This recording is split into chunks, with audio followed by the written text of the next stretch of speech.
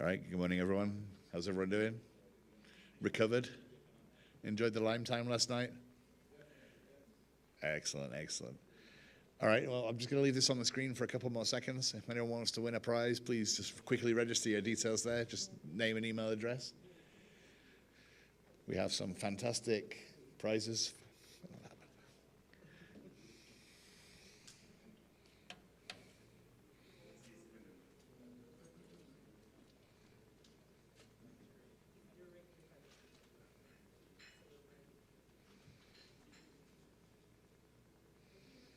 So we're just arranging a couple of little logistical items for this afternoon. All right, who registered? Be honest.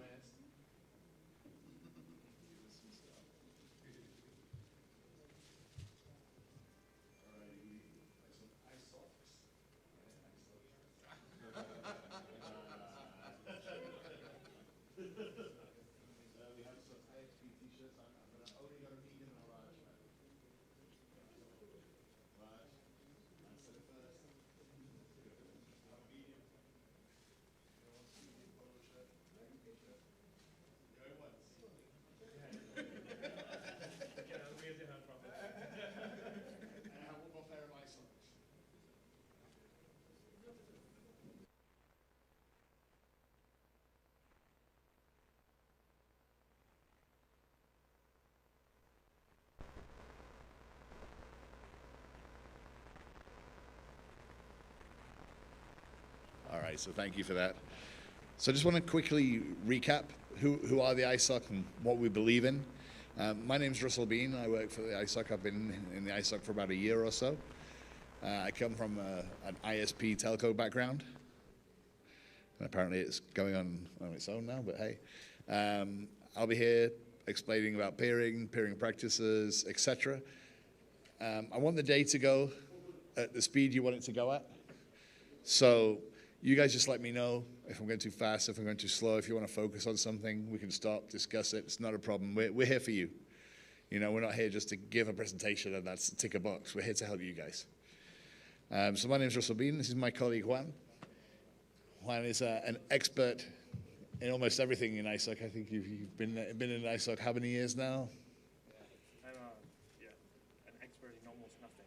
Yeah. He's an expert in almost nothing, ladies and gentlemen. So there we go. So he'll be helping me with the presentation and explaining a little bit about OFDS, which is one of our exciting new standards that we're trying to drive forwards.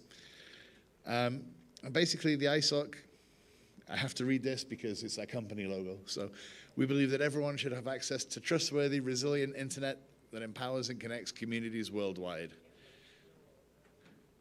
So what does that mean?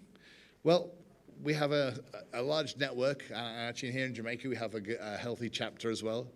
We have basically over 130,000 members in ISOC, mainly through our chapter organization. So we have chapters all over the world, from Africa, Caribbean, Latin America, everywhere, who do great work for the community. We have 80 organizational members, and like I say, we have 129 chapters, which is incredible. I mean, and we only have about three chapter managers, so they do an incredible job managing all those chapters. I don't know how they keep up with it, to be honest. Yeah, we have a chapter here. Otis was here yesterday. He's going to be here with a few more chapter members later. So if you're interested in actually joining up for the ISOC chapter or you have any questions, we'll be here, and also Otis will be here. You can ask him for the local chapter. And I'm going to zip around here because I had to change the presentation a little. So we'll be looking more or less at these topics today. Like a panorama of the internet and how interconnection works in Jamaica and the Caribbean. Obviously IXPs in the Caribbean, peering coordinators, peering economics. We also have a plan from here to 2030, and it includes the 50-50 vision. We'll be going into that a little bit more, but basically it's about having 50% of content local here in Jamaica, or wherever you are from. We'll be looking at the business of how to do interconnections, and also delving into OFDS. And we'll try and get that all done before lunchtime so we can delve into a bit of the Pulse workshop and some team building stuff in the afternoon. All right, well, this map looks very poor now because I actually cut this slide off to go into OFDS. But I think I'm right when I say that we have about 8 main fiber cable systems running or landing in Jamaica.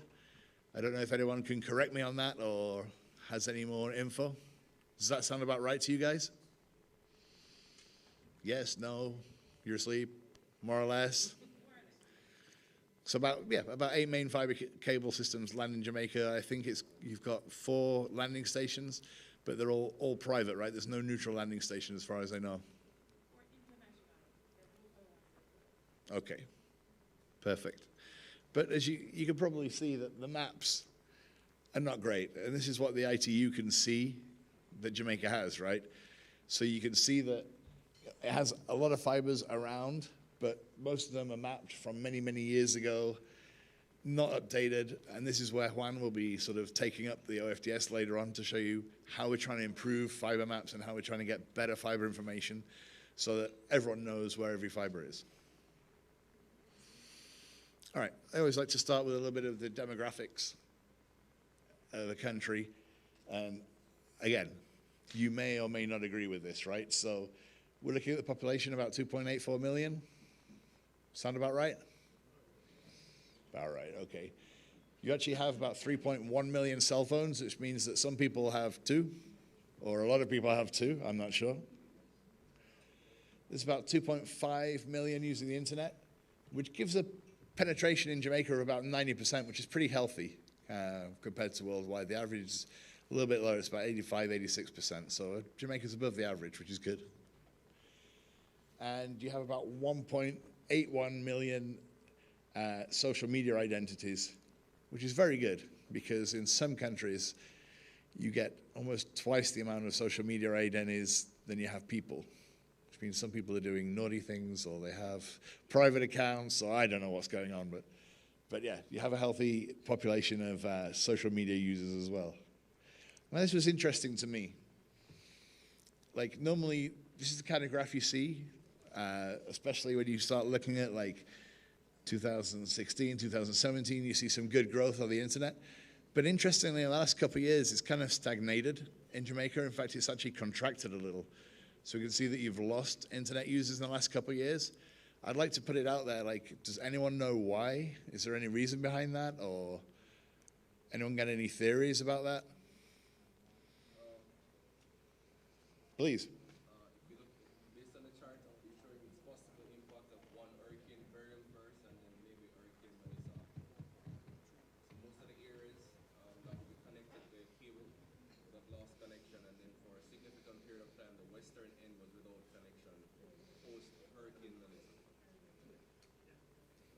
Hello, morning everyone. And this is an assumption, no data to support. Just what I've seen and how my offices are connected. I'm saying it's possible based on the passing of 2 hurricanes. One Hurricane Beryl in 2024, and then Hurricane Melissa last year. And I know specifically for the western end, the southwestern end mostly, persons lost connection for a significant period of time. So that might be what's influencing the data. Okay, I guess that does make sense. But were the networks not rebuilt, or they were only rebuilt in main areas, or?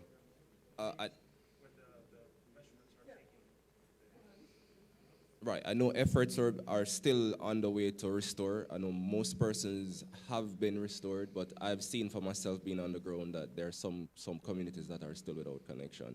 And even, I was at another session relating to this, and also for the electrical grid. Mm-hmm. I know that's restored in most areas, but the traditional way of how persons connect, that's still being impacted, because I know while the cell towers are up, most of the cable connections are not yet restored.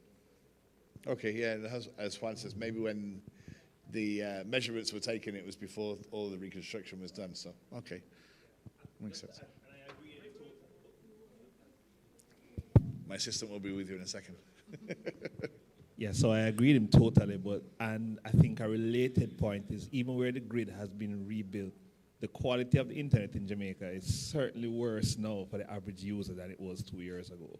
So you actually have much more jitter, much more buffer, much more delays, much more cutouts. Even transiting within Kingston, you have a lot more dead spots than there used to be. So I suspect persons who actually live in those dead spots. would Why do you actually think that would be? Well, I remember at least one telecom company saying post the hurricane that they had essentially patched the system up, but there was a band-aid, so it was likely to go down with any slight thing.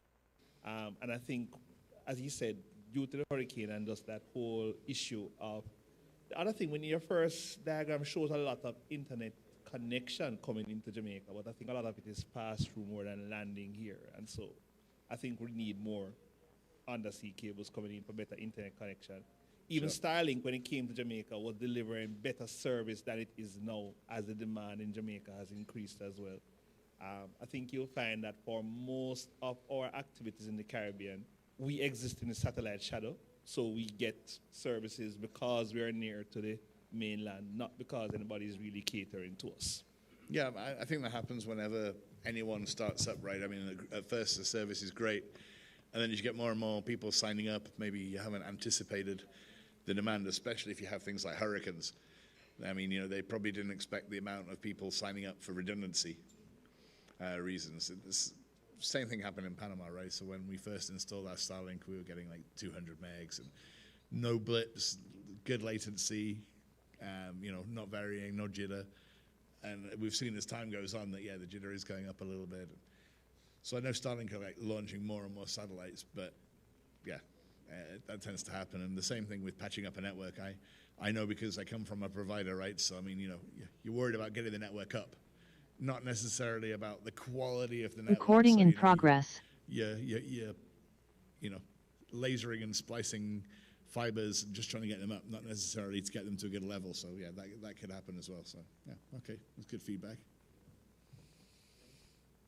Right, interestingly, for some reason, the average speeds on mobile aren't coming up, so I won't try and discuss those. Average speeds on download on fixed networks are about 95 megs and upload about 50 megs. Does that more or less sound right to you guys? Everyone's like, more or less. Okay, I mean, that's not a bad speed. I know, like, in other countries they like to sell 1 gig, 2 gig, even 10 gig services now, but I mean, to be honest, on an average house, I mean, we took some statistics about 3 years ago, and we found that even on a heavy usage basis, 35, 40 megs, as long as you have 35, 40 megs, you can get your IPTV running, your kids are watching Netflix happily enough, and they're gaming. So, I mean, having an average download contract of 95 megs is not bad, as long as it's not congested. Right? Let me try the slide changer thing. Here we go. So interestingly enough, in Jamaica as well, we can see that about 50% of the traffic is generated by mobile, about 47.15 by laptop and desktop computers. And that's interesting because in some Latin American countries, we actually see that the mobile traffic is actually 70 or 80%. Which actually means that the economy in Jamaica is probably, a little better than Latin American countries. You have more laptops, you have more desktops. Could also be more commercial traffic. So I don't know if you guys agree with those stats. Do they seem about right to you? Okay. And then the social media use. This is the interesting part. So you got about 71% of the population using social media. And of that 71%, that you guys are pretty honest. The social media identities, age 18 plus versus population is about 82%. Like I say, in some Latin countries, we've seen that at 180, 190%, where it seems that for some reason, most people have 2 social media accounts. Don't know why that is. You can speculate. I'm not here to put reasons into your head. But yeah, so I mean, here it's pretty good, and social media usage is very good. Interestingly, I like doing this in each country because you see a huge variation. So most traffic referrals for sales and advertising come from Instagram in Jamaica. Some countries, it's a negligible Instagram. Sometimes it's Facebook. Sometimes even YouTube is more popular. And even TikTok. I don't know if are you guys allowed TikTok here? Is it banned, or you're allowed it? Okay. So it's interesting that it doesn't even figure into the top 10. So basically, if you're looking to advertise, apparently Instagram is the way forwards. Does that sound about right to you guys? Everyone uses Instagram? I think us older guys like Facebook better than Instagram, but yeah.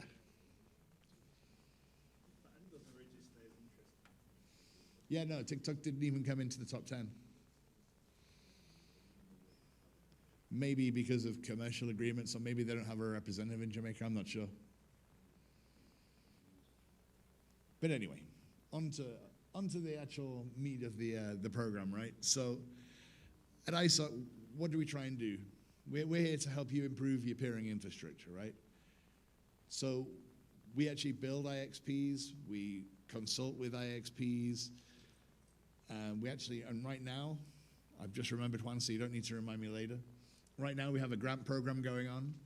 So that's open until the 23rd of April, and that's to help IXPs develop, build, rebuild, have even you can apply for events and get-togethers. Juan, I don't know if you want to mention anything about this. If the microphone works, if not, you can come up here.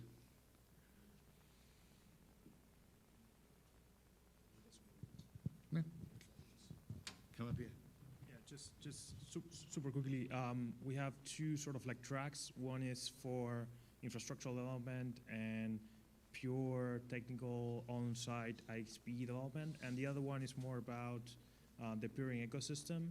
So if you think about, okay, I already have an IXP, I already have some sort of solid infrastructure in place, and what I need is to convey more of the members of the IX or members of the community, or even try to do some trainings for people to understand better the situation of the peering ecosystem in the country or in the region.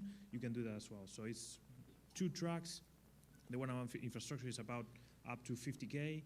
The one about enabling environments, I believe it's about until $25,000 US, so roughly. But both of them are available until the 23rd. So yeah, please, if you have any questions, we have a foundation, the ISOC Foundation, that deals with this specifically. So you can chat with them. We have a couple of colleagues that are lovely. So please feel free to let us know, and we can put you in contact with them. Thank you. Thanks, man. Yeah, of course. All right. It's strange because I'm used to looking behind me normally when I'm presenting, right? And now I'm looking in front of me, so I don't know where to go. But okay, I'll get used to it in a minute, I'm sure. So, what is an IXP? Anyone got any comments on what they think an IXP is or what it should be doing? My assistant will be running around with the working microphone now. I knew Claire would have to dig in. Claire, you give us an opinion too. What is an IXP? Because we've been talking about it all week, right?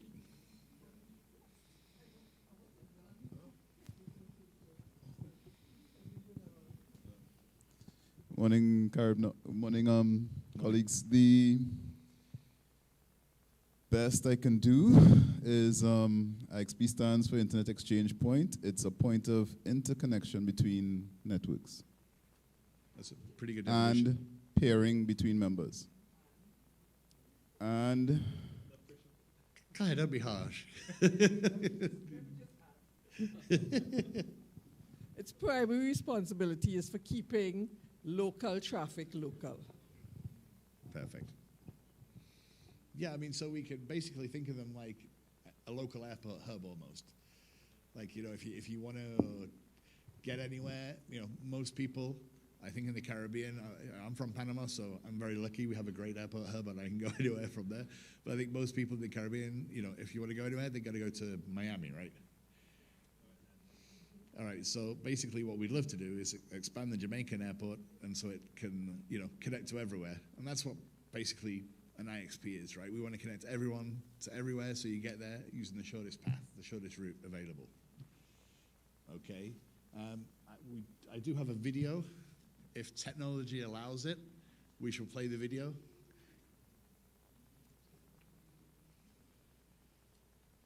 It's always nerve-wracking.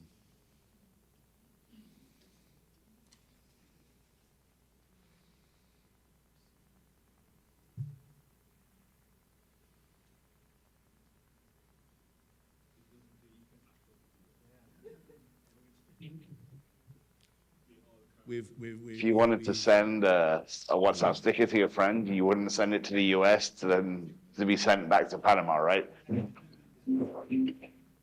And that's what peering enables. Someone who has a different internet provider can receive a direct message within Panama or within the country. So, when you send a message, it's not going all the way out and having what we call a trombone effect, because it looks like a big trombone. It goes up and down and back. Instead, it just goes next door.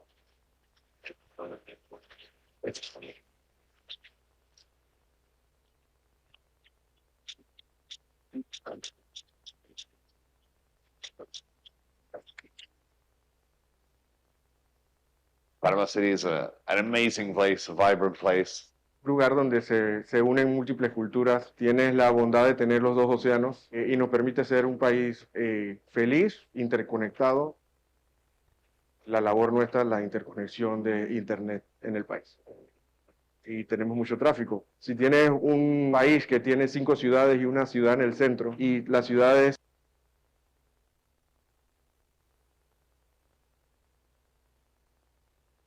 tienen que pasar de todas formas por la ciudad central, si encontramos caminos diversos, como el caso de los puntos de peering, y haces conexiones entre las ciudades que están cerca, la distancia se hace más corta y el tiempo de ir de un lugar a otro es más corto. It's like enabling more local roads for traffic if you have a problem with traffic.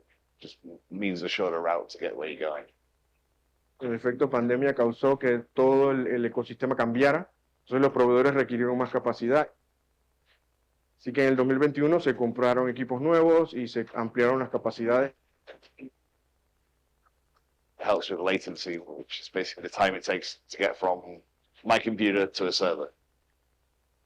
Because I'm gaming, if that time is really long, by the time I've turned the corner, Miras el relojito dando vueltas. En vez de ver el relojito dando vueltas por 5 segundos, probablemente lo veas dando vueltas por 1 segundo.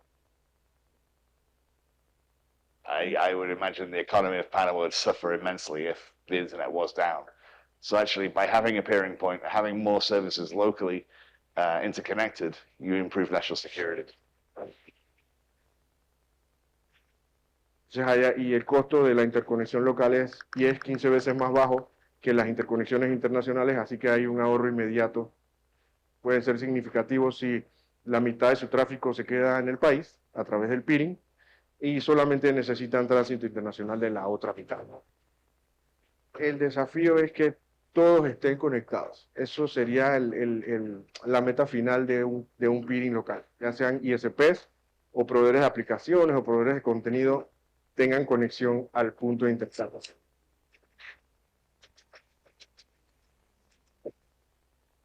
Funky, good music there, but unfortunately for some reason it didn't play. Also on that video we had to edit it slightly due to copyright reasons. Apparently Call of Duty and PUBG don't let us put their videos on, so it was like when I was turning a corner, I get shot, but unfortunately we had to put collecting coins for copyright reasons. But the point's the same, right? So I mean, basically what we're trying to say is, sorry, there's a question over there. Let me go over there. If I don't see your hand up, feel free to shout as well. Hi, good morning, everyone. Good morning. I'm David Morris, and I represent a local ISP. Forgive me if I might sound ignorant, because the objective here is to keep local traffic local. Yes, sir. But in our perspective in Jamaica, I would imagine that what has happened for a lot of entities is that we're actually hosted outside. I am wondering how would that actually play in the ecosystem that we have, and if we should now start to figure out, well, entities, for example, would now need to be enticed or enabled to be properly hosted locally. I ask that because in my naivety, when I approach persons and I say, hey, what about we do this here? And man, say, oh, don't bother with that. Amazon Cloud. right? And now with the current escalation of relations in the Middle East with these data centers being put offline, I guess it is the IXP conversation is good, but I am guessing we need to also have a how it's hosted locally conversation. And again, forgive me if I might sound ignorant to the conversation. All right? No, there's no such thing as a stupid question. There's no such thing as an ignorant question. Don't worry. So yeah, I mean, we will get into that a little bit later on, but I'll address it more or less now as an answer. So yeah, I mean, it can be, with an IXP, it can be a little bit of Field of Dreams. You know, I don't know if you've seen that film, Kevin Costner, the baseball players, but, you know, he keeps getting this message while he's asleep, like, build it and they will come. Build it and they will come. And he has to have faith, right, that if he builds this baseball stadium, people will come. And it's a little bit like that with an IXP, right? You have to have a little bit of faith of if you build it, they will come. And often they will. Not necessarily straight away, not necessarily on their own, not necessarily without some regulation and some form of help. For example, and this is an example, regulators, don't get excited, please don't take this road, but for example, in Chile, they made a law saying that all content created in Chile had to be hosted in Chile. Now, where we are now is in a very good place in Chile, so 85% of their traffic is local, which is amazing. It's a great achievement. However, during that process of implementation, it was obviously a big pain in the backside. Why? Because local hosts weren't ready for it. There wasn't enough local hosting. Local hosting was quite expensive at that point in time, and it really temporarily hurt the economy. But in the long run, now, like I say, they have 85% of content locally cached. They're not relying so much on the internet. They're in a good place. Like I say, regulation has its advantages and sometimes disadvantages. And like I say, it did really hurt the economy for a few years, but then they picked themselves up, they got hosting sorted. So yeah, I mean, it doesn't always happen naturally. We like things to happen naturally without having to regulate things, but yeah, sometimes regulation can help. So yeah, to answer your question, it's not ignorant at all. Yes, we want people to be local, everything. It doesn't happen overnight. It doesn't happen overnight. The whole ecosystem has to evolve around it. Claire.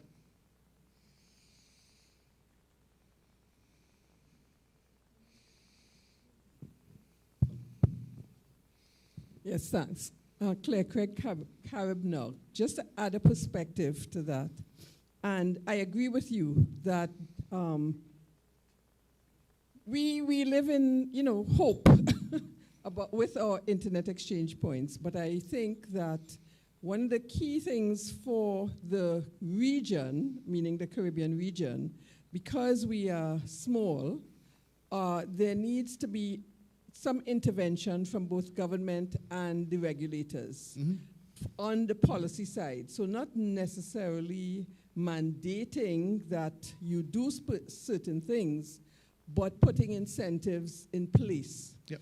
So for instance, there is probably a role for the CCTLT, country code top level domains, to provide some of that kind of space and some of that kind of incentive. But again, governments can work with them in their countries to make that possible, as well as we have the Data Center Association here. So what do we have local data centers that can now provide that kind of space at a more reasonable price and those kinds of things. But it means that everybody needs to get together and talk about what the problems are, what the gaps are, and how do we want to fix it.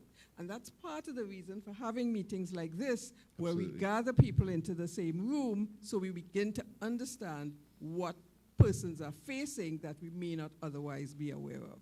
No, that's 100% agree with you, Claire. I mean, that's, you know, part of the point of us being here, part of the point of CaribNOG existing, right? I mean, it all depends on dialogue, addressing those pain points, addressing, you know, what needs to be done. And yeah, it just needs to be discussed in an open environment, and we can move with, you know, whatever the best course of action is, right?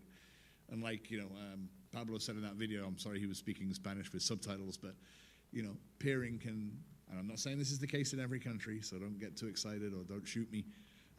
But peering can be 10 to 15 times cheaper than transit, right? Sometimes more than that, sometimes less than that. But yeah, so I mean, the savings are enormous that can be made. If you can achieve what we hope people can achieve by 2030, which is at least 50% local, that is 50% of your traffic now costing 10 times less, which means that your international transit frees up for my customers, your service is a lot better, people are all happier, everyone wins, right? So I'm probably getting a little bit ahead of myself, but let's have a quick look. If you know all this and you want to skip, you just give me the feedback and we can skip, but let's have a look at how IXPs work. So to have an IXP, really you need an AS number. Anyone familiar with AS numbers? This is normally where I see a sea of hands, but I don't see any. That's a little worrying. But AS numbers, anybody? Okay, so AS numbers will be assigned by ARIN or LACNIC, and they're basically defined. They're like your individual postcode or country code for each provider, and it shows all your network addresses that are under one number. So using that AS number, you advertise your routes using a protocol called BGP, which is the most common protocol on the internet, and you exchange traffic lead directly. Okay, so what aren't IXPs? Well, they're not generally involved in the agreements between the ISPs, right? So as we talked about yesterday, can't remember the name of the gentleman who talked about it, but normally we go in with an open peering strategy. So with peering, you want to peer with as many people as possible, right? So when you connect to an IXP, you normally say, okay, these are all my network addresses. Whoever wants to connect to me via you, the IXP, you can do so. All right, so they don't normally get involved in the agreements. There are certain occasions where certain other services on an IXP could get involved, but normally they don't. IXPs in general, again, I know there are some certain cases, but IXPs generally don't get involved in giving services that compete with its members. So normally they won't provide transit to its members. It may provide transit to a CDN because of a need, but it won't provide transit to its members or other competitors. They have requirements that an ISP must meet to connect to the IXP, and normally they have a correct use policy or a conditions of use and contracts, right? So you will have to sign up to those. Again, it varies from IXP to IXP, but normally pretty easy conditions. So if we take a quick look at this, and I want to look behind me, and there's nothing behind me, I'm going to get over that in a minute. If we want to get to ISP-A to ISP-B, at the moment, we can see that it has to go across two different transits across the platform, in this case, Facebook. Sorry if I put names there, but it was easier. And then it needs to go across to another internet transit provider to its destination. So this could be someone in Jamaica or someone in any country going from computer A to computer B, and they're passing lots of different transits to get to Facebook and then get to the user. What the IXP should enable really is that instead of doing that, it can go from ISP-A into the IXP to the Facebook and then to the second user. So basically reducing the latency, round trip time, etc., right? All the things we were mentioning over these last few days. All right. So what are the challenges to starting an IXP? I mean, I've put them up there, but if there's anyone who's started an IXP or is in an IXP, you can add to it. So normally, the problem is, like I say, the whole build it and they will come. So starting an IXP normally sucks because you don't have any members or you have a couple members. So you've got low traffic volumes to start with, which is a pain because you want to advertise that you're helping the country, that you're reducing speed, and you're helping connectivity, but if you've only got a couple of members, it's limited the benefit you can give, right? So it's kind of like a snowball effect with an IXP. When you start, you just get the ball rolling, and it's kind of hard and difficult, but as it starts rolling and rolling and rolling, you get more and more traffic, more and more people. As we saw yesterday with the IXP in Nigeria, right? I think, how many members did they have? 153? something like that, yeah. So I mean, they started, and for the first couple of years, they only had 3 or 4 members, and as it started to grow, they get more and more members, and yeah, now they're up to 153 members with, it was like almost 4 terabytes of traffic, which is insane. So hopefully one day we'll get Jamaica up to that point, and the Caribbean up to that point. I'd love to have teras of data going through IXPs as opposed to transit. Sometimes the local operator, if it's a monopoly, I don't think that's really the case anymore. I mean, we've still got countries where there's only 1 or 2 or 3, but I think the days of monopoly are over, but they can sometimes resist sharing traffic. As Claire said, I'm not sure of the countries exactly, but it's strange because it seems that the main sticking point in most countries are lawyers and legal departments. I'm not pointing fingers, I'm not blaming. My parents are lawyers, I don't hate them, but but they can be a sticking point because, like Claire said, even the same provider in a different country could have a no peering agreement, while in the same provider in another country peers, right? So some people are resistant to peering, and they really shouldn't be. There's nothing to be afraid of. I mean, it does benefit everyone. So yeah, I'm always hesitant about blaming lawyers, but sometimes it is their fault. All right, and again, lack of technical understanding about how IXPs operate. Sometimes there are some mistrust issues. This can come about normally if it's a privately run IXP for profit. And sometimes even people can doubt regulators. I'm sorry to say, I don't know why. Regulators get a bad rap sometimes. But sometimes people don't trust when they're run by regulators either. So, you have to be careful. And one way around that is by publishing your traffic rules, your policies, making contracts, etc. Right? So, I mean, there are ways around it. And, well, also regulatory issues could hinder the growth of an IXP. For example, policies that inhibit the competition on broadband for mobile or fixed, such as licensing. Regulators tend to see mobile licensing as an opportunity to earn a lot of money, unfortunately, as opposed to it being a fairly share the spectrum. So sometimes that can be a bit of a barrier to companies coming in as well, right? So basically what we need to do is bring the community together. There's low initial traffic, but that will hopefully snowball. Choose your right governance model, securing your funding and resources. I will talk a little bit about IXP zombies later on, but unfortunately, what a lot of IXPs are very good at is getting set up and done, and everybody at the regulator and at the IXP, they have a party, they put a big advert in the newspaper, everyone's high-fiving, we're so cool, we got the IXP started, and then they kind of forget it exists, which has happened. I'm not going to point any fingers or name any names at Trinidad, for example, but like, it does happen, right? And I think the Jamaica IXP at its start fell a victim to that, right? So it started in 2014, it was great, everyone was happy, and then we kind of forgot it existed for a while, and it kind of disappeared off the radar. And now it's back, which is cool. But what we have to do is we have to plan for long term, right? And I'll get into that in a little bit later with peering coordinators, etc. But what we have to do is plan for an IXP to be, go under its own speed, be profitable, even if it's a non-profit, but it should be making money, it should be churning revenue, and it should be growing all the time. Okay, so what kind of models do we have for IXPs?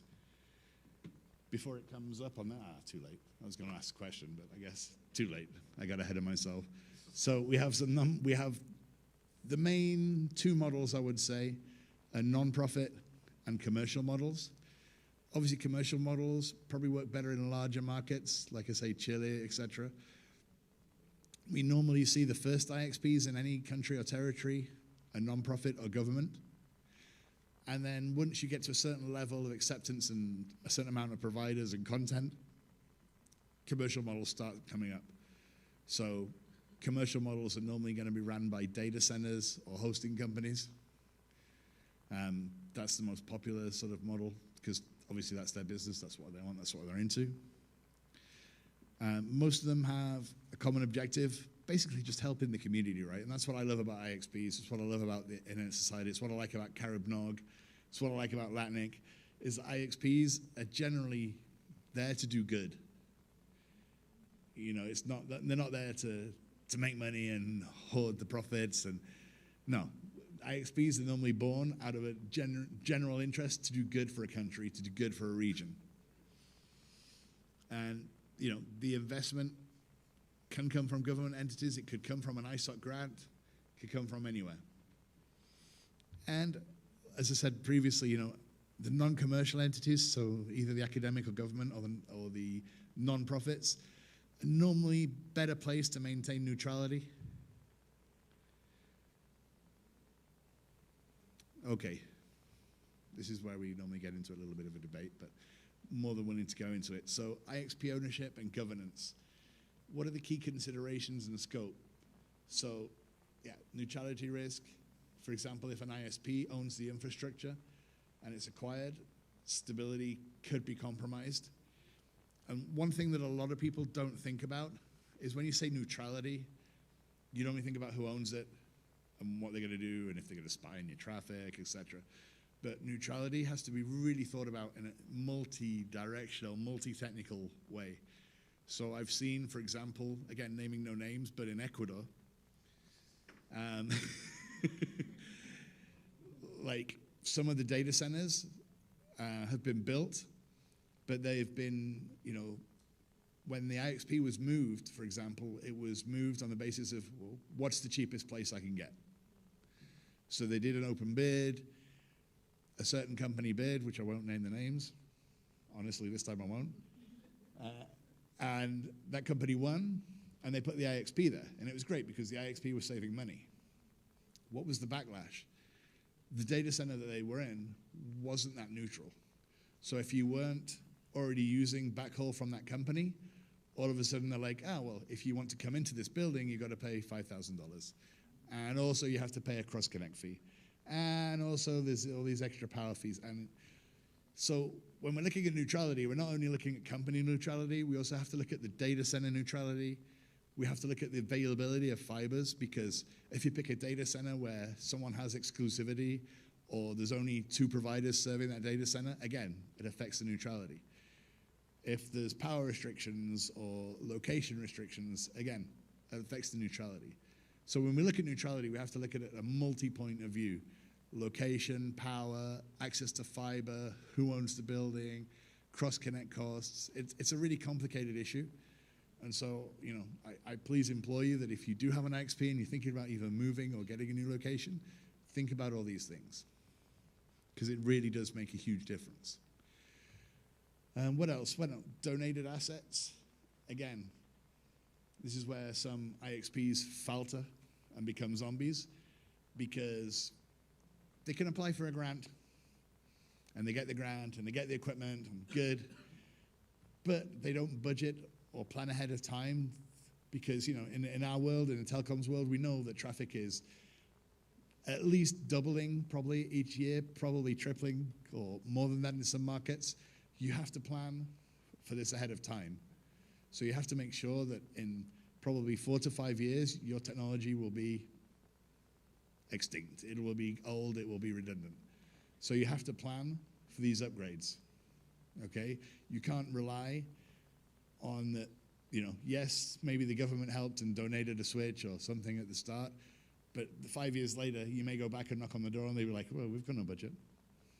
You know, IXPs have to be able to walk on their own.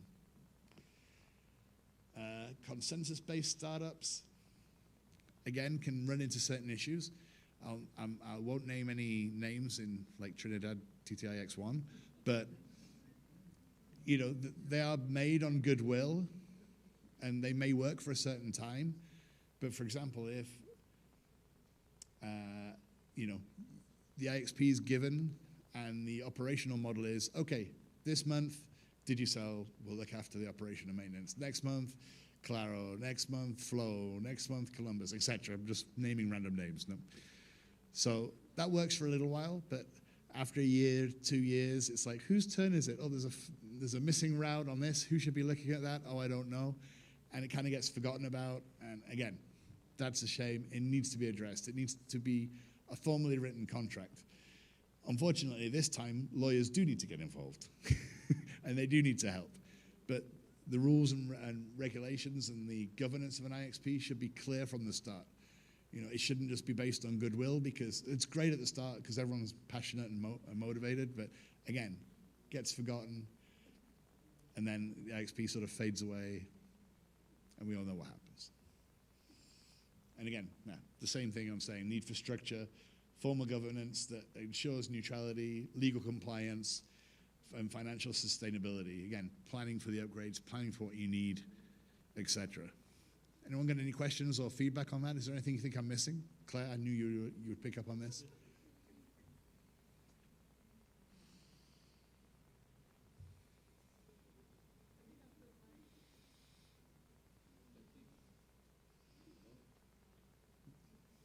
Turn on the red mic.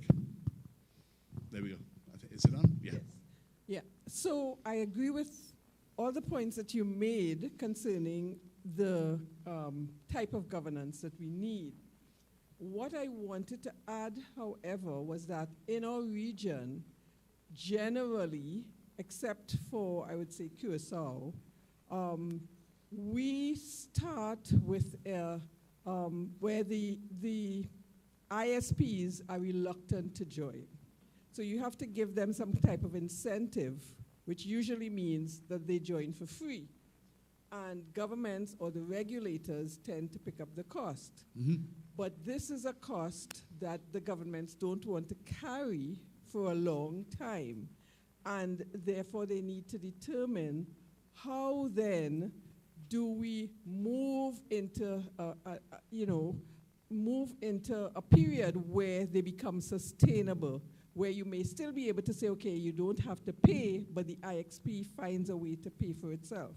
Now, what I've found in our region as well, what works is if you bring the committee together and you have representatives from each of the members where there can be voting and where they have regular meetings, then they deter. So what you were talking about where they try to figure out, okay, whose turn is it this month and stuff like that, it's all minuted, it's all noted, it's all recognized that this is the formal way that we are going to operate. Otherwise, you fall into the state of panic and non-function that you spoke about. It's set up, nothing, there is no plan for taking it forward. So that planning is what is critical, and therefore, when they talk about the 10% technical and 80% social engineering, that's the most critical part of running the IXP. I 100% agree with you, and I've seen that in certain places. Again, this time I won't name names, but what we've fallen into what is I call I'm currently waiting to publish an article, but I'll go into it a little. But you've fallen into what I call the honest John trap, which is where you provide a free connection to people to start it because you want to get traffic, you want to build it up, but you forgot to put a contract in place. Okay, so what you have to do is you always have to be a good business person, right? So yes, you want to help the community, yes, you want to build it, but what you need in place is a contract, right? And normally that's through negotiating with whoever you're dealing with. So for example, when you start the IXP, yes, you may give a free 10 gig port to the biggest provider. But at some point, you're going to want to start making money on that. And at some point, he wants to save money too, right? So he wants to lower his latency. He wants to save money. So you should agree beforehand. You sit down. You should have a meeting with them and say, look, I'll give you this port for free. It's a 10 gig port. When it starts saving you a lot of money. So let's agree on what point that is. Let's say when you reach 2 gigs of traffic on this port, you start paying X or whatever the membership rate is, or a discounted rate for another year or whatever. So that should be established in a contract beforehand, because otherwise you end up in the situation that you are, that sometimes that an IXP can have 15 members, it's given away the port's free, it's got a good healthy amount of traffic, but it's not billing anything. How does it survive? How does it sustain itself? Of course, you then go out and say, look, I'm going to start charging you this much per month, and they're like, yeah, I'll just send it on transit, I'm not paying that. which is a bit of a bluff because they want to save traffic, they want it to be local, but you don't have a contract in place. So you end up in this endless chase of, please start paying, and they're like, no, we don't have a contract, etc. So yeah, I mean, right from the beginning and the get-go, when you connect customers, if you're giving them a free port, you give it them under a contract or condition. So I'm going to give you this port until X. Whatever that X is should be decided between you and them. Could be based on traffic, could be based on time, whatever works for you. But you should have a contract in place to make sure that you're not in that situation in the future where you can't bill for it. Any other feedback or questions on that? Perfect, I explained it really well. Good. All right, so what's, again, I keep looking behind me. I'm really not going to get used to this today, am I? So what is the normal architecture for an IXP? Now, there is a bit of a debate going on at the moment because traditionally, IXPs have always been layer 2, where you run a switch and normally a route server that exchanges the routes. However, there is a bit of a debate whether layer 3 services should be used or not. Coming from an ISP myself, I am totally neutral to either of the topologies. However, Juan will probably disagree with me and say that layer 2 is by far the best and the easiest, etc. Normally they say layer 2 because there is less chance of traffic being interfered with. This said, we're now at a point where technology can actually operate at layer 2 as well. So, I can easily install a layer 2 firewall and it will read traffic. And don't get scared, it's just where we are right now. Okay, so I think the whole layer 2, 3 debate will probably be a really interesting debate for the next 2 or 3 years. But yeah, I'm quite neutral to either topologies. Layer 2 seems to be the easiest, at least to understand and run at the moment, and that I won't argue. But I think you will start seeing more layer 3 services in the future, mainly because the way peering is changing in certain regions and the way it's developing. And Juan's going to jump in here and say something about Google, I'm sure. Exactly. In this case, I'm going to name names because I don't know if you have heard of BPP from Google, and that Google, that used to have caches in many of the IXPs, has chosen to de-peer from those IXPs and go in the form of a PNI, a private network interface. That means they have the reasons for them are very technical, as Russell was saying, for control of the routes, and they don't necessarily like to be peering where a root server that someone is not maintaining very, very well in certain IXP. So you will see that happening. So that discussion is happening, and you will see that many of the big content providers are making decisions on how they are going to interact with IXPs, and that might be something to think about when you think of installing or developing an IX and knowing what is happening on the market for. So that's why I'm not necessarily opposed to what Russell was saying about layer 3, but I know and we know that it's a discussion that is happening, and people that have a little bit of a stronger hand in this situation might push you to certain directions, and it's part of the membership of the IX and the coordinators of the IX to decide which way you want to go. But this is Google. Google BPP, what is happening with IX, and you'll have a bunch of articles about what is happening. Yeah, I mean, I think it's probably part of their larger or longer term plan that, Google has their own fiber along with Meta. So I guess that will probably in the next 10 years or so show their hand and see what they want to do with peering. I suspect they may want to have their own fiber everywhere and peer directly with people, but we'll see. So anyway, that's not really a huge concern in this region yet. It normally happens when the peering market is very mature and Google can basically pick and choose and say, hey, I'm going to go with you, not you, etc. But that's not an issue so much in Latin America and the Caribbean yet, although it's something to think about in the future. Okay, any questions on topology? Nailed it again, perfect. All right, excellent. All right, so what other services can IXPs offer, right? I mean, we know we want to peer, but for example, we can also offer things like DNS root instances. We talked about that yesterday, which helps with national security issues. For example, if you have a copy of a DNS here, I'm not sure if you're familiar with the term Anycast, an Anycast address. So an Anycast address basically is an IP address that can be used in several locations over the world. For example, 8.8.8.8, I'm pretty sure some of you have that set up as your second DNS or your third DNS, or 1.1.1.1, or 9.9.9.9. I think actually 9.9.9 is gone, right? Yeah. Sorry, I apologize, that went a couple of months ago. But 8.8.8 and 1.1.1 are still there. They're examples of Anycast addresses. So what can they do? They can actually be installed locally at IXPs, preferably, sometimes with the TLDs, but preferably in an IXP.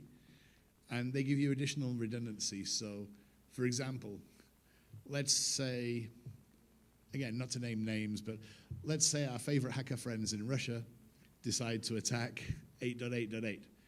What happens when an attack from Russia goes against 8.8.8?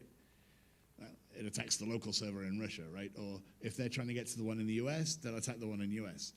So what happens? That means that basically, if you don't have a copy of that locally, your ISP will be trying to go out to 8.8.8.8 in the US that's under attack, and it won't get a response.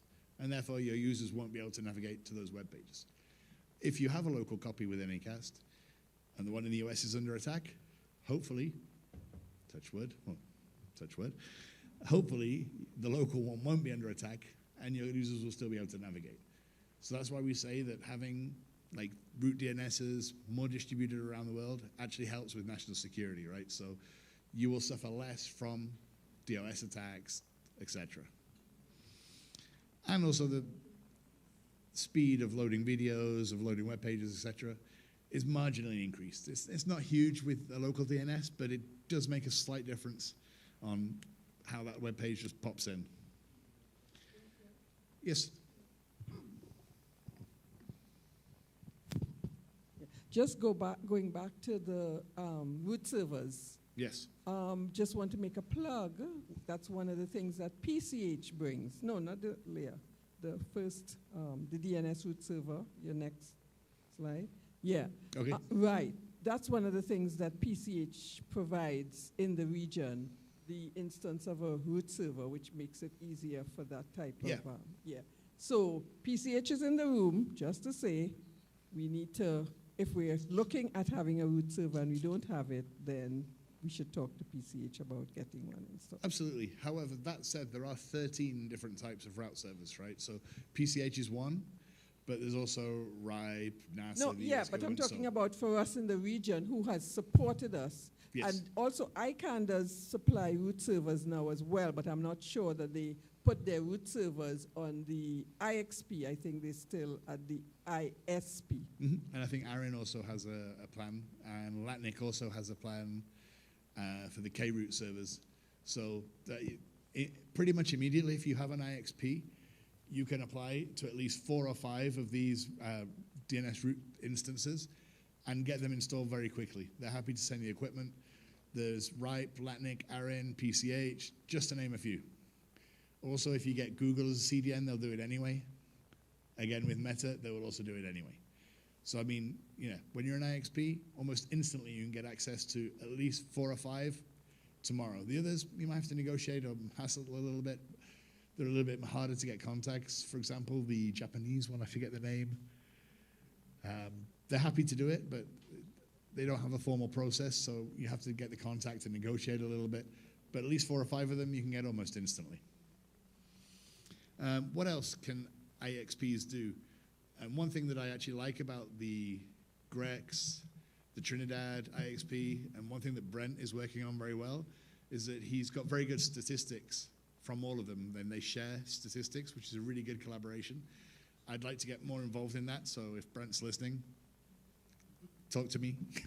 Claire can talk with me also later, because we'd love to pull more stats. One of the things that ISOC did in Africa when we helped a lot in the last 10 years was we actually created our own system, which was based on top of the IXP manager. So we could do something like that, where we get statistics and we can feed Pulse and just basically show the world how much better IXPs are making the Caribbean area, right? So there's things like that. Aids you with capacity planning, flows. It also aids you with getting more partners on pairing, because you can say, hey, I've got this much traffic from your network. Come on over, right? So CDNs as well are obviously a big thing. I know we've briefly touched on them, but I just want to mention them specifically.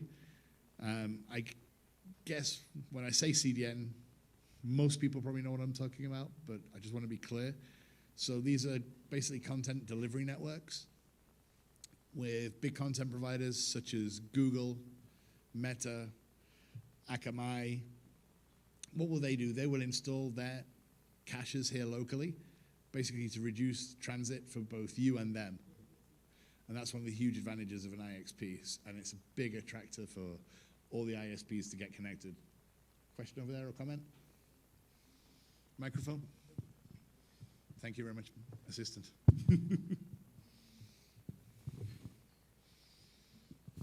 Hi, morning everyone. I'm Gordon Survey from the OUR. One of the issues with the CDN that I'd like you to address is the whole issue of the backfill. You know, getting the bandwidth for the cache to be refreshed and stuff. I know that has been a challenge because you have to get the bandwidth. You have international bandwidth. So probably you could speak to that in terms of what you have seen and some of the strategies that various IXs may employ. Cache fill. For the cache fill? So, yeah, I mean, some CDNs require you to have minimum requirements of traffic, which can be a pain in markets like the Caribbean and Latin America. So some have programs around that. So for example, Fastly and Meta have programs for smaller countries. So they will reduce those requirements if you go and ask them. They're not proactive, they won't come to you, but if you knock on their door and say, hey, look, I've got an IXP starting in X country or X territories, I only have X amount of traffic, but I expect it to grow within a year or two to this, they will listen to you. Unfortunately, some won't, so yeah, Netflix will just be like, come to me when you've got 20 gigs. And just to add to that, part of the economics, and Russell is going to speak about this later on, and part of the sustainability that Russell was mentioning before, you get your membership up, you start trafficking, and then CDNs are interested in your X, and then you have this thing that you need to do that is basically filling those caches with data, and that costs money always because transit is never going to be free. So part of this evolution that you need to have and the sustainability plans that you need to think about should contain this type of expenses that are always going to be operative expenses in your IX, but Russ is going to be speaking about this later. Yeah, I mean, introducing a CDN into your network can lead to large jumps of traffic. And there's another thing you have to take into account about CDNs. So I will come to your comment in a second. I just want to make this point that if you assume that today, let's just take Jamaica as an example, right? So if today Jamaica gets to that 20 gig limit of traffic, you cannot say that when you put the cache locally, it will be 20 gigs. It will be more. Why? Because the latency is reduced. You'll find that the quality of Netflix and the way they do video will go to a HD or 4K quicker. So when you actually install 20 gigs of exterior traffic but put it locally, there's normally about a 30 to 35% increase in traffic overnight. So for example, if you think you're installing 20 gigs, you'll actually find you're actually day one probably at 28, 29. So you've got to also anticipate that boom in the transit. Sorry, just wanted to get that point across. Yeah, Eddie Kaivura. I'd like to share an experience that we did about the cache. Actually, two of them. One of them was we were running, I would say, the biggest transit network in Rwanda with the government.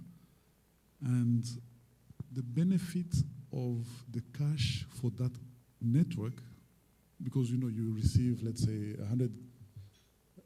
1 gig of traffic, and then you push out, let's say, 6 gig of traffic. And we realized that the benefit was sufficient for us to subsidize it for the rest. Because we were making so much gain, then why charge the others? So for some time we offered the traffic for free. Then eventually the company changed and we were obliged to make money. What we did, we didn't charge the normal transit. So literally, because you can see how much each of the peers is consuming, and you can see how much is entering in the cache, and you charge the portion of the international traffic. Suppose one operator is taking only 20%, and you're only filling with 1 gig, then you charge them 1 gig of you charge them 20% of the inside 1 gig, which they'll be very happy to pay because you are just spreading across the benefits of the cache. And one other thing that we did was, so literally, if you speak to the biggest beneficiary of it, he would be, because he gains more, he would be keener to make a good deal for others so that they kind of chip in to pay the international fee. The second thing, when Netflix was coming to Rwanda, what the exchange points did was a tender, actually. They did a tender, and the winner was the one who would charge the least for this bandwidth. And that would be the one who will host the cache, but he's charging the others the least amount. So eventually, it kind of, I think it was Liquid at one other time. So literally, it is one of the two ways whereby you don't charge a big amount because sometimes people get that benefit and they don't transfer it to the end users, which also, by the way, the ISP gain it and they don't push it to the end user, which is another question. But if you have this competitive way and then you allow the one who's going to be the cheaper to the others, and making sure that he at least has enough bandwidth for his network. That's it. Thank you. Yeah, no, I mean, it's an interesting point because it's normally quite a large pain point for an IXP when these CDNs start kicking in. So yeah, there's several business models available to you, whether it's tendering out a new link, or for example, some IXPs use the largest member, the largest ISP, to bring that traffic in and then lower the price of the membership of the IXP.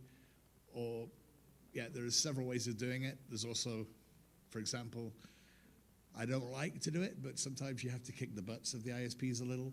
So, for example, if you're not willing to pay extra to get this CDN traffic, you know what, I'm just not going to advertise it to you. And believe me, if you do that, they'll start thinking about paying a little bit more because they'd rather pay you 10, 15 times less than their transit.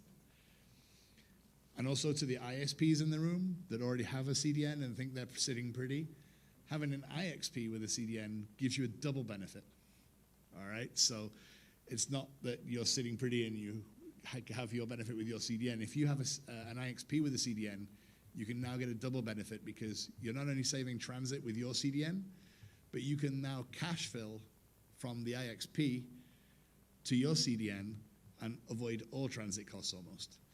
So yeah, don't just think because I've got a CDN and I'm an ISP, I'm not going to save money with the IXP. You can because you can cache fill from the IXP to your cache and therefore get a double saving. So there is still some benefit for the IXP to have a cache as well as the ISP. And also for redundancy, right? But yeah, there is a benefit for the IXP to have a cache. And also we saw yesterday, and I'm going to get this completely wrong because I'm going to say Ministry of Time and go into a Marvel world and get it completely wrong. We saw the presentation yesterday. Yes, they are Bureau of Standards, not the Ministry of Time, as I would like to think, you know, doing a swirly thing. Okay, so NTP is also an advantage. Why? Because we are terrible as engineers at keeping time, and they're very, very important, especially when it comes to cyber attacks and banking, etc. We all need to synchronize our logs. So having the IXP as a reference point for time is also an advantage that we can implement. And, Well and just want to add to that because yesterday we couldn't do it, but the IETF, the Internet Engineering Task Force, one of the questions was about that you can hack the time between the user and server. And there's a layer based on TLS 1.3. It's called NTS. It's network time security. It's basically encrypting those timestamps between the requester of the time and the time server. Is an RFC, request for change. This documents that the ITF creates. It's the 8915. So if you were interested in the discussion yesterday, I think it was a great presentation about time. And there is also the layer of security that I think it's very important to take into account when you are thinking about installing an NTP server in your IXP or whatever you are trying to install. So RFC 8915. But if you look for network time security, you will find pretty easily on Google. So that's it. Thank you. Thanks, man. All right, any questions on that? Did I nail it again? Or I'm good? Question? Over there? Who has a question? Okay. Halfway. Thank you. So one more thing I felt, in Uganda, they had a good experience that I don't know how successful it was, but for the value-added service, they kind of encourage people to bring gaming servers at the exchange point and advertise it, so people would now start playing games locally. And I forgot the other one. It will come. When it comes, so gaming servers is one of the things that they've encouraged. And oh yeah, I remember the caching. In terms of caching, yes, you have the Google and Facebook and so on. But one other feature that was there was the Linux and Windows updates or caching servers. It required some work from the team at the exchange point because they are the one to manage it and have the servers that are going to do that. But when you have a big community of Linux users and Windows updates, of course, you need to build it up and then expect that people will start seeing the benefit of why the exchange point is actually saving them a lot of bandwidth. Absolutely. It's one thing I recommend to IXPs, if they can include it in their budget and their plans, is to always try and have a virtual server or a certain amount of virtual servers in space available, because you will find that, because of these traffic limits that some companies have, etc., they won't always be willing to send you a server.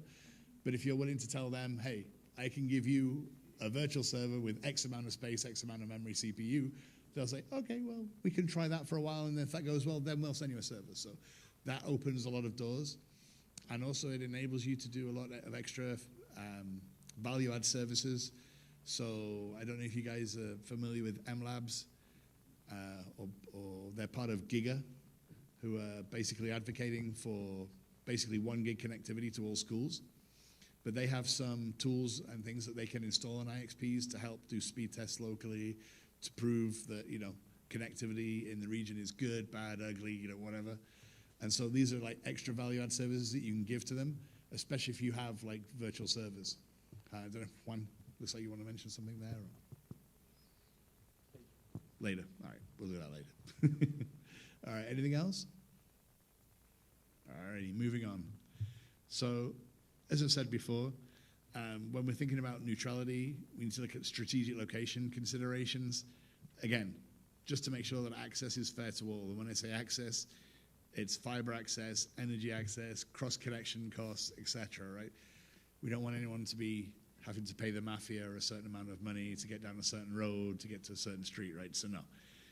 Basically, we need to be as neutral as possible. I think we've labored this point a little, so I won't spend too much time on it. Okay. When we start an IXP, normally, especially if it's a government initiative, we don't have any directly employed staff. It's normally done as a favor from some ICT department or some IT department in the government or the regulator, etc. And it's really important to know that you do need staff for an IXP. It's really tricky running it as a one-man band. I'm not saying you can't do it, but you do have to assign roles and titles, right? So normally you need a management, engineering, technical support, you need an admin, and you need a sales and marketing team. I mean, it seems silly having a sales and marketing team, especially if you've only got like 2 members, but you really need them to drive it forward. So you need sales, you need someone meeting, and I'll go into this in a second. Future roles, obviously AI will take over the world, so we don't need to worry about that. I'm kidding. But yeah, we do need more specialized staff. So you might need webmaster, email contacts, someone for technical support, community managers, etc. Right? This is field of dreams kind of stuff because that comes later. Obviously, if you're struggling to start an IXP and you've only got 2 connections, it's unlikely you'll need, anything more than an Excel spreadsheet to do your accounts. But as you grow, you will need to do this, right? So you also have to think about that. The rate of your growth will determine the rate of the staff you need. Any questions on that? I don't really want to spend too much time on it, but Claire? I said I don't want to spend too much time on it. Just to say that they can be part-time to start, especially Absolutely. in the small regions, and one person can wear several hats. Yes, I mean, the way we had it in Panama, for example, was we had an accountant, but they were just an accountant that came in once a month, just help sort stuff out, etc. Right? You don't necessarily need full-time staff. Quite right. Good point. Okay, so a quick summary of IXPs around the world. I'd just like to point out that at the moment there are more than 700 IXPs around the world, serving 130 countries, and basically helping the backbone of the internet. We're not talking about this as like just something we like to put in and it helps a little. I mean, these IXPs worldwide drive a lot of in-country traffic. They are the backbone of most local internet systems. And in developing regions, they are expanding. I mean, we've got 89 in Africa. I think, as I mentioned on the first day, ISOC around 10 or 12 years ago, we started really investing, doing days like this, trying to create awareness of peering. And quite happy to say that we went from about 6 IXPs in Africa to 89. Obviously, Europe and Middle East, they have a lot, mainly because of the amounts of traffic and volumes. And also, they have a lot of terrestrial fiber, so it tends to help create IXPs naturally. Latin America, about 158. Latin America includes the Caribbean as well, I'm sorry. And North America, there's about 260. Why are there so many in North America? Well, in North America, they actually have a lot of content that is local. So you'll actually find that even while we're still dreaming of having in-country IXPs everywhere, you'll find that in a lot of places in North America and Europe, it's common to have even a city-wide IXP. So, for example, we helped, I think we gave a grant back in 2016 to Calgary IXP, and they went from almost no traffic to over 500 gigs within like 6 months. So, I mean, even in-city IXPs, once you get to a certain traffic level, makes sense. So they're saving it just in-city and not sending traffic across the border to the US, etc. So, I mean, we're still dreaming of country IXPs here, but in the future, who's not to say that you might not need an IXP in Kingston, one in Montego Bay, one in Ocho Rios, who knows? So, not only do we have to think about country IXPs, but in the future, even slightly more citywide local IXPs make sense. So yeah, North America, there's over 250 IXPs, mainly because of the amount of traffic, ISPs exist, etc. Most of them are commercial because there's a high use of interconnects between large networks, and there's just a huge amount of data centers. I mean, you've seen all the AI memes. You need a lot of bandwidth and memory, which is why RAM costs so much at the moment. But yeah, a lot of those data centers are in the US. Over 150 IXPs in Latin America and Caribbean. Biggest countries obviously being Argentina, Chile. Brazil is an absolute monster. It has over 30 IXPs, and if I'm correct, I think just in is it Buenaventura, the one in the north, it's just reached the record for handling over 9 terabytes of traffic. Yeah, which in is total, insane. Yeah, and Brazil is the biggest IXP, so DVR that deals with the IXP. It's the biggest IXP in the world, so they are the biggest ones. So, yeah, it's a lot of traffic, even better than bigger than AMSEX, bigger than DKIX, bigger than Lynx, so bigger than everyone. Yeah, I mean, NICBR was at first a government-run agency, but now I believe it's independent. Yes. The government's still on the board. But yeah, NICBR is just a huge IXP, and they also run their top-level domains. Top-level domains. And they have labs where they do work on spectrum and wireless. It's an interesting organization. The IP delegation. So LACNIC gives the IPs to NICBR, and they do the delegation in Brazil. So it's huge. It's a monster. But they are good partners of ours, and they are good friends, and they're actually really open. So if you go to a LACNIC meeting and bump into the NICBR guys and you need any help, they're the guys that can help you. They have massive amounts of experience, and they're really good guys too. You just have to put up with their Portuguese accent, but other than that, brilliant guys. I like them. So yeah, in Latin America, we have a lot of exchanges. Regional interconnects are still a bit of a challenge, and a lot of traffic is still routed through Miami. So I mean, again, yesterday when we talked about regional IXPs, it's still a large problem, mainly because of lawyers. No, I won't say lawyers. I won't blame them this time. But there are legal challenges, but also even terrestrially, almost all our networks have been designed to be subsea uploads to the US.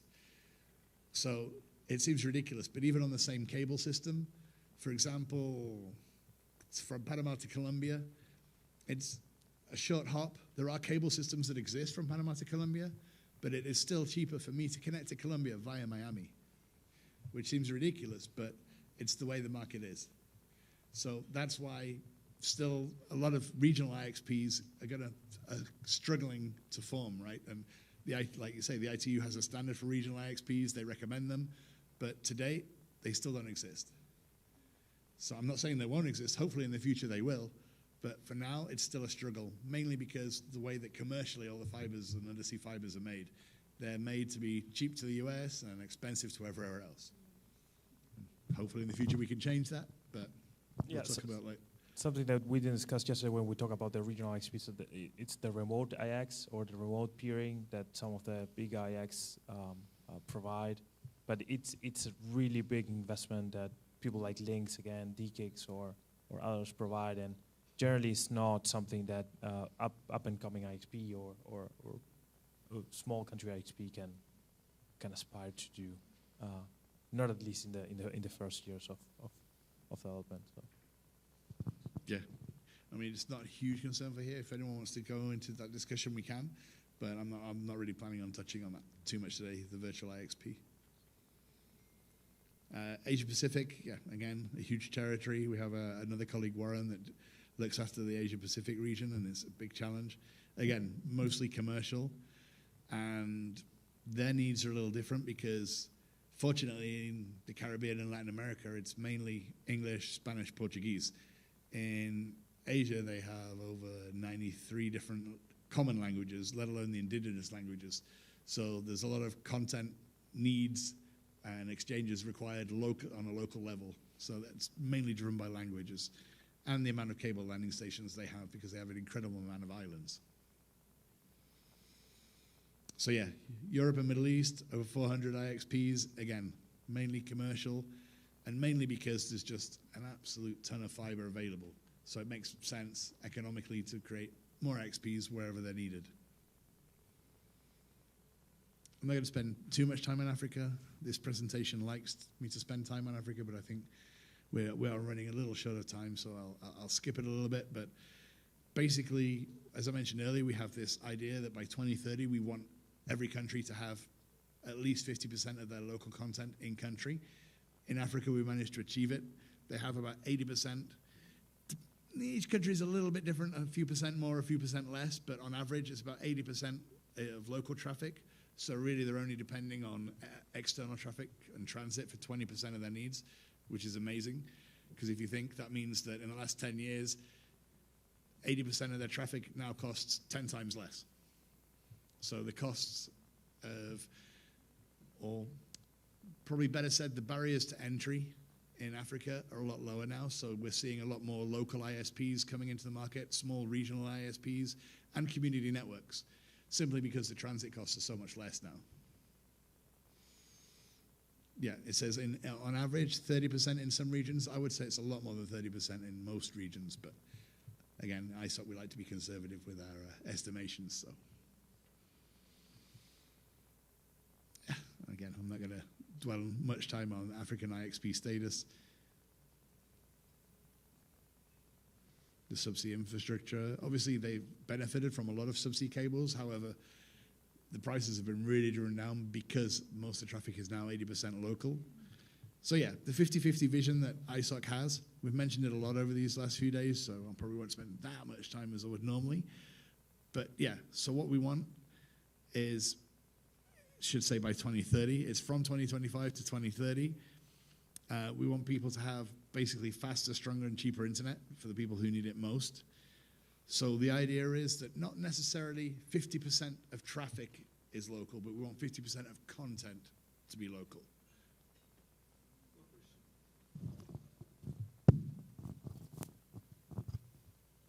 How is traffic changing with all the boom of AI?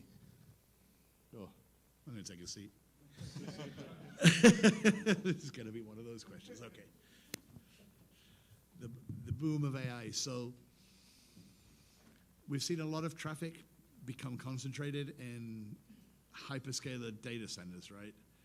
And also we've seen a lot of people needing access to those hyperscaling data centers. So actually, through part of this, with our 50-50 vision, if we can attract more local traffic, get cheaper data access and cheaper data centers in the region, because I won't pick any people here because I know some people have left, so they can't defend themselves. But in the region, data centers are traditionally more expensive here, which is why people host in the US and in Oregon and Washington and in the large Amazon warehouses, right? So in the way we've seen traffic change, the actual traffic itself isn't changing. So what's changing is processing. So we've seen an outsourcing of processing. It's difficult to explain. So the traffic itself isn't that huge in AI data centers, right? What is huge is the processing power required in data centers. So the traffic itself, we still see traditional traffic overruling AI by a long, long way until AI takes over and makes us all its slaves. Until that happens, it probably will stay that way. But at the moment, the primary traffic is still social media, video, things like that, because that's what consumes the bandwidth. AI doesn't, at the moment, until Skynet's implemented, it doesn't use that much traffic at the moment. Thank you. Juan, I don't know if you've got anything to say on that. You said it's just the type of traffic. Generally, when you interact with AI, it's mostly text. You have videos and stuff, but it's mostly text. So, and that interaction is very low in cost in terms of traffic. Yeah, I mean, yes. Even though we see people making videos, for example, those videos, unless you are paying a lot of money for a lot of bandwidth, which, let's face it, most people aren't, it's very transactional. So you'll tell it to go off, make me a video of this, this, this, and this, and it'll go off and process it and then deliver it. That isn't a huge impact on traffic. What is a huge impact on traffic is, when a new scandal comes out or the Artemis rocket is taking off and everyone wants to watch it and it has to be cached and distributed. So right now we haven't seen that AI impact. I'm not saying that might not happen in the future, but right now AI impact on traffic is minimal. Hey, Jared Best. A question about there's a slide you had a couple back about, you mentioned the importance of language, or? Yes. Right. What region was that, and are there parallels with the Caribbean? So yes and no. I mean, I don't want to diminish any local languages or indigenous languages, but to be fair, they are not the ones that are mainly used on the internet, right? So in the Caribbean region, and again, I'm assuming from my ignorant knowledge of the Caribbean, I was assuming that it will be mainly English, French, Dutch, that the content is made in, right? Not to say that there isn't indigenous languages and patois, etc., that exist, right? but the main languages that are used on the internet are still those main languages. Whereas in the Asia Pacific, their native languages are only used in certain islands, but it is the main language. So that's why there is so much need for content locally, because each island may have its own language, and each content provider, such as Netflix, etc., has to translate it into the local languages and then store it locally. It doesn't make sense for them to store it centrally. So that's why in Asia Pacific they have more language needs and more content locally in their languages. Not to say in the future that couldn't be developed into indigenous languages, but the demand isn't quite there in our region yet. Does that more or less answer the question? Perfect. Any other questions? Over there?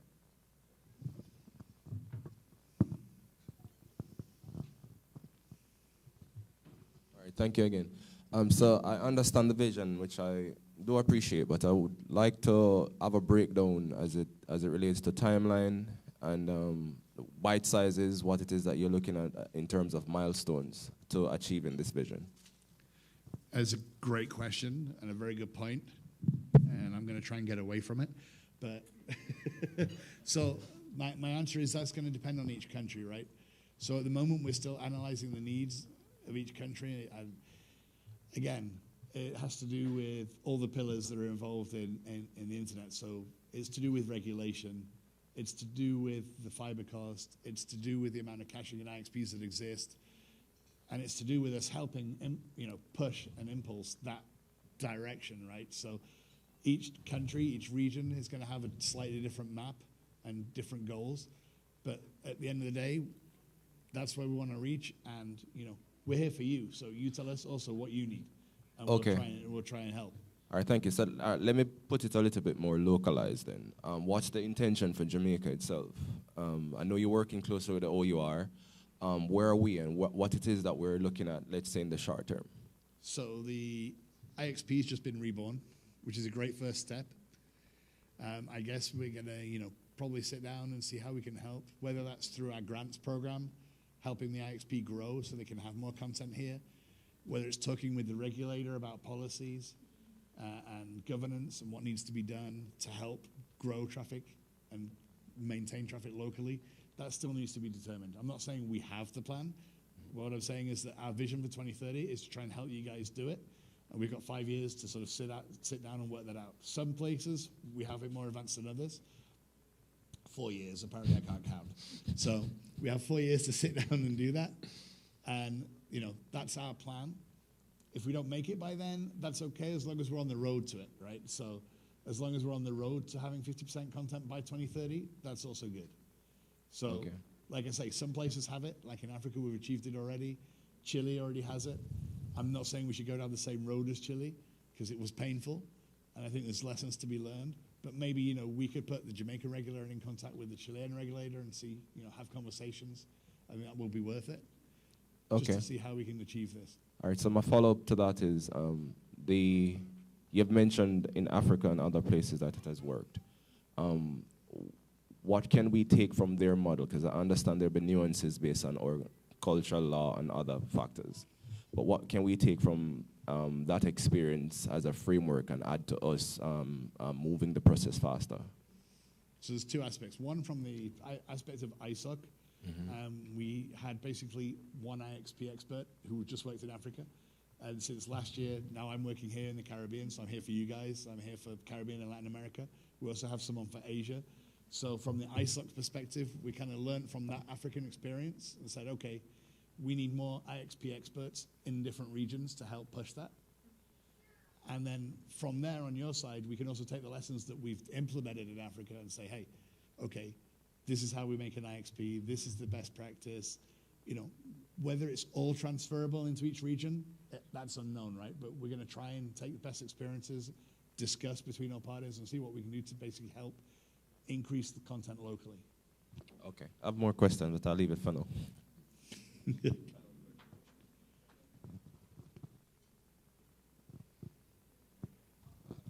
Hello, everyone. So I want to find out what's the data center outlook for Caribbean islands. Is it feasible for us? Do you think it would be possible for us to have at least one data center in each island, maybe by 2030. What is needed to achieve that? Okay, so data centers obviously help keep content local. Sometimes they can be slightly prohibitively expensive to start with. So it depends, right? I mean, data centers are one thing, but for example, even things such as CDNs can help a lot, like bring that traffic local, right? So if you don't have a Netflix cache, if you don't have a Meta cache, getting things like those. I mean, I guess what I'm trying to say is, you know, we want to pick the low-hanging fruit first. So let's get the IXPs established. Let's get the membership up. Let's try and bring content. And the easiest content straight away is the one that's available. So Google, Meta, Netflix, Fastly, Akamai, etc. Not to name any names, but so we go for those first, and then let's have the discussion about what else can we bring? How else can we motivate local content? Because it's a combination of things, right? I mean, why a data center is so expensive here? One thing is power. Okay, so even things like power costs affect how much content costs and how much you deliver here. So, you know, do we need to start thinking about renewable energy? Do we need to think about maybe subsidizing renewable energy for power centers, data centers, etc., to help drive costs down of content and make it more competitive in the region? But they're probably longer term discussions, but we need to start having them. There's another question there. So Giovanni King, Chairman, Caribbean Data Center Association.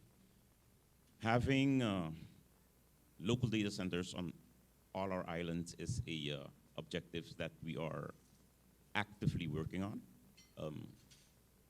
As we want to create more sovereignty in the region, it is important for us to have our data local, especially critical data that governments are using to, you know, govern our states.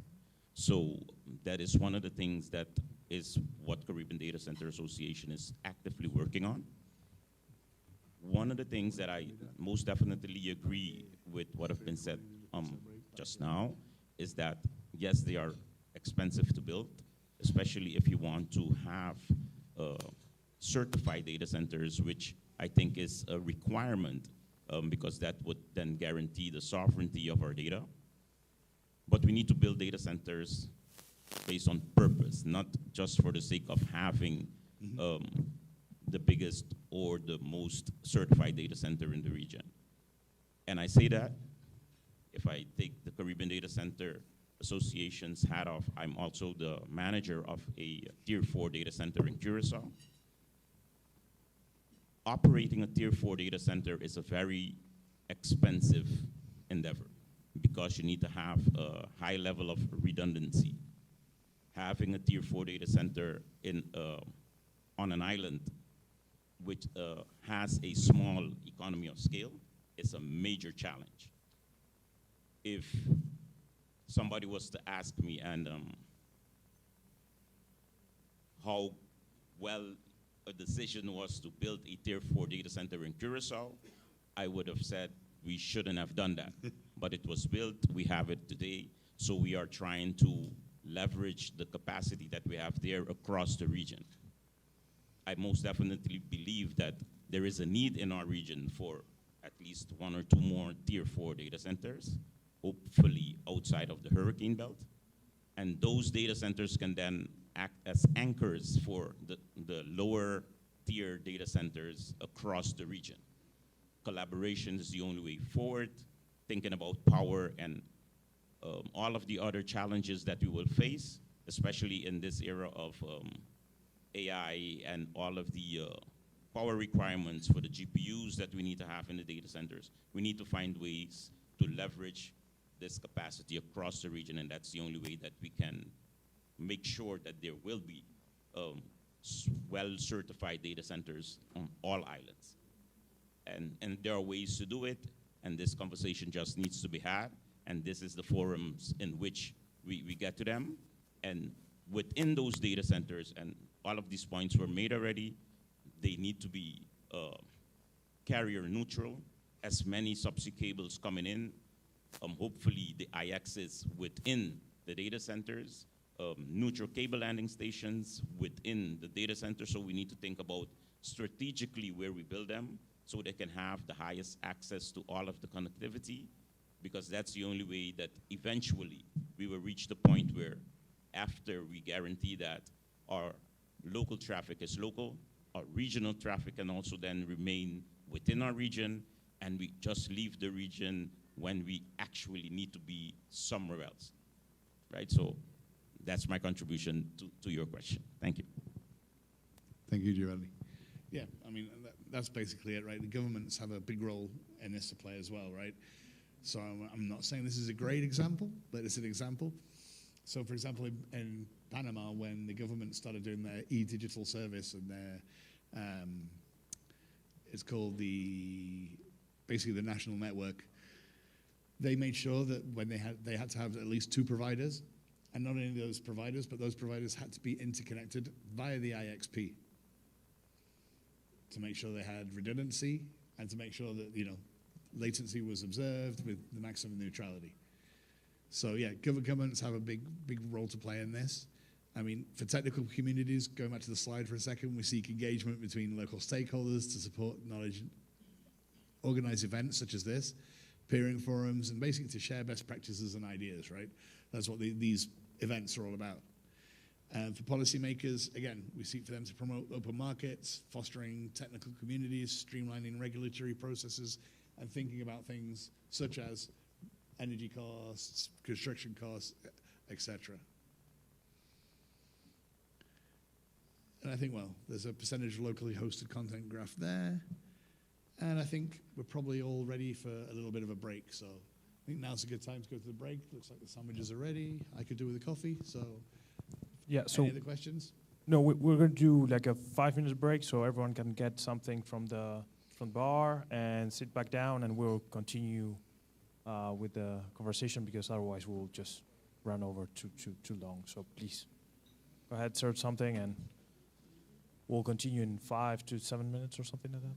Thank you. Thank you.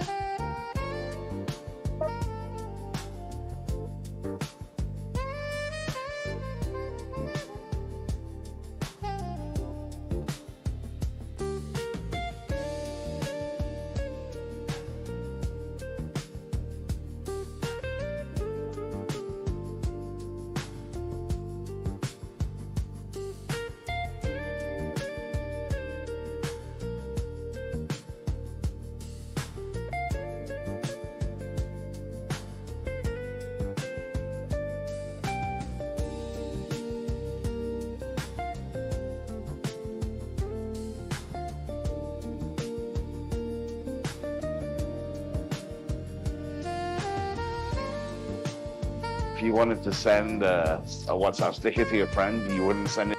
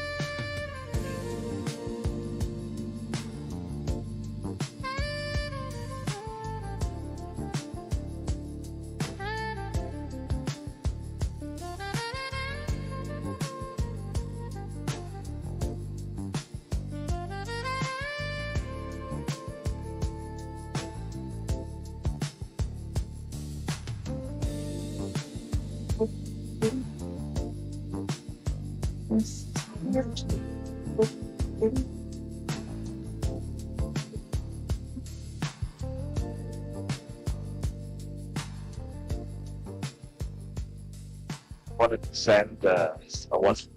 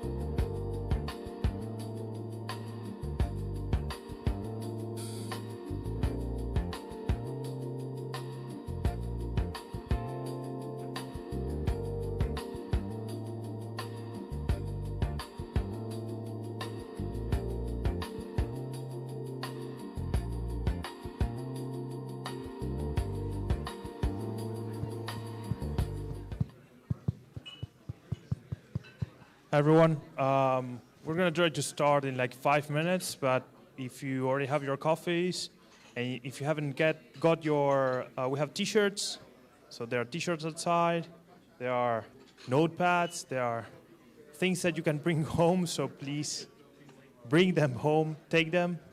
I don't want to bring them home myself, so my suitcase is very small, so please take a couple if you need. Thank you. We're going to start in 5 minutes.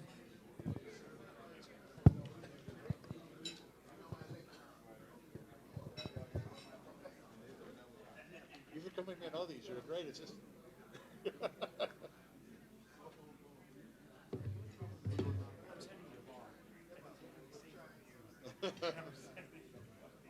I will be the same assistant when you're there, don't worry.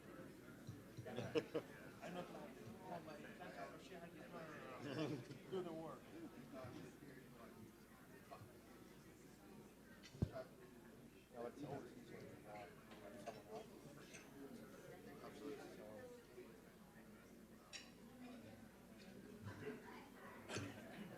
Last year we had a chance to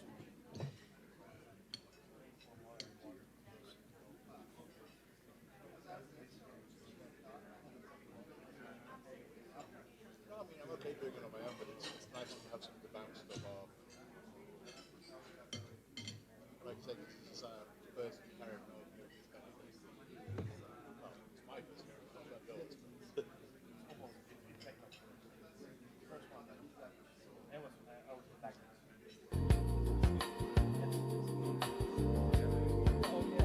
must be a ton out there.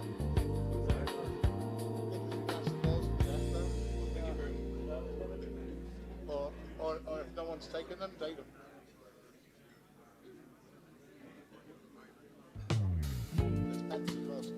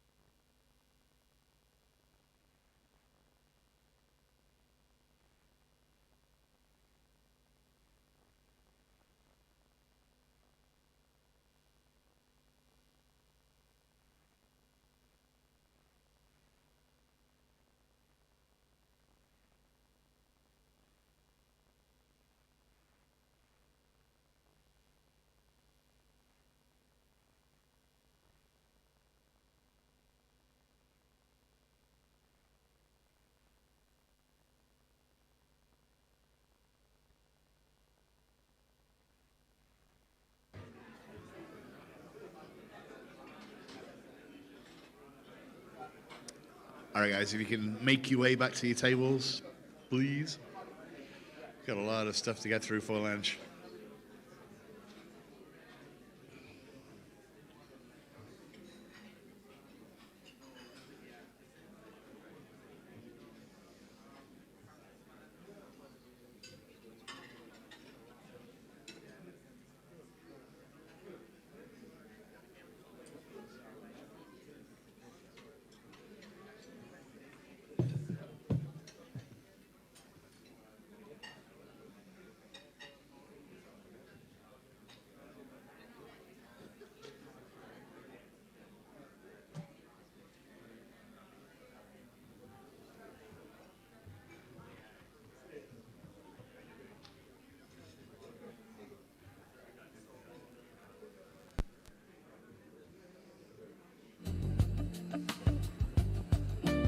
Keith, get back to your table.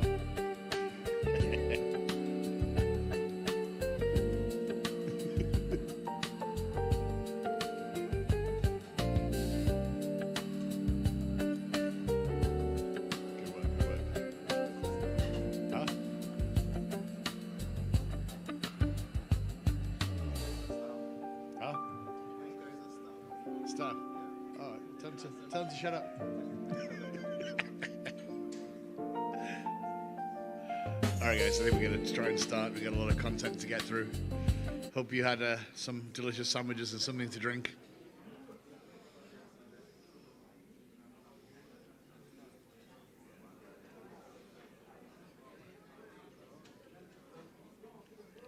Juan's on patrol.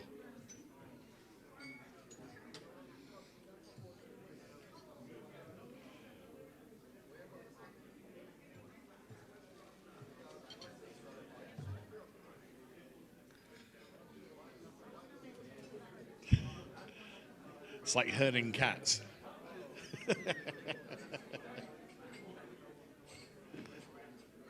Anyway, so this is the most important thing I'm going to tell you all day, which is why I wanted to wait till after the break, but maybe that was a bad idea, I'm not sure.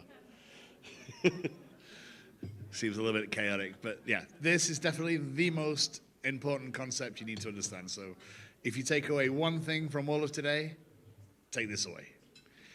Okay, so the most important role in an IXP is the peering coordinator. I've learned this the hard way of studying many zombies, of studying many IXPs. The most important thing you can do in an IXP is the peering coordinator. Sometimes he has to wear several hats, but okay. So, quick quiz. A peering coordinator is which of the following?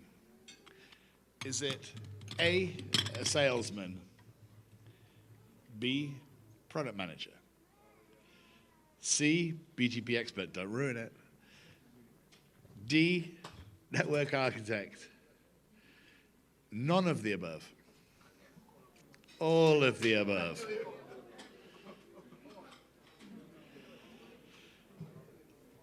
Oh, the correct answer is it's kind of is all of the above and also none of the above. A peering coordinator has to have several hats, right? So a peering coordinator has to be able to understand all the technical aspects of peering, interpret peering and flow information, so know the traffic flows, know where his peering's going. They have to be able to build and maintain relationships, have great communication skills, unlike me, but have great communication skills for discussing peering agreements and attending industry events. It has to be that go-to person, right? So, like we've been discussing a lot, for example, Brent, like, hey, everyone thinks IXP, they think Brent.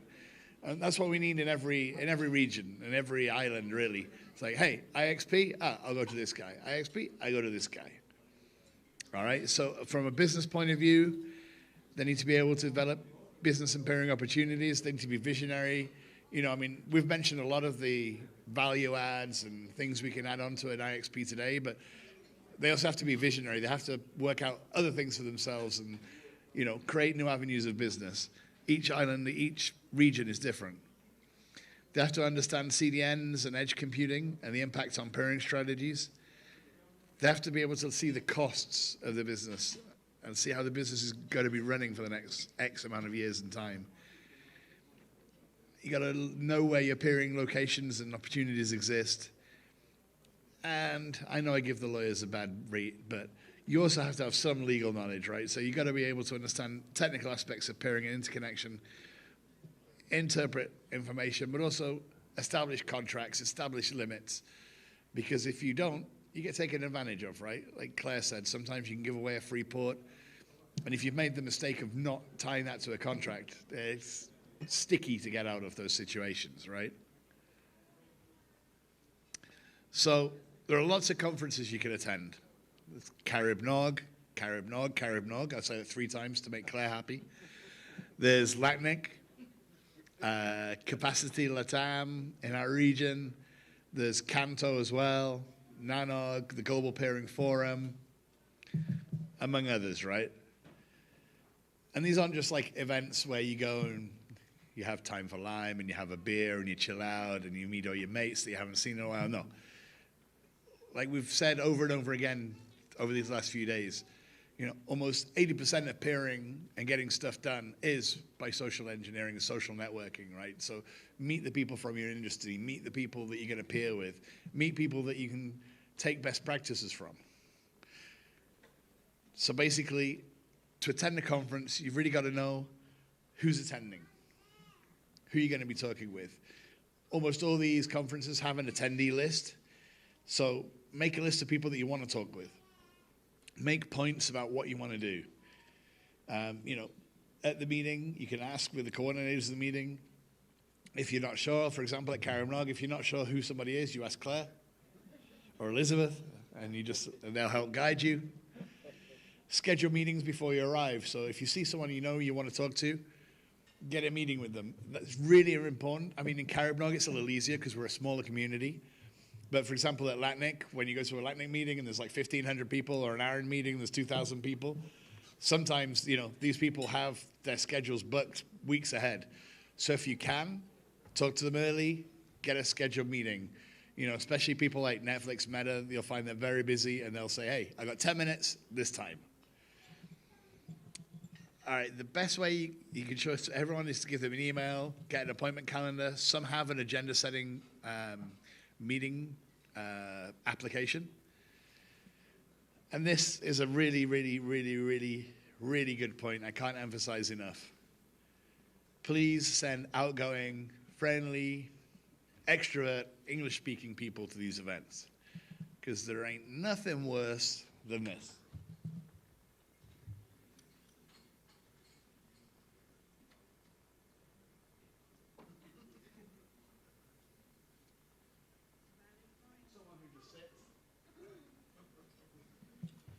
If you send someone to one of these meetings who just sits and nods, please don't sit and nod at me. But if you just send someone to these meetings and they just sit and nod and they don't interact, you're not going to get anything out of it. The best return on your investment, because sending people to meetings is an investment. The best return on your investment for sending people to meetings are people that are outgoing, willing to talk, willing to set these meetings up. I can't count the amount of times where, especially in private companies, they'll just send someone to cumplir. My English has gone out the window. I'm thinking in Spanish. Just to tick the box, they'll send someone to these meetings, and they send the wrong person. And that's just not a good return on your investment. And, send the right people to the right meetings. Anyway, I'll try and get back on track. A lot can get done at these meetings. A good company representative can make the initial contacts and pass along the information as well. All right, any questions on that? I can't give you coaching on being extroverts, but no, we good? All righty. So, what's the most important thing you have to remember in an IXP? Is the pairing coordinator. Anyway, do I have to go back and do that all again? Okay. Thank you. All right, so what types of pairing exist? There's two types of pairing. Public pairing, which is the one that we're most interested in, the most common. It's more efficient. It means you can use a single connection to pair to many, many different AS numbers or companies. And it's the most cost-effective for high-density interconnection. That said, I would be lying saying that private pairing doesn't exist. Private pairing is normally when two or more companies need to achieve a specific objective. And as I mentioned in Panama, for example, the government network requires private pairing between two parties, but we can also use the IXP for that. So don't think that an IXP, it can only do public pairing. It can also do private pairing as well. There's nothing wrong with that. There's no secret to that. But obviously, for the good of the internet, public pairing is what we want to do, but as an extra revenue stream, private pairing could also be offered, as well as interconnects, direct connections, cross connections, etc. Right? Obviously, public pairing is way more effective. Private pairing, a lot less effective, unless you have a specific government project or something in mind, right? All right, global internet speeds. Let's see here. So in 2024, average broadband speed was about 90 megs for fixed and about 44 megs for mobile, which we can see is Jamaica is pretty much in line with that, with 95 megs download on the fixed network. Again, I couldn't get the mobile reference for Jamaica. I don't know if anyone has that roughly in their heads, what the average mobile speed would be, but not too relevant for this anyway. So bandwidth roughly grows at 41%. Year on year, I would say. It says between 2020 and 2024, but when I was in the ISP, I would say that bandwidth easily grows 40 to 50% yearly in the internet. Especially when you give more and more speeds to customers, they find more and more creative ways of filling up those speeds. So, all right, this is where we're going to start getting complicated. So, slow me down if you need to, or speed me up if you're not interested. That's fine as well. But we're going to just have a quick look at a scenario of an IXP, right? So we've got a few assumptions here. So bandwidth costs exclude backhaul, cross connects, etc. Let's keep it simple. Service providers are offering 1 meg service to home users at a contention rate of 20 to 1. Again, these numbers, they may not be totally realistic, but I want to keep it simple because otherwise I'm going to trip myself up. Local capacity circuits cost less than international links. Dedicated capacity links start at 10 gigs and start at $2.50 a meg. Again, I'm not saying that's the price. It's just an example. Okay? Local point-to-point links start at 10 gig and it's $1 a meg. Again, don't shoot me. You get 50% volume discounts for 50 gigs.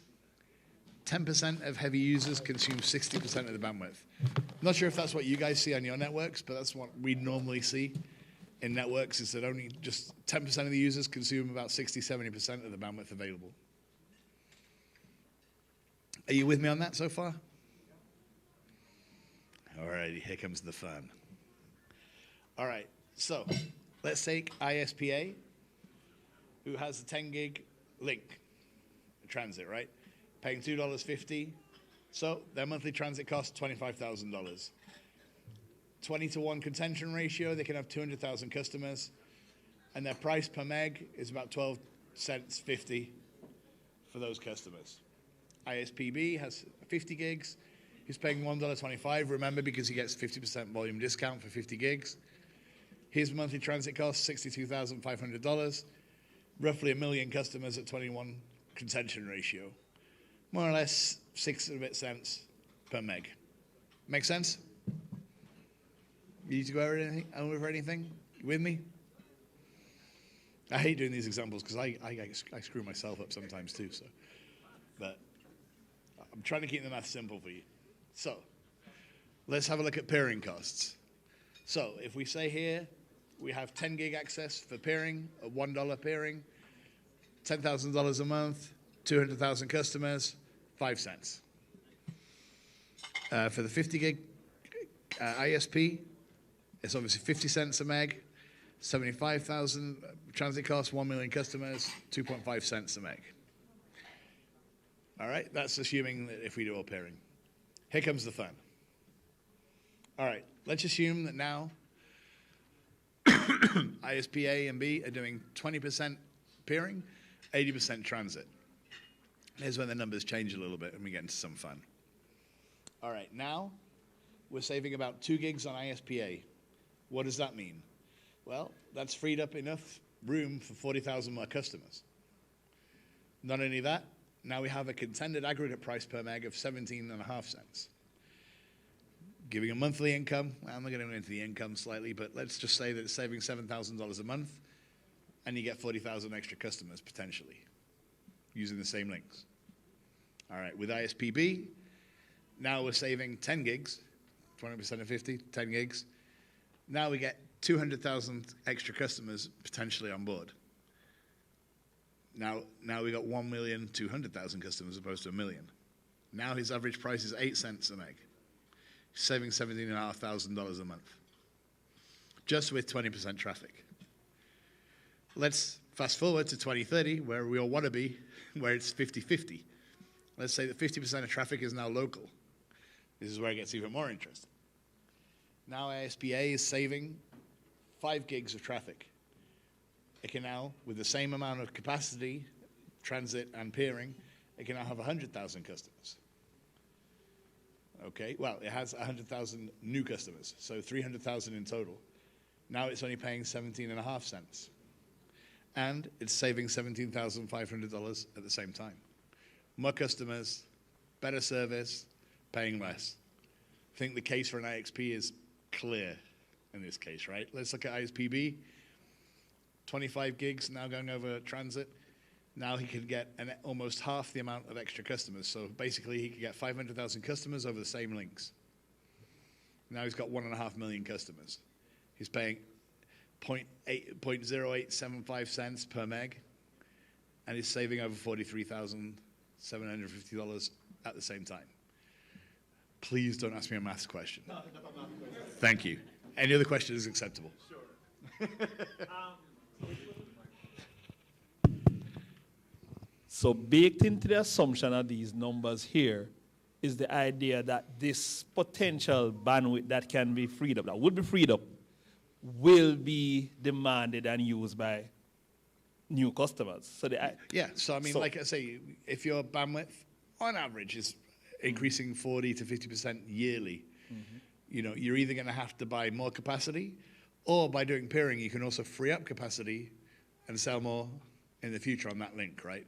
Right. So, I mean, obviously these are ideal numbers in an ideal world, and assuming that you've got 100% of sales, etc., which isn't right, but just for illustration purposes. Yeah, so I got illustration. The question I was asking is, based on the experience you have seen in other markets, when this IXP comes in and these additional capacity is increased, does the ISP sort of anticipate the increase and, what should I call it now, look at their lowered costs, potential lowered costs, and reflect that in their offerings, discounts, whatever? Or do they charge as much as they can for as long as they can, even though they are getting a reduced cost per band?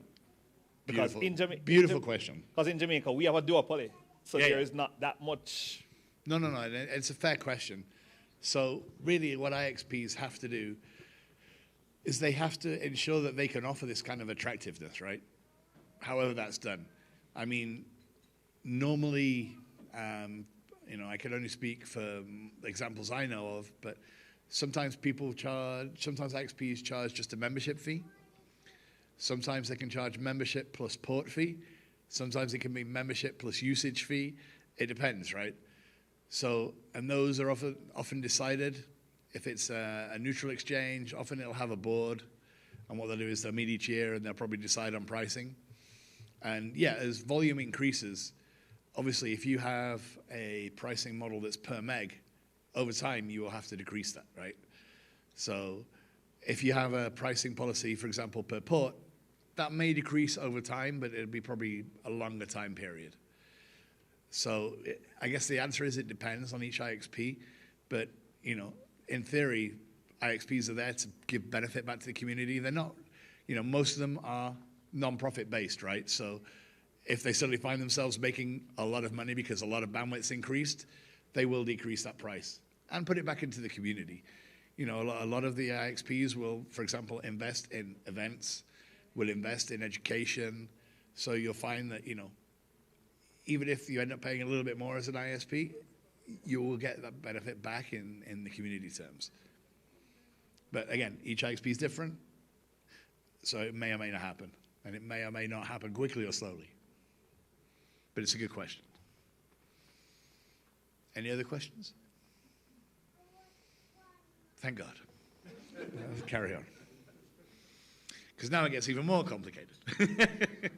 So now we're assuming that we've done a really, really great job with the IXP, and now we're only 20% in transit and 80% pairing.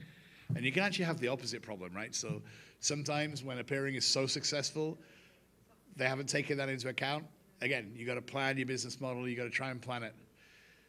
Because, for example, naming no names, but in Trinidad, I know that, for example, Flow are dropping some announcements from the IXP because their port is saturated. Because TTIX1 is a little bit of a zombie.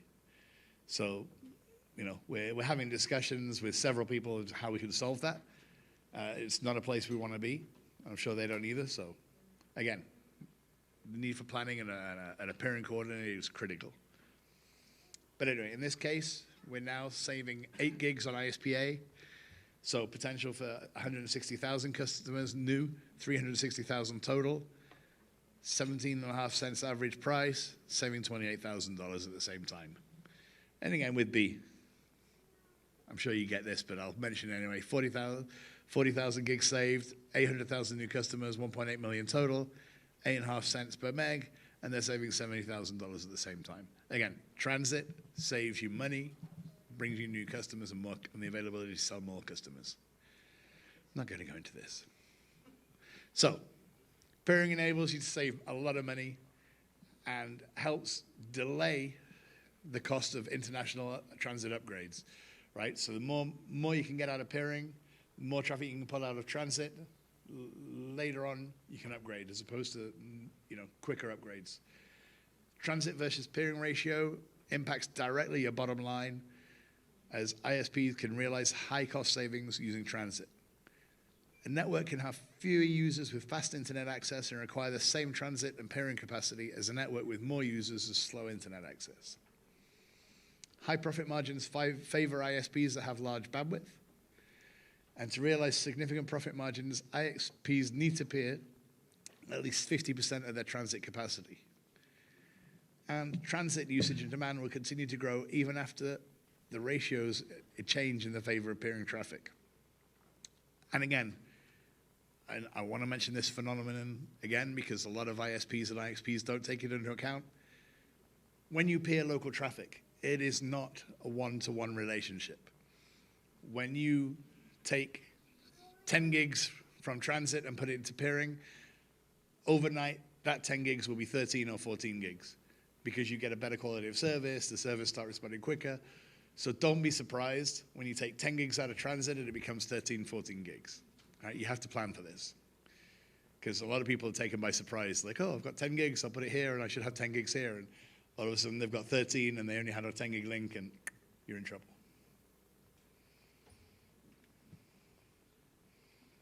All right, peering negotiations. Who are your things you have to ask? Who are your largest customers? What markets and networks does your traffic come from? Where is it going? Does your network architecture hardware allow you to expand into many or few sites? Have facts and figures ready. The motivators for doing it, obviously, lower transit costs, better control over your routing strategy, usage-based billing, increased opportunities for product partnerships like MPLS or voice, and the dongle has gone all Chinese on me. Are you seeing the connection, or has it just died?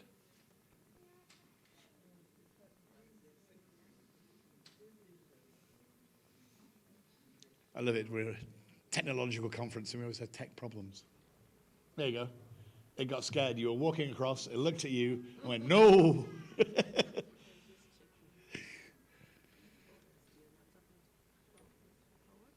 My laptop may not have power. That might be an issue. No, I don't think so. But it has enough power? Yeah. Okay. We good? It's back. All right, I'll just catch up. And there we go. So what's the message? Get started with peering. If an IXP exists in your territory, connect to it. Try it. It won't bite. It can only do good for you, right? And again, the technology. Kimberly, you need to look at this thing evilly and it'll get scared of you and it'll start working again. It keeps flashing. It's like flashing, and now it's, you see? You get here and it works. You just need to stand next to me. And then everything will work perfectly. I don't think that's so hard.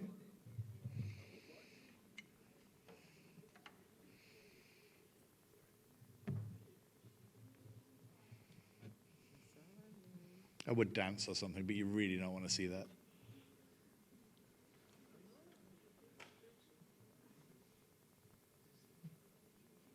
Let's see, it's flashing. Let's see if it connects. Magic. Thank you. Just stay here. I'm sure it'll be scared it'll keep working.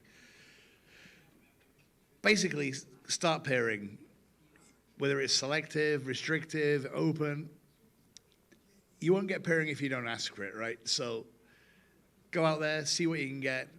If an IXP doesn't exist in your territory, we have mentioned it before, there are virtual IXPs. There is the option to peer with another company. That can happen. So it's unlikely because lawyers are lawyers and they won't want to peer between two big ISPs, but you can do it. And timing is everything.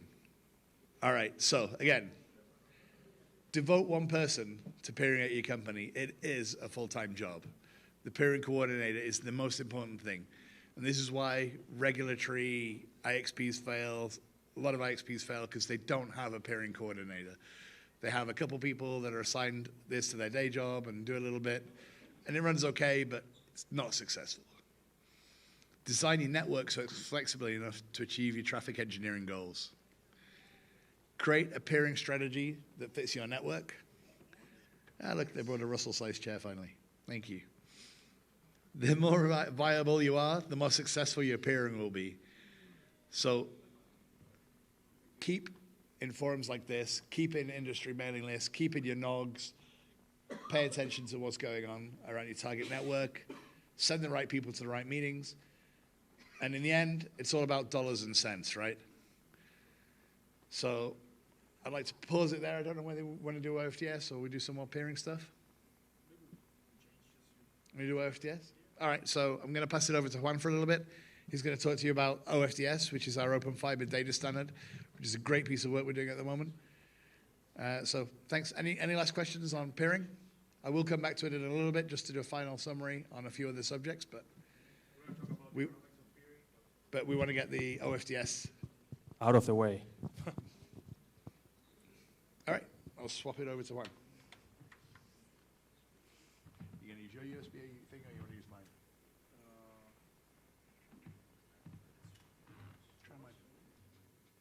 Try mine, and if not, we can swap back. That's the clickery thing.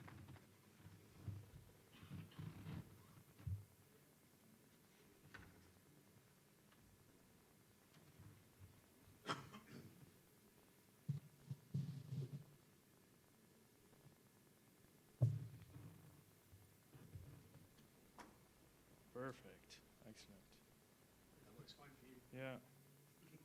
It's scared of me.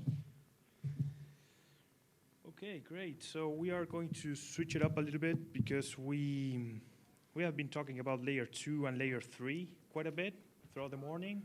And we're going to talk about, yep. Oh. No.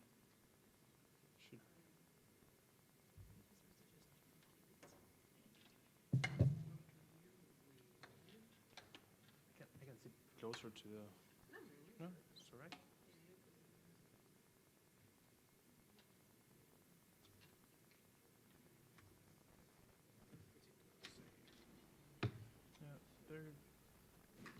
Yeah, this is working. Yeah, so, yeah. Let's try. Great. Excellent. So, whoops. I'm messing things up already. But so we talked quite a bit about layer 3, layer 2, what is happening on the networking level. But all of this happens only if we have perfect. Excellent. Thank you very much. Good for you? Yeah? Cool. Excellent. So all of this happens only if we have the actual infrastructure beneath it, right? So one of the things that we are going to talk about for in the next few minutes, like half an hour, 45 minutes or something, I'm going to show you this, but it's basically a way of mapping and showcasing your fiber and infrastructure database, particularly fiber. A little bit of background, this is me in CaribNOG 5, so I've been coming here for a while now. I look younger. I don't know. I think I look better now, so I'm happy with how I progressed in life. So it's good. Time has been good for me with me. But anyway, Stephen is also there. But the idea is to talk about a little bit of background of how fiber infrastructure has evolved in the last 20 to 25 years or something like that, and see how things have progressed quite fast and how we show things has progressed nothing at all, basically. So this is a little bit of the capacity on how it has evolved, particularly in Africa. We have seen how we went from just 1 or 2 cables to a massive amount of cables running up Africa, and that happens not only in Africa, but also in Latin America and in the Caribbean. So the increase in capacity has been exponential in the past 10 to 20 years.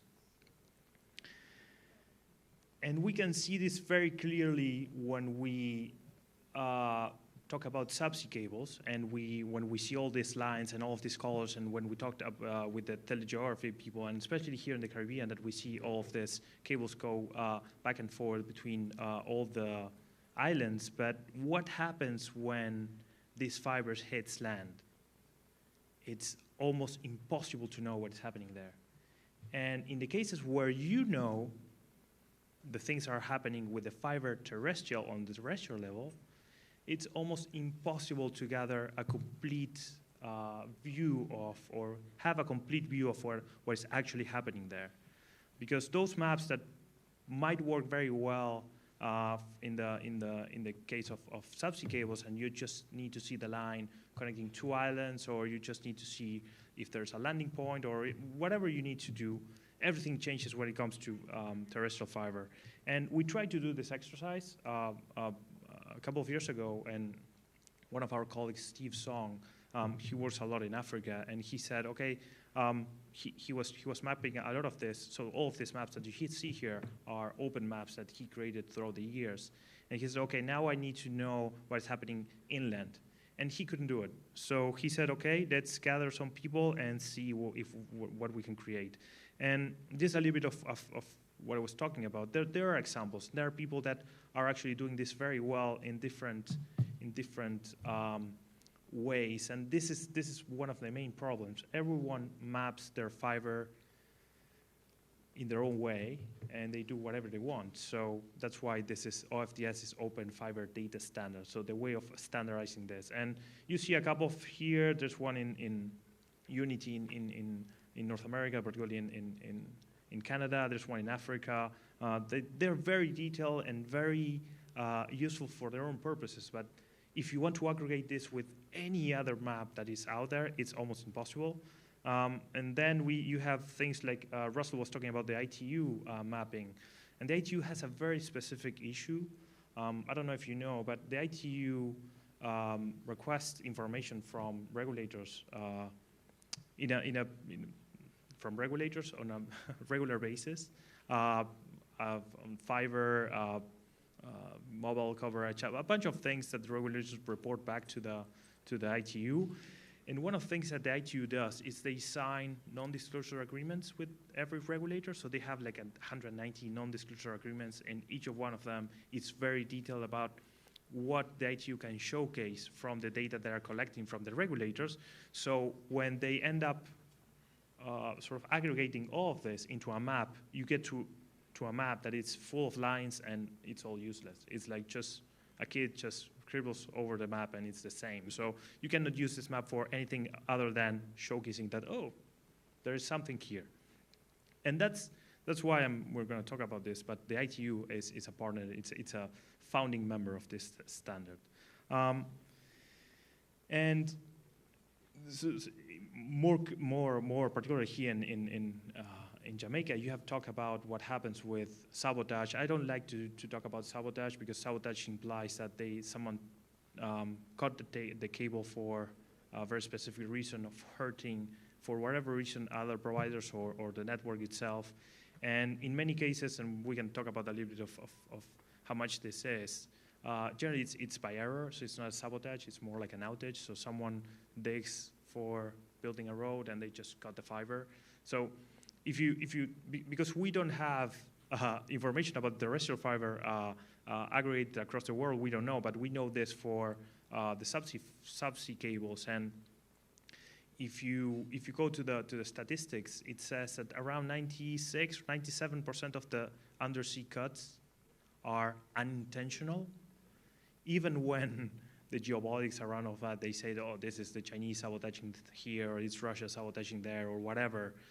Generally, it's just people that are working in the sea for many days, and they just drag their anchor, or something happens, and they just rip off a fiber cable. So if you really go to the statistics and you see how many cases actually have been proved that have been sabotaged, it's like, I don't know, in the last 4 to 5 years, like 12 and you have over 200 cuts a year. So in 1,000 cuts, 12, less than 1% was proven to be something of sabotage. So when we talk about sabotage and we talk about cuts, it's very important that we know that what is actually a sabotage itself, or what is just an outage or something that happens by error. And so this whole OFDS effort that we are trying to do right now and mapping these fibers is aimed to basically do that, to make sure that most of the cuts that fiber happen, they don't happen because of people don't know where the fiber is. So, and they mentioned the disruption that happened with the cutting of the landing station last year here in Jamaica, and it's a big deal. By the way, we can discuss about this at length, but when you want to sabotage, and I'm going to show you this with an example. People think that if you map your fiber and you tell people where the fiber is, people are going to go ahead and cut that fiber. And the truth is that if I am a bad guy and I want to cut your fiber, I already know where that is. I don't need any map.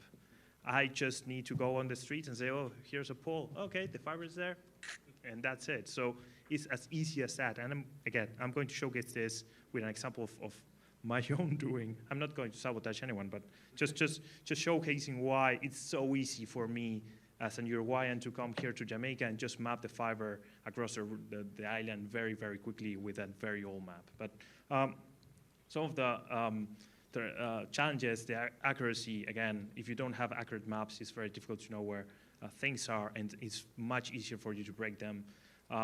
Again, having a standard that makes that that you can aggregate data, basically, particularly for regulators. I don't know if the regulator is here today, but this is a tool that all the regulators that we have showed them to, they are very eager to implement.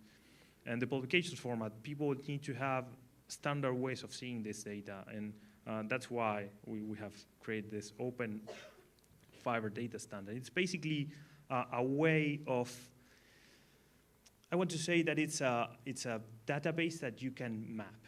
So I know that many of you probably deal with databases on a regular day-to-day basis. So this is basically one that you can have as a CBS file or an Excel file or a spreadsheet or whatever that you can also map and geolocate.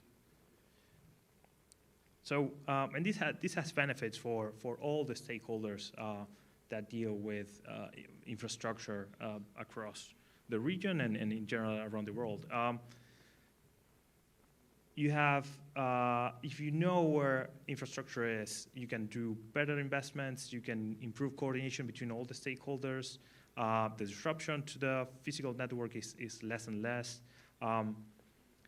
You understand, particularly for fiber, the true extent. You don't just rely on what people say to you or what operators say to you. You can actually ask for very accurate data, and also it has benefits for cybersecurity. I always jump really ahead on the thing about sabotages and people, because there's a terminology that exists, particularly in cybersecurity, that says security by obscurity doesn't work. So once you try to hide very well something like a backdoor or something that you have purposely built to just go around all of cybersecurity framework that you have installed in a software or whatever, the bad guys always find a way. So that's why this zero-day exploits are so important, and people actually report them very fast, because it's a problem for everyone. And I don't know if you have heard, the whole thing with the NSA in the US, or the WannaCry example about that the US government already knew for years before the WannaCry actually hit that the Windows had a zero-day exploit that they didn't want to report because they wanted to use it for purposes of defense or whatever they want to call it. So they didn't report it, and that's a problem. So when you always try to obscure the cybersecurity risk, you end up having a worse outcome. And we always like to show this picture here because this is a picture of a connectivity between Sao Paulo and Rio de Janeiro. And I'm going to ask you a few questions now, but we can discuss later. Can someone tell me how many fibers, how many actual infrastructure fibers you see there, how many pairs of fibers you can see there very quickly? A lot. Yeah, are you sure there are a lot? Are you sure it's not just one cable? Are you sure it's not just? It's one cable and it's redistributed. Maybe, I don't know. It just this is the thing. Just by seeing this map, I have no idea how many actual fibers there are. Do you know if this is underground or if it's above ground? No, it's not submarine. It's terrestrial. It's terrestrial? Yeah. Well, yeah, the submarine, just disregard the submarine. Yeah, so apparently there are landing stations there, both in Sao Paulo, well, not in Sao Paulo, in the coastline of the Sao Paulo area and Rio de Janeiro. But do you know where you can connect to actual that fiber? Where are those points there in between? Are those points where you can actually connect to that fiber? Are points of, I don't know, registry? Are manholes? What are those? I mean, do you know how many providers you have there? Do you know if the provider of one of the lines, I don't know, the blue line is the same provider as the red one? And do you know if the provider of the blue line is actually renting capacity to another provider? So do you know anything from that map? And short answer is no. It's just a pretty map that showcases that Sao Paulo and Rio are connected. And we already knew that. So it's not very useful.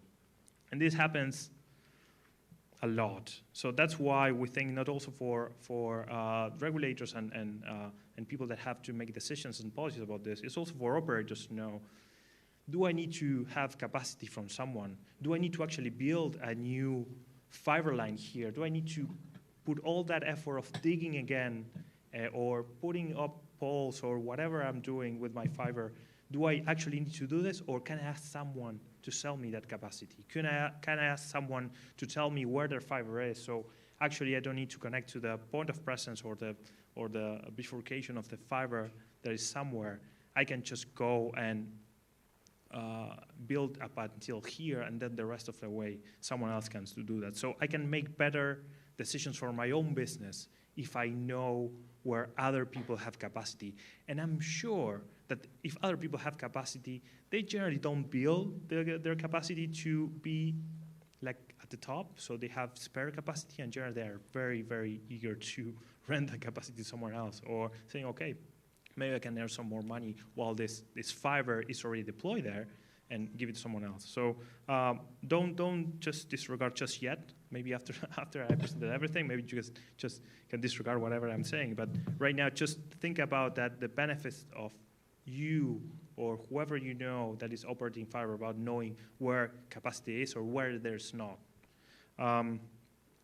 So again, this is basically a database. We have a schema. We have a way of presenting data. We have different information within this data. But what basically this is a database that you can map. So I can map. I can have very detailed information about fiber, and I can also showcase that in a map. And a little bit of history. I talk about the ITU and ISOG, and so Steve Song, our colleague that sort of like kickstarted this in 2021, 2022, he was at Mozilla at the time, and he was working with a lot of people in Africa. So that's why Liquid, and you see Liquid here, and C Squared, and Digital Council Africa, because this sort of like came up from an African effort. Now we are expanding it to all around the world. But The ITU, again, we started talking. So Steve called me and said, do you want to work on this? And I said, yes, let's coordinate. We had a bunch of calls with people from the industry, from outside the industry, and we said, okay, we need to set up the standard. We had a few interactions, like over 3 years, and in 2023, we actually developed the standard. So this standard, another thing that we're going to get to, but this standard is done. So not done in the sense that it won't have updates, but it's already there. So if you go to the repository right now, you can start using this right now. And that's why also the ITU, because of the problems that I mentioned, they were really keen to have something that everyone used, that it was in just one format and an aggregated database that they can also use, because they have these administrative issues with their own data and how they are receiving the data from the regulators. As I said, it would be much, much easier if everyone published their data openly, or at least a version of that data openly, and we can just consume that and use that for our own purposes. And the World Bank, and I'm sure that many of you know, the World Bank has a very extensive open data repository. The World Bank finances a lot of this, and they said, I need this. I need to know where the fiber is.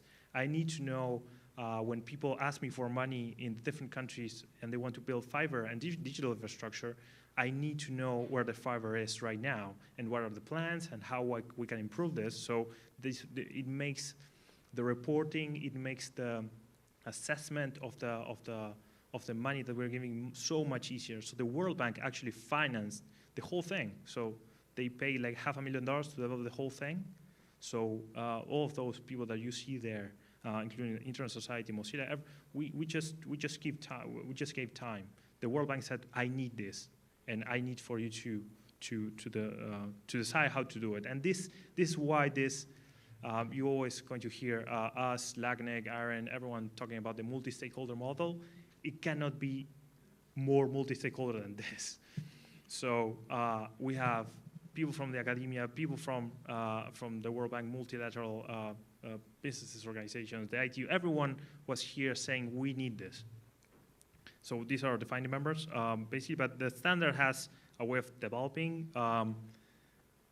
This was sort of like the process that we went throughout 3 years, sort of.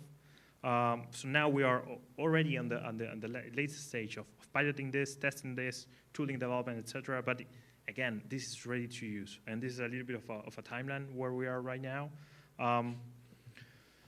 Some important things happened last year. We formalized a little bit of this multi-stakeholder group has a governance way of working right now.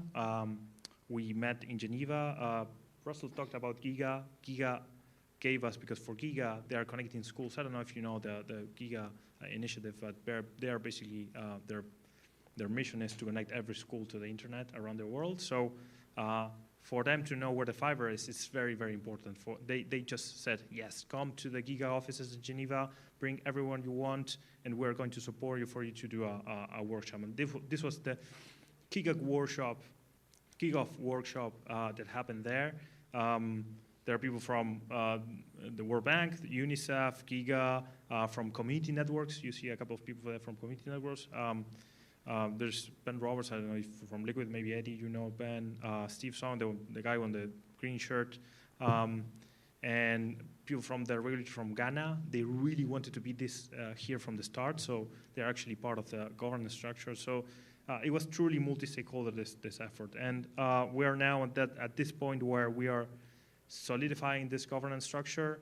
We're going to have a very specific way of moving forward with this. So one of the things that we need to, I don't know if you are familiar with the way that standards are developed, particularly in the different standard development organizations.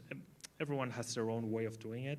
But basically, a standard is as good as the use that it has. So if you don't have people using the earliest versions of the standard, generally that standard is not used. It's not a good use. So we're in that phase where we are building this community. We have a bunch of people that are really interested in implementing this. But when you get to that point, you need to have a strong governance, open structure, when you can say, okay, everything that happens within the standard can be shared, can be scrutinized, everyone can see it. That's why we are very formally establishing a governance structure right now that everyone can participate. Everyone here is invited to participate. Everyone can here take part on the discussions, technical discussions, and so on and so forth. So this is a lot of admin, I know, but I wanted for you to have a picture that we have been working on this for a long time, and we have been trying to establish this in a way that is as open as it can be, because we don't care about obscuring anything. We definitely don't care about earning money out of this. If some of you can make money out of these open standards, great, go ahead and do it. It's not what we want to do as ISOC, because ISOC right now has a role of a secretariat, whatever that means. We help this. I don't know if you know this, but it's a different marketing version. OFDS has their own marketing version because ISOC is a secretariat, but we are basically just a member of this larger group that are trying to push this forward. So it's not only ISOC, it's a bunch of people that are trying to push this forward. So right now we are sort of like organizing everything because we have the resources to do it. But in the next year and a half, we're going to push this to the community itself. So it's going to be even more open, and someone else is going to take care of this. And we hope that this region, the Caribbean region, is at the forefront of this implementation. These are very technical things. I just put them here in the slides so you can review them later. But how the process goes and how open it is, and so let's talk about a little bit of the focus and the scope of this effort, because every time I talk about fiber, people think about fiber to the home, FTTH, and such, and this is mostly a standard that is thought to be used right now at the mid-mile level, at the metro level. So we are not planning, because of if you work in fiber deployments, you know that the sort of like the way of you mapping your national fiber, so to speak, is different of the way that you map your fiber to the home. So the structure of the network is different. The points of presence that you have are different. So the standard right now is at in the mid part. So we don't care about subsea. Other people are taking care of that. We care about terrestrial fiber that is at the midpoint of those fiber networks. And we are exploring right now, and we're trying to evolve for this standard to also support FTTH, but it's not happening as we speak. It's not but it's going to happen by the end of the year. So we are planning to evolve this standard to support also FTTH, or at least have a roadmap of how to do this. But again, the governance team are going to decide how to do this. So if you want to decide how this is going to happen, you can be part of that group and put your incentives of that. And again, these the two basic structures of the OFDS: nodes and spans, basically 2 points, and then a line between those 2 points. That's what you need to establish a fiber standard that works. I need to know where I can connect to that fiber and where that fiber goes to, and the next point where I can connect. I don't care anything about if you have checking points in the middle that are just to check the fiber, or just to take the poles, or the infrastructure that you have in place to bring that fiber from one point to another. From a topology perspective, you don't care about that. You just care about where you can connect to that fiber and some of the characteristics of that fiber. Excuse me. I'm going fast, and my mouth is dry right now, so I'm sorry about that. But again, this is basically the part of the schema and what you can do this with the standard, and where are the key aspects of this standard. There's transmission media and who owns it and how this all happens. Those two things in green, or at least green from my perspective. And this is, again, a bit of the way that it's technically designed this and how the nodes relate to each other. Again, this is a database, and this is a relational database. You need to have relations between things for that database to work well and for you to be able to map that afterwards in a visual way. So there's some updates that happened very recently. We have done some improvements to this. Again, everything is there in the GitHub repository. You can use it right now, the schema, how to build it, everything is there. So we are almost going to release the 04 version now that has integrated some of the comments that happened last year and some further expansion of the characteristics of the things that you can map here. So this is happening right now. One of the things, how many people here work with GIS systems? Geographical information. Great, excellent. We have one there. Just one? Yeah, it's not. Hey, you as well?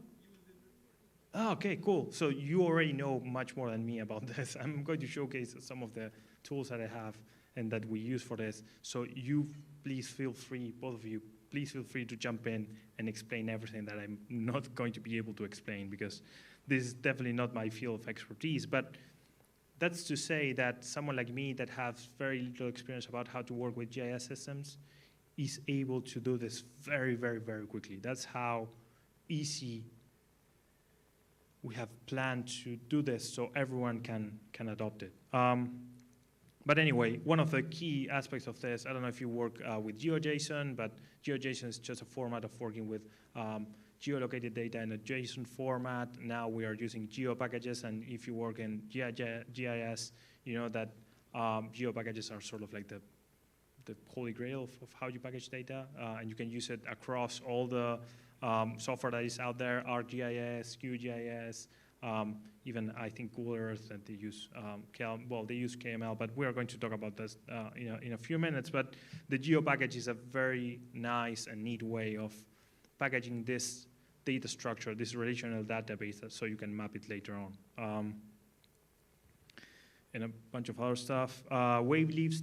We have this very specific. This was one of the big changes that we had, and this was asked by the World Bank. The World Bank is very keen to know the wave leaves. This mean the rites of passage, basically, or when you want to build a structure and you need to pay for building your poles or building your trenches somewhere. How much do you need to pay? Who are you paying to? And more data about this. So this is how detailed this data is. Well, this is a little bit of discussion, and I will just pause here. But here is a little bit. We talked about the obscurity, obfuscation of the data, and how you can build something that is an open standard and open data in layers, so that you don't have to necessarily showcase everything. But I'm going to pause here because I'm going to show you a little bit of how this works practically. So if you are willing to, I'm happy to answer some questions right now. No? Yes, please. Thank you. You need a microphone. Yeah. You need a system. Thank you, Russ.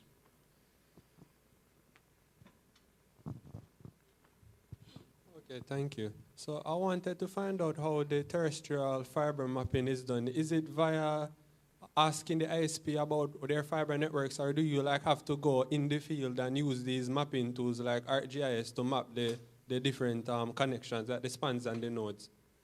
So the idea of this standard is for every network operator, everyone that operates fiber, to map their own data. So they are probably doing it right now. Okay. And they just either share that data or publicize it in their own website or whatever, however they want. So this standard is built so you are the owner of your data as a network operator. So you can be authoritative about how accurate that data is. So as an example, what happens is that the regulator, for example, they ask data from the network operators often, from the mobile operators, from the fiber operators all the time. And they say, okay, where's your fiber located right now? And they can share this information with the regulator in this format. Like a common language. Yeah, exactly. Oh, yes, that makes sense. Thank you very much. Yes, excellent. A common language. I don't know if that was. Yeah, I mean, right now, a regulator will ask for the maps, and literally sometimes they'll get a map. Like they'll get a huge plotted piece of land and a line on it, and they'll be, oh, thanks. They don't necessarily know what that means, but thanks. The same. Could be a Google map, it could be anything else. So the idea is to get this into a standard software package that can be analyzed by everyone. Yeah, and a common language is a perfect representation of what we want to achieve here. It's a way of everyone to talk the same language. And I want to explain in a way that, because this is a discussion that every time that we talk about this happens, is that, okay, but I don't want to publish my data because of market, because of security or whatever. And it's fine. You don't have to say anything to me, or you can say whatever you want to say to me. The only thing is that we need to speak the same language first, so we can actually decide what to share with each other, right? So this is why we see this as a, see, I see your hand, so yes, the other geo expert. Excellent. But that's why, so I'm really glad that you have seen this as a way of, as a common language that we can all speak and then decide what to share. Please. Hi, I just have a point. So it would be hard for a stranger to go out and map anybody's network, because when you go out there and look on a pole, it's multiple players on that pole, or it could also be underground. So every network operator would have to save information on their own network. And every network operator also does have that information, because that's the only way you can maintain it. If something breaks, you have to, majority of the time, either test to find out where the break is, or you do calculations, whichever one is available to you at the time. But I believe everybody in Jamaica knows where their cables are. Mm-hmm. You mentioned the whole sabotaging of a network. There's always a discussion about the network operators as opposed to utilities. Majority of the utilities may not want to give information because they're a bigger target. I'm not saying that the network operators aren't, but utilities are a little more secured, feel the need to secure the network a little bit more. So they may be a little bit apprehensive about providing information on their network. Mm-hmm. So I don't know how it is that we can get past that, but that's a discussion that needs to be had. That's a discussion that needs to be had. And one of the things that we, when we talk about the adoption of this, and these are great points, and they come up every time, is that what will be the minimum viable data set that you can share, either publicly or with just a group of people, for it to be useful for your own context. I would probably like to see, so if the utility operators or whatever, electricity, water, gas, all of them, if they are already having maps in a whatever format, and it's a GIS format, talking about specifically about fiber, it would be great for me to know if I can overlay that map. I'm a network operator, and I want to know, okay, I want to overlay the infrastructure map and the utilities map with my map, and we're going to do this in a few minutes, to see if there's a way of me knowing if there is a way of putting fiber somewhere where a gas pipe is going, or a train line is going, or even electricity or whatever. So if I can overlay that data, I know that I will have less cost in civil work if I can do that. So, but if the utility provider doesn't want to provide that to me, maybe I can arrange something. Maybe I can say, okay, give me a version of what you have. I can give you a version of what I have, and we can share that data for the benefit of both of us. Because I'm sure that the utilities provider want to have, I don't know, smart meters, or they want to have nodes of IoT present somewhere, so they want to connect and see, okay, this is working well, this is not working well, they want to have sensors. So if they partner up with a network operator, they will probably have an opportunity to see, and in almost all of the cases, how we can lower cost and implement this in a way. So that's why this is not only a database, this is not something that you have in a spreadsheet, that is something that you can map, because the visualization of different layers, one on top of the other, and I don't have to say this to you because you know, is so much powerful than just having database is being shared and whatever. So having all of this in a format that is a GIS format, and you can think about things one on top of the other, it's super powerful. But again, that's a discussion that you need to have internally in your own ecosystem to know, okay, I think it will be sort of like having either the regulator or one of the big providers having been the convening power and say, okay, let's make a way of sharing this data in a way that helps everyone. But sorry. Another question. Yes, please. All right. So at the OUR, we have always thought it would be useful to have such a map, especially on the telecom side. We have an infrastructure sharing regime, and we thought it would be best to actually have that type of map so persons can know where the infrastructure is and what, rather than, as you say, going to build out, they can request to share that infrastructure. Currently, we're collaborating with the Spectrum Management Authority to do that on the mobile side. So this project is of interest to us, and if you're looking for countries to pilot, we're putting up our hats. We are. And as a multi-sector regulator, we also thought about having different layers for the different utilities we regulate. Excellent. I mean, in one of the roles that we have at ISOC, as well as being the secretariat and one of the founders of this, is being advocate for this. So we have resources, and when I say resources, Russ.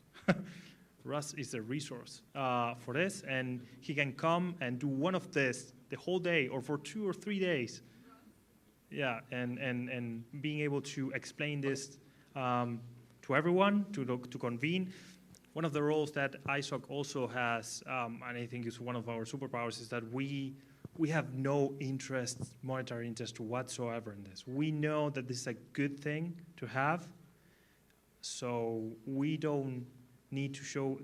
So we don't get anything out of this other than you having more information about this and everyone having more information about this. So we will be very glad to come here and do this, and here in Jamaica or anywhere in the Caribbean. Yes, another question, yes. Not a question, but more likely a comment. Yes, please. I'm going to piggyback off of the beautiful lady in pink. Not to air our dirty laundry. No, please do. As I'm gonna do like Ross. I'm not gonna call any names, but we as a country, we need to start focusing on small ISPs because one, we are the backbones. No matter how you take it, we are the backbones, and we are overlooked more often than none. For example, you can't be doing roadworks underground or above ground, and your ISPs don't know that you're doing it. And you don't coordinate with them to let them know that, hey, you need to be on spot because we're going to be here. Yeah. And then customers are out of service for 2-3 days because now you're going to have to find the light back in your fiber, find where all the small damages are, then repair them, then explain to your customer, we're so sorry, such and such company was doing some works and they damaged our fibers. Yeah. No, again, not to air our dirty laundry, but these are things that I have personally made comments about. I have written to said company. I have also made and raised awareness of it to the OUR, and nothing is being done. So I do not like the fact that only larger companies, will not call any name like Ross, are getting the preferential treatment when the larger companies don't even want to go into rural areas. Yes. They're not there. They're removing themselves from the rural areas. We are there. Yeah. We care for the people, so why aren't we getting the same level of treatment that these larger ISPs are getting, whose names I shall not call?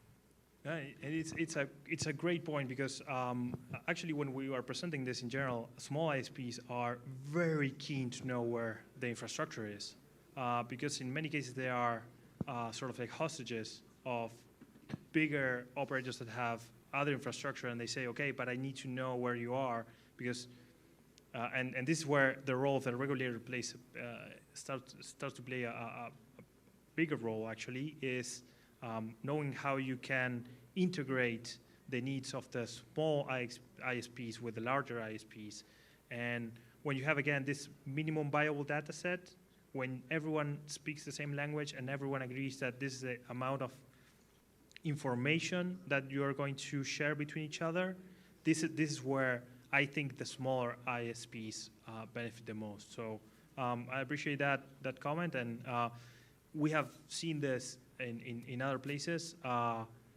Smaller ISPs benefit the most where there's open data to be shared. So I don't know if yours was a comment. This was not an answer, but just piggybacking on your comment that this is very important for. And the only reason why I mentioned the bigger operators as a convener is because generally they are the ones that have, if they say yes or no, it's sometimes where other people just follow along and say, okay, if Digicel or Flow or whoever is doing this, yeah, I'm naming names. I don't know if that's okay, but others will follow and they say, okay, they probably already have their own ways of doing this. They probably have their own ways of mapping their fiber because they have more fiber than the rest, and they should have someone there that does this. If they don't, it's a big issue, much bigger than this. So we have also ways of translating the data from whatever they have on their side to OFDS so they can be used. So, and I can show you a couple of these things. So, but that's why for us it's very important to talk about this. For us, it's very important to have Russ here in the ground and speaking with you all and convening this way. We have now next week. I see your hand. I'm going to give you the floor just now. We're having a workshop with ICASA. ICASA is the South African regulator, and we are going to have a workshop with their own internal resources, and then one with all the operators in the country. So we can try to get to that point where everyone agrees that this is a good idea, and we are going to start sharing the data, not necessarily openly, but at least among themselves, so they can make better decisions about how to deal with the infrastructure building and sharing, etc. But you have. I'm on way.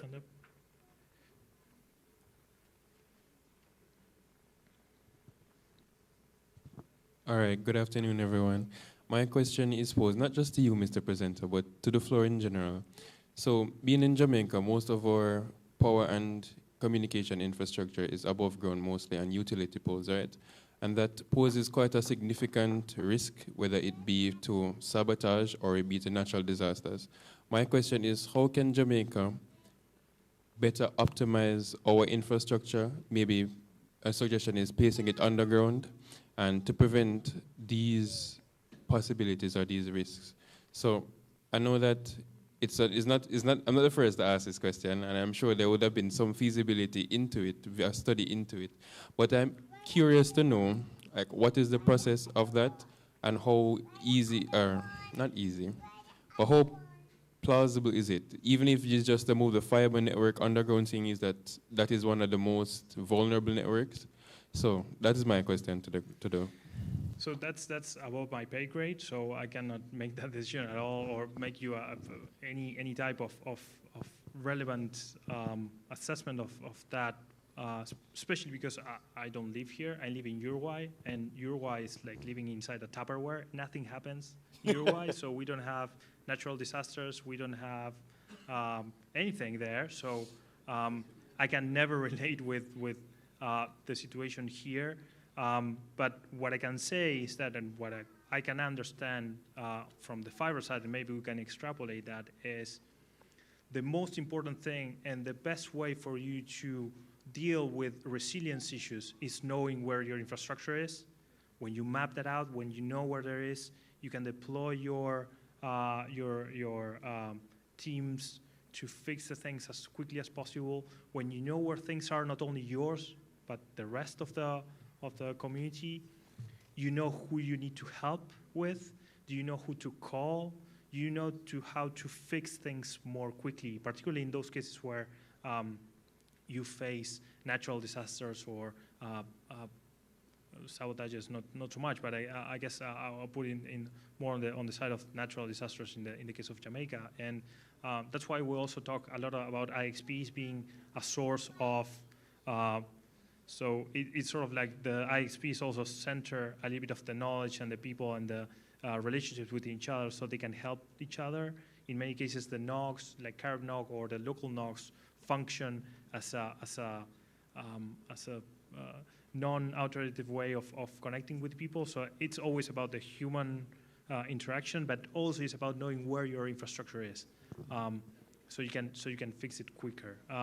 I don't know what's the best way of doing it here in Jamaica, underground, above ground. That's a decision for people that know how to plan for these things. But what I can say is that if you know where it is, it doesn't matter how you build it because you know how to go ahead and fix it. I don't know. I don't know. Is that okay? Okay. Any other questions? There's another question there. And I don't want to We'll just leave it at that last question. overstay and just I want to show. Did you have a question? You were just yawning and this is boring and you stretch. Hi again, just want to help promote a bit. So, oh hi, my name is Terry Bennett. Just want to help you out a bit. So, as a network operator that uses fiber, the decision to place it underground or overhead can either be technical or financial. So between that, you can decide whether you put it underground or overhead. It's not just straightforward, just put it overhead. Sometimes the majority of the issues that we find, apart from when you have natural disasters, is access to people. Mm-hmm. So when persons have access to the fiber, then that's where the risk is. If you have a route that takes it away from people, then that's a safe route overhead. So you wouldn't have that much consideration, but the whole decision whether to put it underground or overhead can be a financial, or as I said, or a technical one. Okay, thank you for that. There are no more questions. What I'll do is just showing a little bit how this works very, very quickly. So we talk a lot about standards and things and whatever. And first, I want to start with this. I don't know if you can see the map. This is a map. Sorry. There you go. But for some reason, I cannot drag this anywhere. I'm sorry. I will have to quit and open it again. But even Google's not infallible. Yeah. Now let's see. Well, I don't know if you know this. You know this thing, but this is Google Earth Pro. This is one other thing that I didn't mention, but everything is free. We don't use any type of software that you're required to pay. So everything that you can use, everything that you can implement this into is for free. So you can do it right now. You can go ahead and download Google Earth Pro for nothing, and you can download QGIS that I'm going to show right now, and you can download all the data that you need to download from OFDS without paying a dime. So. And if you were lucky enough to be sitting over there yesterday, you probably saw Juan doing this yesterday. So yes, this is the thing, and this is why I also invite everyone to try this, because again, so there are people here that know much more than I do about this, and I was able to map this very, very, very quickly, and talking about how to do this more easily. Let's do it like this. Sorry, I only know how to do this with an actual mouse, so this is very difficult. So this is how novice I am with this thing. So basically what I have here is 3 nodes, one in Ocho Rios, one in Duncans, and one in Montego Bay. And you will ask, okay, what's this? Where do you get this information? And I got this information from Flow from 2010. So if you see this, I took a map from Flow Network Plan 2010, and I just made an overlay of this map. That is a map that you can get from Google. So if you see this map, it's basically this. So this is something, and you can play around this. It's very easy. Just in Google Earth, you just need to say add, and you put an image overlay, and you put something here, and you can overlay. And in this case, you can move around things, and you can expand it and retract it and move it in a way that it fits with the underlying map. So you have the transparency, so you can see the underlying map, so you know if, okay, this is sort of like a fit for this. And this map from Flow has basically these routes for the fiber: Ocho Rios, Duncans, and Montego Bay. So if and one of other things that why this is interesting is that if you overlay this, you see that the fiber follows the road. So for those of you that were scared about someone sabotaging this, I found this in 5 minutes, and then I could map it out in another 10, and I already know that throughout this route, there's a fiber from Flow, and I just need to go ahead and take a car and figure out where that fiber is. And if I want to mess up with that fiber, I just go ahead and cut it during the night, or pay a kid to do it, or whatever. So, not a kid. Not that we condone that. No, over 18 years old, but like that looks like a kid. Anyway, but this is why this whole discussion about sabotaging things, and you have lived yourselves through this, is everyone knows. So why is it so hard to actually share this data? And I don't actually know if this I don't have the exact place where this information is, but I know it's going through a very well-known route, so I can sort of like imply where this fiber is going, where it's going through, and I can do that with a lot of accuracy if I want to. So I can actually follow the actual road, and this is what I did mostly, but there's no need. So I was very, very precise about going from Montego Bay to Duncans, actually following that road. So, and you can do this very, very quickly with the Google Earth Pro, just putting some pins, overlaying a map from 2010. It's probably old, but in terms of fiber, 2010, it has just been deployed. For fiber, it's just 15 years old, so they're probably having either poles or ducts or whatever, so they're definitely going to use this infrastructure again because it's very costly. So now the question is, why do we need OFDS if we already have this? This is KML, this is free, this is from Google. Google is not going anywhere anytime soon. Why do you think that we need something else, something extra about this? Everyone has an idea? Everyone can guess? Someone guessing? So I have a map here. I have a map. It's as accurate as I want that map to be. Why do I need to do this with a very lengthy process of OFDS and participate in a governance group and talk to people and doing workshops? Why do you think that is? No one? Well, I'm going to tell you then. It's not a database. First of all, it's not a database. This is just a map. This is just a map. I have 3 pins and a route here showcasing where that fiber is. It's the same thing. It could have been just a straight line between those points, and it would be the same because I have no additional data about this map. I have no idea what type of fiber it is, how much capacity it has, who owns it, other than I took that from the Flow image, but you know nothing about this. Just that it follows a very known highway or route or whatever throughout the country, and that's it. Another thing that you can do that's very cool that I found online is this is a state of the roads from Jamaica from 2018. So you know that this road, based on the legend here, it's it's pretty good actually. The black is good. So the ones in between, and I guess it's because of the rugged terrain that you have within the island, it's very common that the routes in between are a little bit more rough. But you can see that this route is pretty good, so you know that if something happens there, it's a very well-known route, and the state of the road as well, so you can expect that people know what is happening there.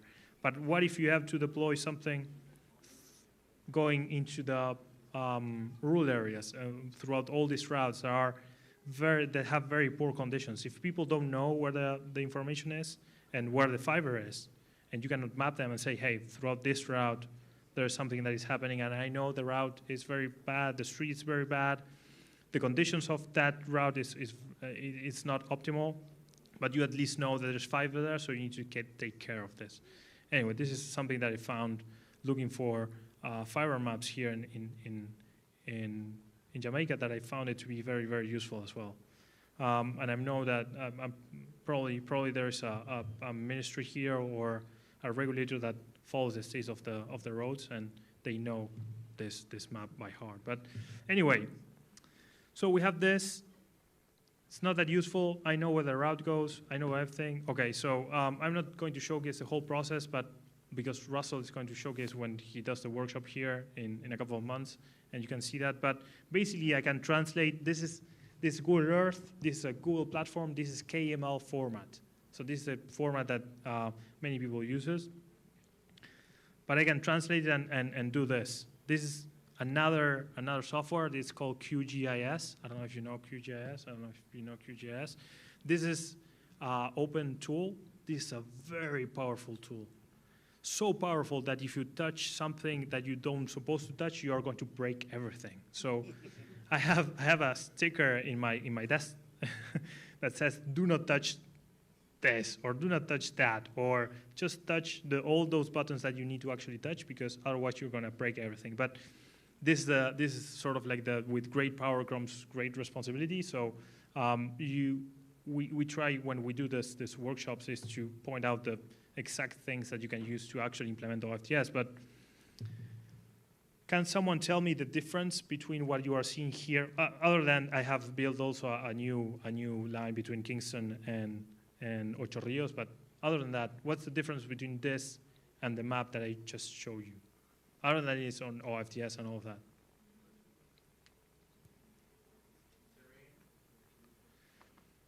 Yeah, no, that's just because I used a different map, a different overlay of the map, so I can change it to be exactly the same as in the other one. But in terms of the fiber, do you see anything, other than the routes and the colors that I use, do you see anything different? Or do you feel that this is different in any way, shape, or form?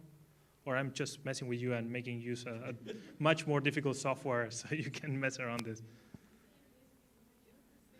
It is? Okay.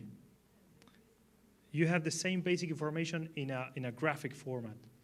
And this is where you enter the superpower of OFDS. So you have nodes and spans. We talk about that nodes and spans as being the minimum thing that you need to use to build a formal map.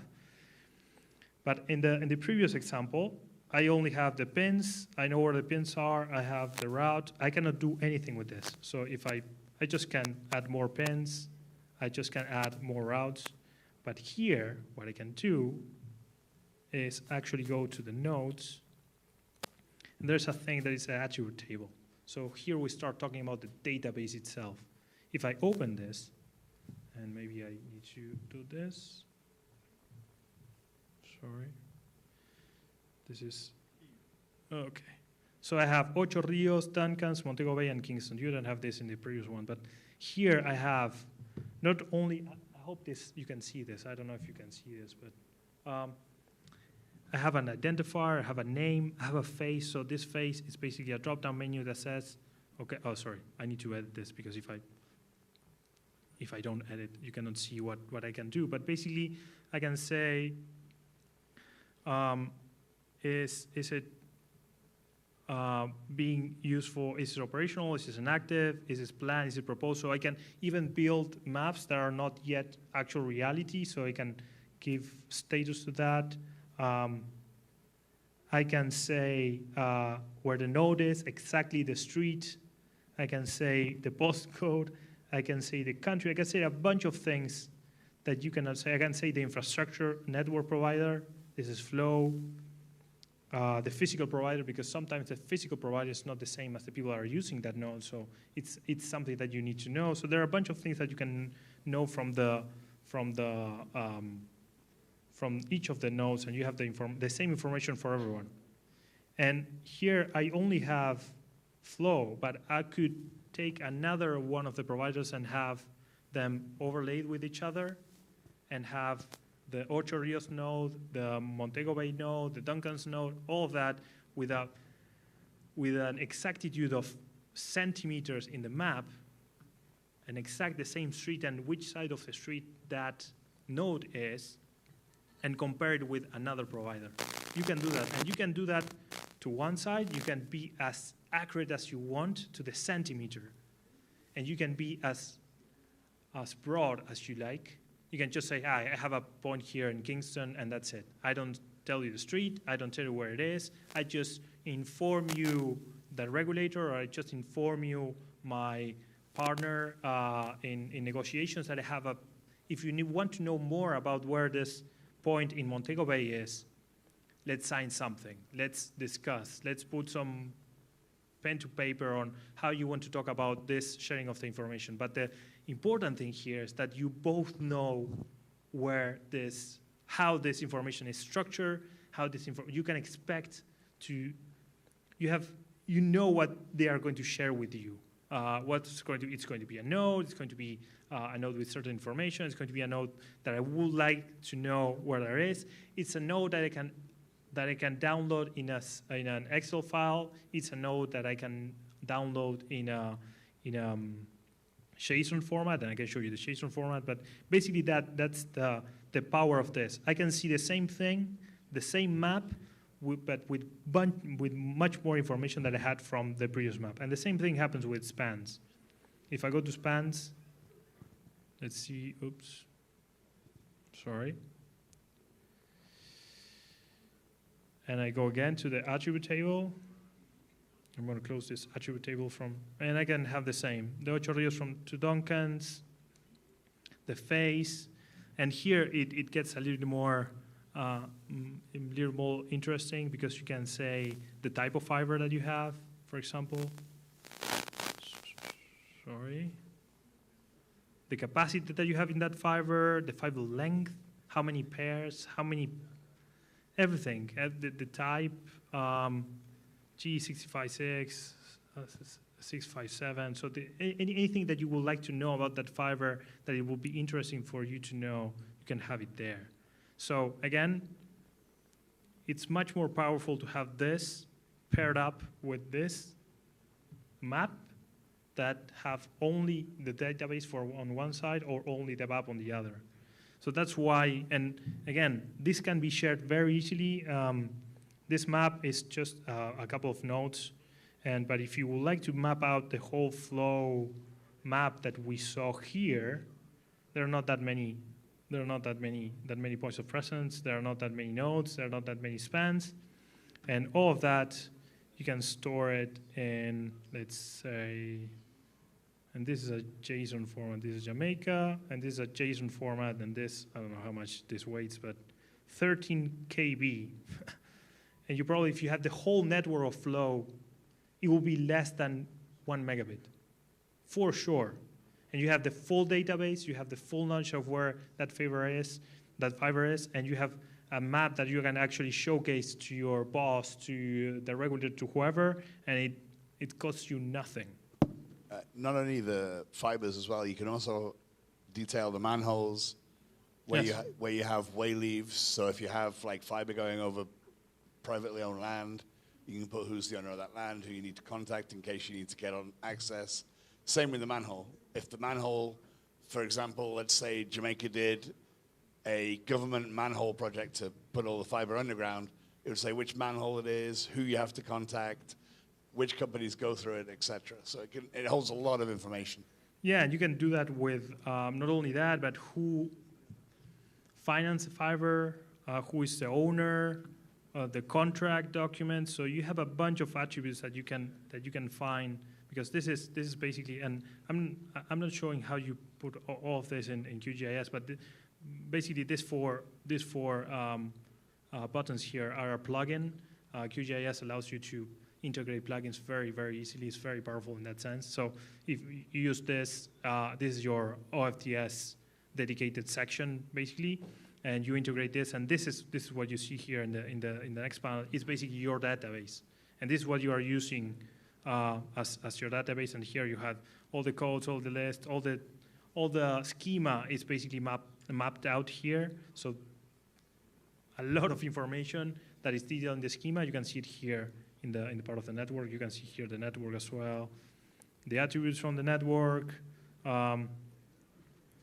So it's I don't want to go into details because will require a full day or full 2 days to explain all of this. But just to showcase that any of you can do this now, like right now. Go ahead, download all these tools and map out. And if you have some spare time and you want to impress your boss or whatever, you can showcase how you can map all the fiber of your own network very, very, very quickly. Any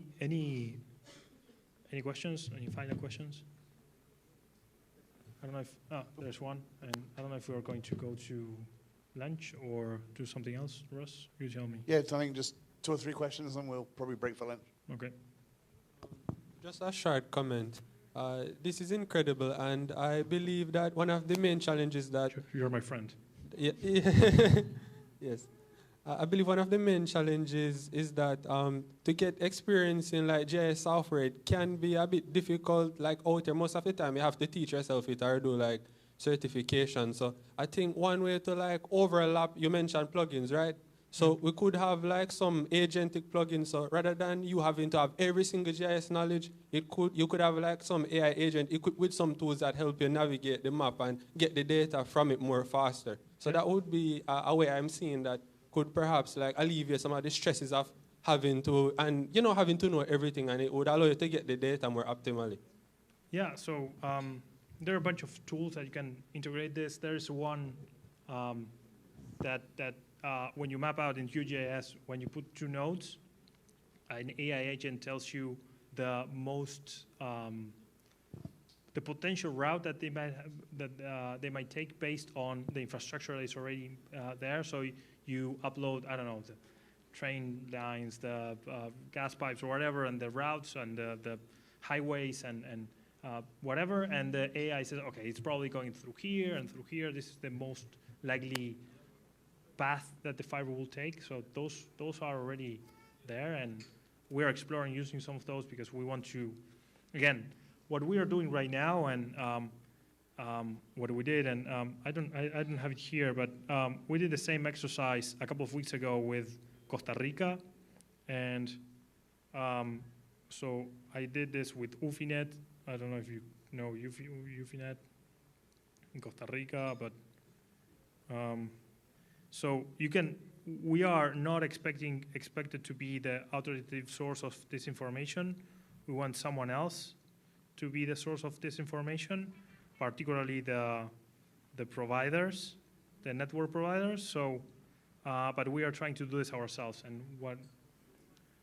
because we are trying to do this ourselves, we are also testing different ways of doing it. But if you have one that you have tested already and you know that might help with this and you're using QGIS, I will be very, very happy to hear what you are working with. So just ping me.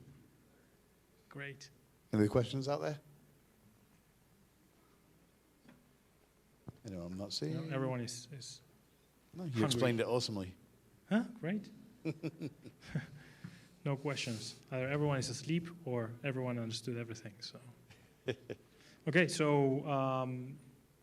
what do we do now? Break for lunch. Break for lunch. Okay. Good. Yes, sir. Everyone's happy with that? Yeah. Excellent. Alrighty. Thank you very much for your attention.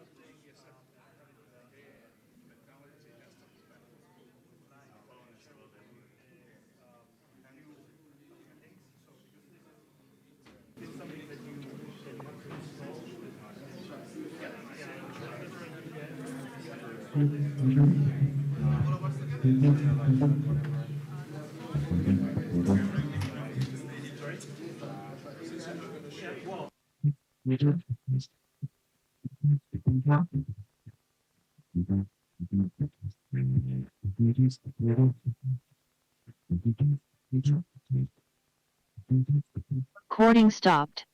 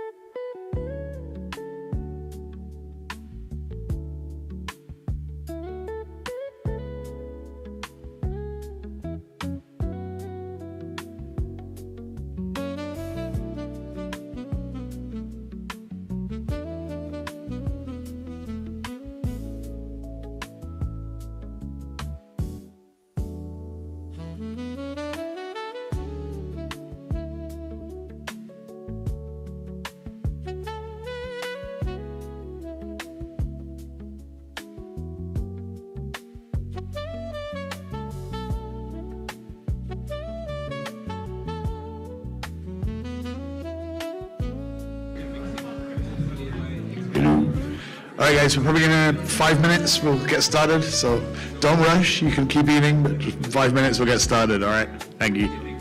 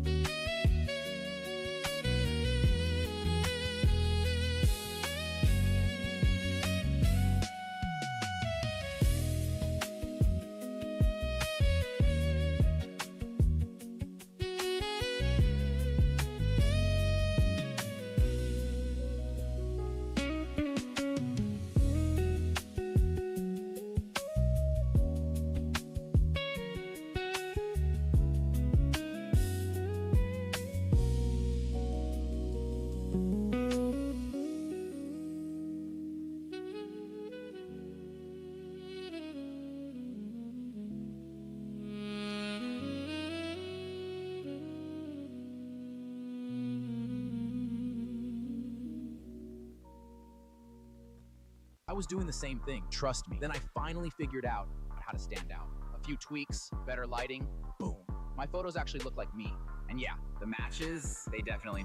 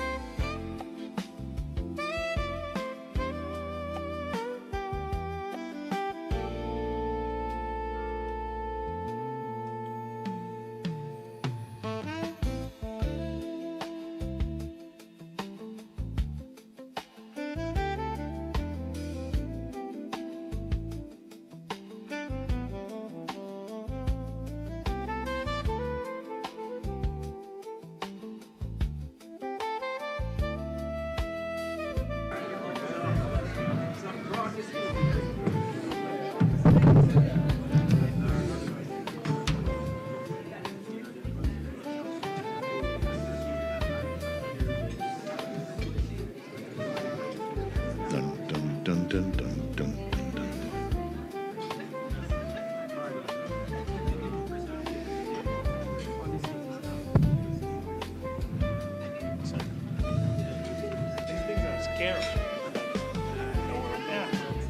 Everybody, we're going to start in 10, 9. Okay, 1 minute, so finish your search. If you haven't finished it, just grab a coffee and be ready to hear Russell a little bit more.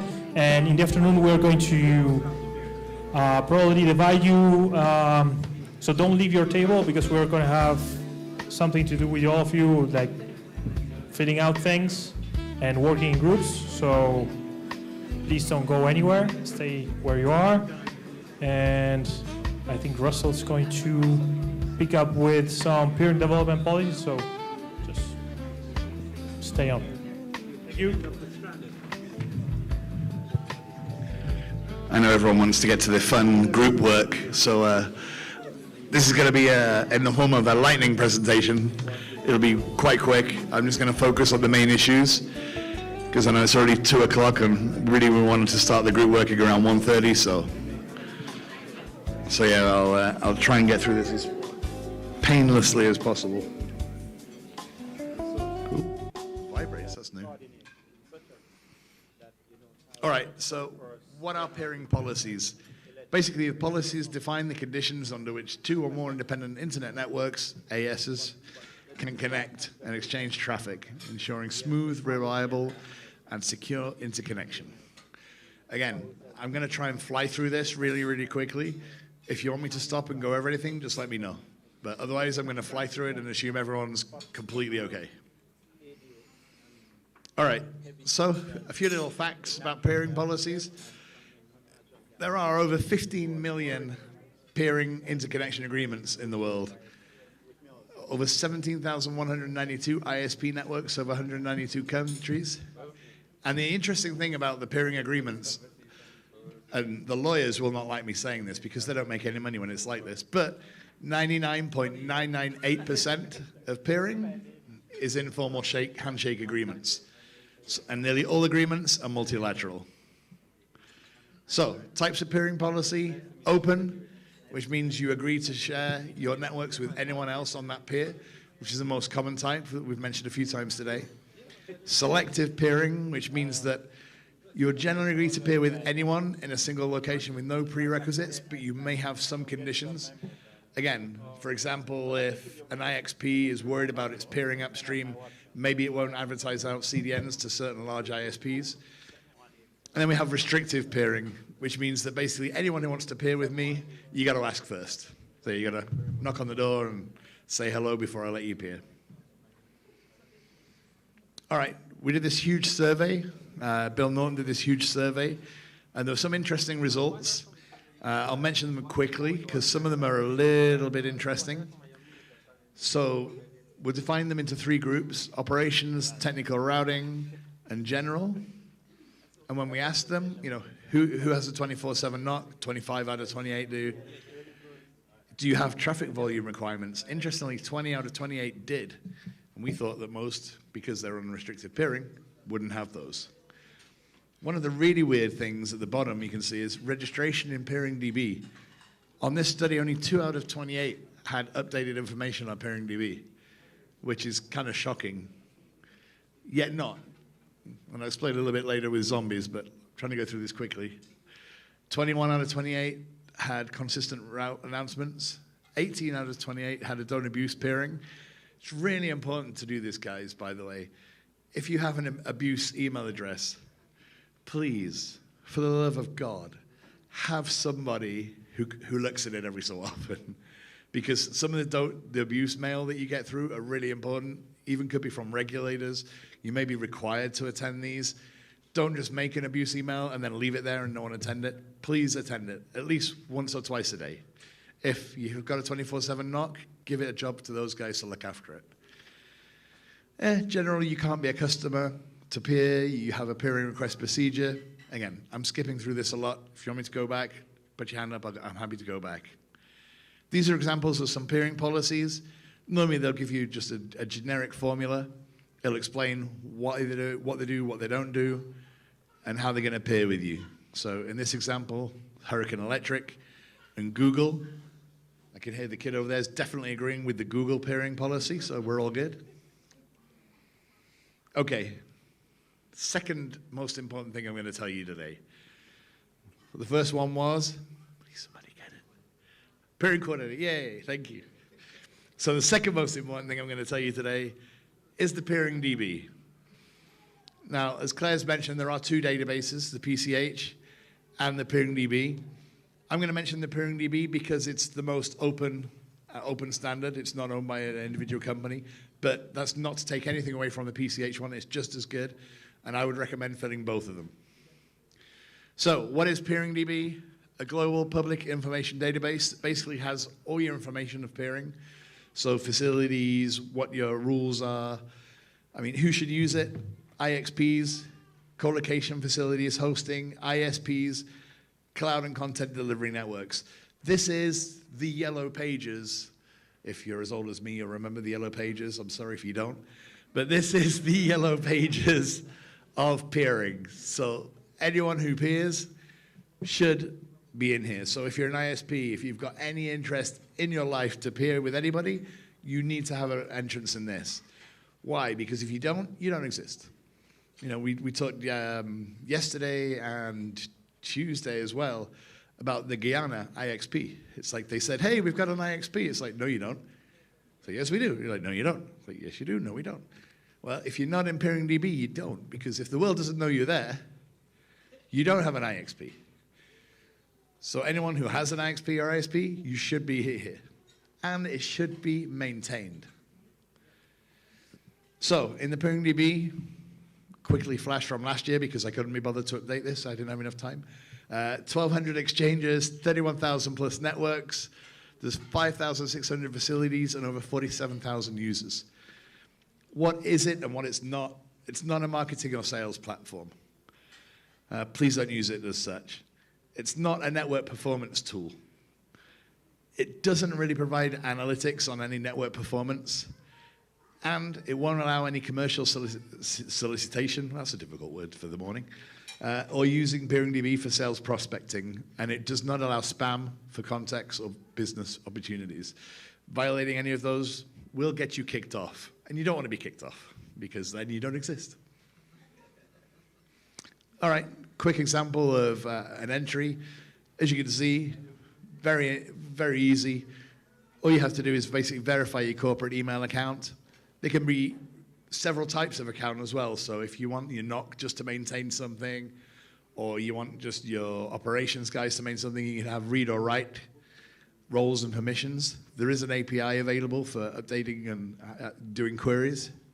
It is the default location for peering data. Peering requests almost lead to a search. Please, again, the same with your abuse contacts, update your NOC contacts and interconnection details, because if you don't, you're not there. Outdated records as well. Often people will look at the date of when it was last updated. If they see it was last updated 4 years ago, again, you don't exist.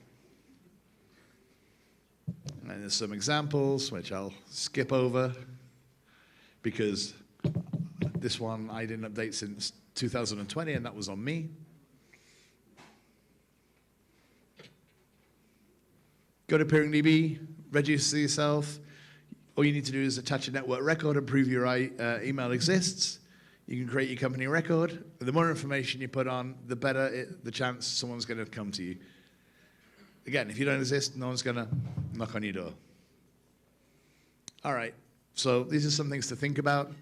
Why are peering policies important? What informs peering policies? Where are we publishing them? And what value can we derive from the use of PeeringDB? That was a very, very lightning quick introduction to policies. Again, I apologize because we are against time. If anyone has any questions later, just come up and ask me. And I'm going to somehow move on to the next presentation. Are we okay up to there, by the way? Everyone get that? Awesome. And here we go. Okay, traffic analysis and measurements. I like this phrase, and my ex-Argentinian boss, who was very industrial, 60s style boss, always used to tell me these quotes. Basically, measurement is the first step that leads to control and eventually improvement. If you can't measure something, you can't understand it. And if you don't understand it, you can't control it. And if you can't control it, you can't improve it. This is why measurement and taking note of your traffic is so important. All right. Firstly, know who I am. Who are you? You need to know your organization's identity. You need to have some way to identify your traffic flows. And you need to have some way of exchanging key traffic with your customer, right? By understanding your identity, traffic flows, and your exchanges, you can make informed decisions to optimize your peering strategy and improve overall network performance.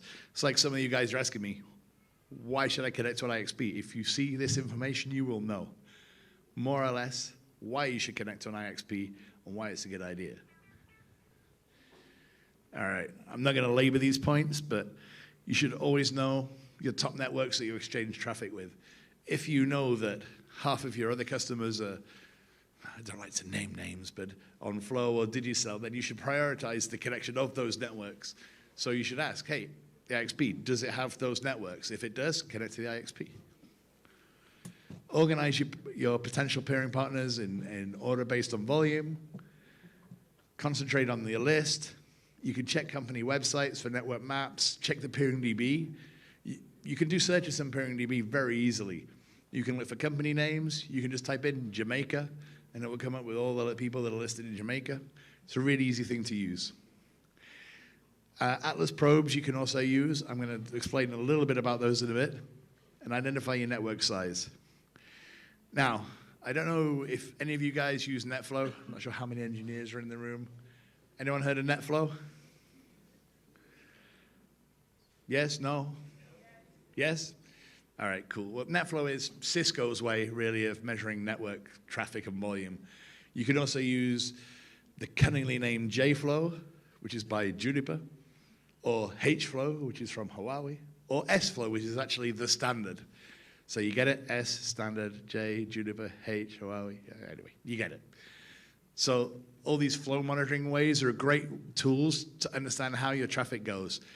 Obviously this is from like 2014 because this is old, but it's an example of how it works, right? So you can see the graphs, you can see where your main, what type of traffic you have and where it's going. Again, I'm flying through this because we want to get on to the fun stuff. All right. Anyone here heard of Atlas probes? They're clear straight away. I like it. And over there. All right. These are great little tools. They are free. They're given away at most conferences. I believe I did hear that they used to be given away at CaribNOG, but I've not seen them like here. But these are little probes. They plug into your network. They're not used to spy on you. They're used to gather information for RIPE. RIPE is an independent organization in Europe. I believe they also assign IPs, right, in Europe? Yeah, so they do. It's split into two different organizations, but they do. Basically, these little things, they run on Linux, and they basically do probes. They have a certain set amount of probes that will look for trace routes and pings to Facebook, Wikipedia, Google, the local DNS, and they'll display all this information, and they will show you it. They have a portal. But at the same time, a great benefit of the Atlas probes are that you gain points. So the longer it's online, the more probes you use, the more points you get. What can I use these points for? Unfortunately, not prizes. I know you think points mean prizes, but they don't. Points actually mean that you get to define your own probes.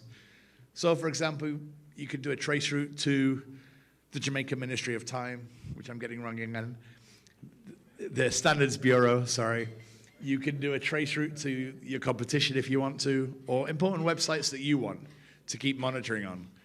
So, on one side, it gives you an incredible set of standardized tools.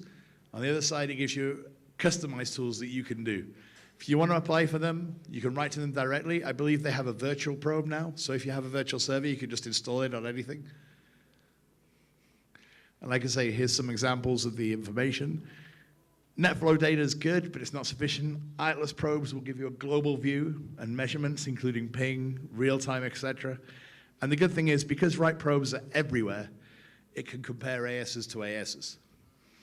And I don't want to get too complicated, but there is a really cool feature somewhere in my presentation, hidden here.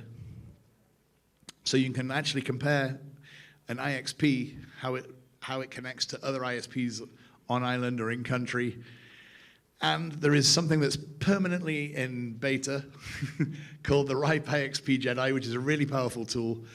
And that will tell you whether all the IPs in your country are local or in the IXP. It gives you a grid view. You can look at the latency. It's really cool. I recommend you try it. Unfortunately, I don't have too much time to go into it right now, but if you get a chance, go to the IXP Country Jedi. It's a really cool tool. And that's what happens when you don't have an IXP connected. Everything's in red and yellow. All right, we keep mentioning root servers. I'm just going to go quickly over them. In Latin America, we have quite a lot of them.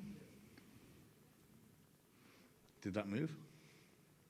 Oh, we're back to the Chinese writing again. La tecnología. Kimberly, come and look at it threateningly.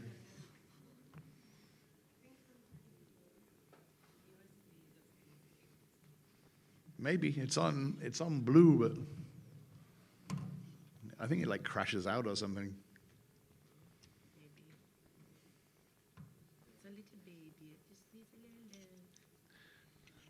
Apparently I'm big and mean and I treat it badly. It needs more love.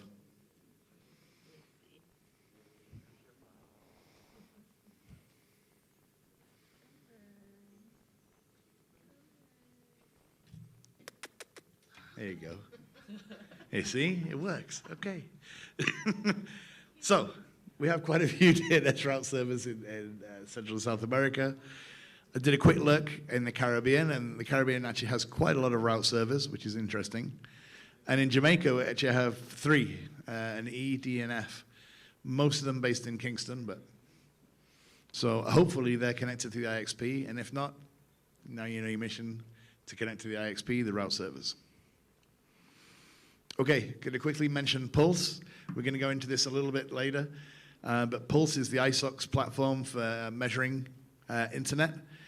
We have two sides, really. We have the Pulse website, which is really good on measuring things like IXPs, shutdowns, resilience, measuring stuff in country, moving chairs. We launched it in 2020, and it's just been relaunched last month with a new look. So if you've used it before and haven't used it for a little while, I recommend having a look now. So this is terrible because I thought there was going to be a bigger screen. But if we look at Jamaica's IXP tracker, for example, we see that there was nothing. And then all of a sudden, a week or so ago, boop, there's a little spike. So we can finally see that Jamaica does have an IXP. And the tracker works because we didn't do that on purpose. It just did it on its own. So well done. You must have put information in PeeringDB. There you go. So this, Pulse takes its information from various public sources, PeeringDB being one of them. Also, we can have a look at the country profile that Pulse has of Jamaica. We have about a 40 out of 100 resilience score. This score is affected by how many subsea cables they have, how much access fiber they have, how many providers there are, and it can change literally day to day. Internet penetration, as we saw before, is about 85%.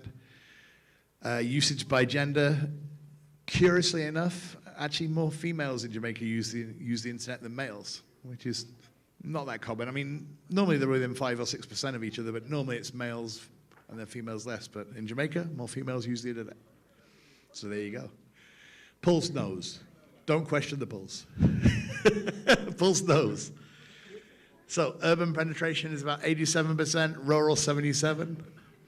Again, Pulse knows because Pulse measured the download speed at 85 megs, which is about spot on what we saw before.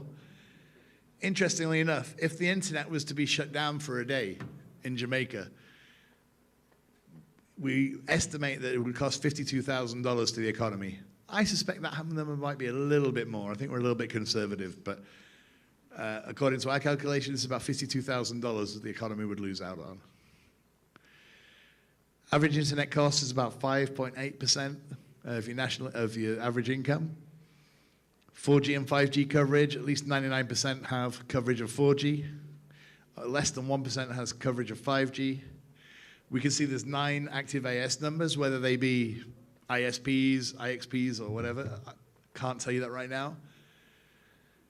There's 1 IXP in Jamaica.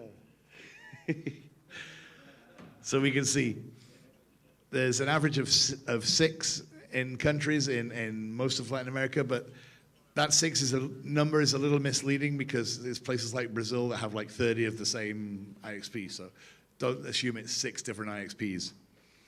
Locally cached content is at about 30%, which is good. And the top internet providers are Flow and Digicel Jamaica and Cable & Wireless Barbados. I suspect that is there because the IPs have been stolen by Flow and reused here, so that's probably another 7% for Flow. And you can see Starlink, interestingly, has 6%. The competition is rated as very poor, and the e-government rating on UN is about 66%. Again, I'm whizzing through these. We can go over them later. Cybersecurity index, about 58 out of 100. And as we can see, very few people are using RPKI and ROAs.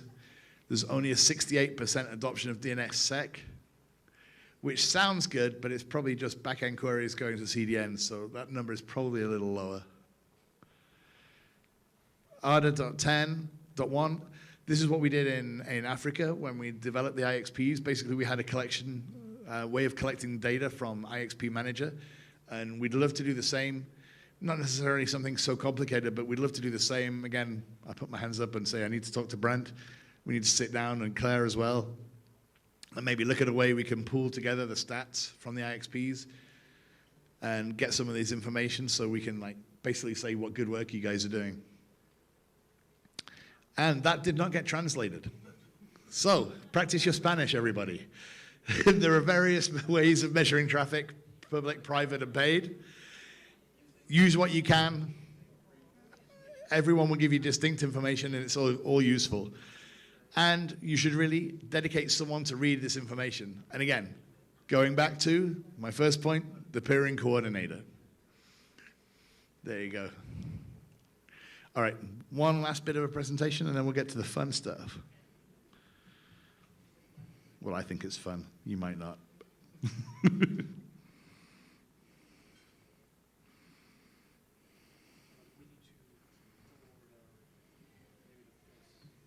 Okay, I'm going to quickly zoom through this while my beautiful assistant, Juan, will be giving out some papers.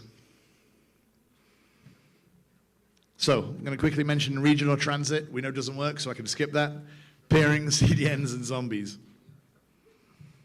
So I'm not going to tell you about how to form a business case. You guys know how to form a business case. What you need to know is, where is your traffic? And if you find your traffic, let's say randomly, it's not in Jamaica, my traffic is in Trinidad, or my traffic is in Grenada, you may want to put a POP there. Do the math, do your homework, and analyze how much traffic you have, analyze the cost, and don't be afraid to put a node in another country or region.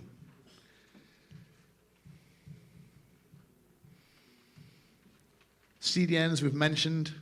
I just say that, there are quite a few of them, and they all have an application process that I mentioned earlier. I had a crazy idea of having a virtual CDN. Unfortunately, that hasn't really come about, mainly because of lawyers. Sorry, mainly because of privacy issues. Okay, going to quickly mention zombies and how to spot them. What is a zombie? It's normally when an IXP goes a little bit rogue. So that could be through lack of having a peering coordinator, taking your eye off the ball, not having a proper application process, not operating or maintaining it properly. The ports could be full. So these are some of the questions you need to ask. Is it operating passively? Is there no strategic planning or ongoing investment? Is there anyone tasked with managing and growing the IXP? If not, could be a zombie. Not that scary, but zombie-ish. Does the IXP collaborate with regional organizations? Are you part of CaribNOG? Are you part of LAC-IX? Are you following best practices? Are you keeping up to date with PeeringDB? Do you know who's maintaining the router this month? If you don't know the answer to these questions, or if it's not even generating revenue, it's just an academic connection, you could be a zombie. All right. Another important aspect I want to mention before I close today. You can get too accustomed to peering. So what do you need to do? You need redundancy. Why? Well, as we can see, an outage could really suck for an island if you rely on your IXP. Because what happens? Let's say you do get to the state, the happy state that we described earlier of being 50% transit, 50% local. It's very unlikely that you will take into account that 50% one day can go, so you need that redundantly. You will have some redundance, but it's very unlikely, let's say it was the 50 gigs, it's very unlikely you'll have 2 50 gig links or 3 50 gig links. So you always have to make sure that when your IXP gets to a certain level, you need certain guarantees. I think yesterday they mentioned they're using one Cisco 9000 in the IXP, which is nice. But if everyone starts connecting and everyone starts relying on it, you might need 2 Cisco 9000s. You need redundancy. So you need power redundancy, fiber redundancy. You may even have 2 connections that are redundant to the IXP itself. As we can see in AM6 in November 2023, they had an outage and traffic dropped from 10 terabytes to 2. And a lot of people complained that night. It was a very, very, very bad day. So like I say, you need to start planning extra redundancy. And that's it. Please complete the survey and say I'm awesome, and we'll start the group exercise. Thank you very much.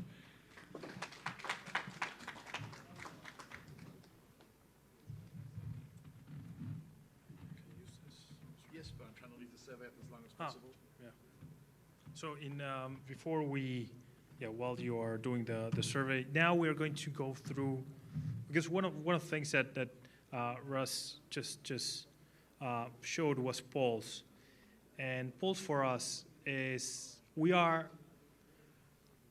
of the important characteristics of polls is that we are an aggregator of data. We think ourselves as the home for the homeless data. What that means is that we try to get information from many sources and try to make sense of that data for people to use. Polls is for us the ultimate tool for advocacy. So it's not meant to be used only for people that know all of this technically, for people that run IXs, for people that build networks.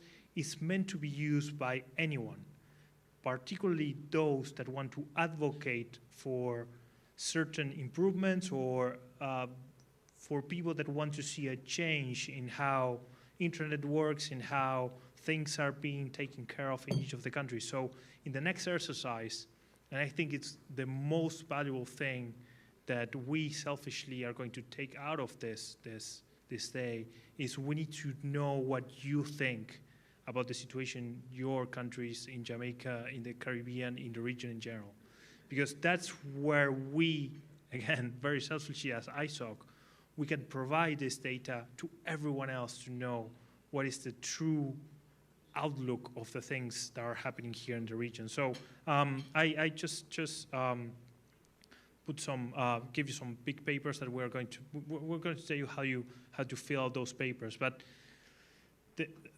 from this point forward, it's all about what you think. We're going to show you a lot of data, a lot of information, all of that from polls. Again, an aggregation of data. It's not data that we generate ourselves. I think one of the only things that we generate ourselves is the 50-50 vision, because we have a very specific focus on that, and we created the whole infrastructure and the methodology behind that. But the rest is we use methodologies to basically analyze that data and present it in a way that it's more easy to consume by everyone. So I don't know if you had enough time to scan the QR code. I'm just going to change to my laptop. And again, fly by the presentation part is just for you to have an idea of the situation right now, but here in Jamaica specifically, but overall in the region, so you have some food for thought to complete the papers that I just shared with you all. So if you didn't complete the survey, there's no beer. Let's see if this works.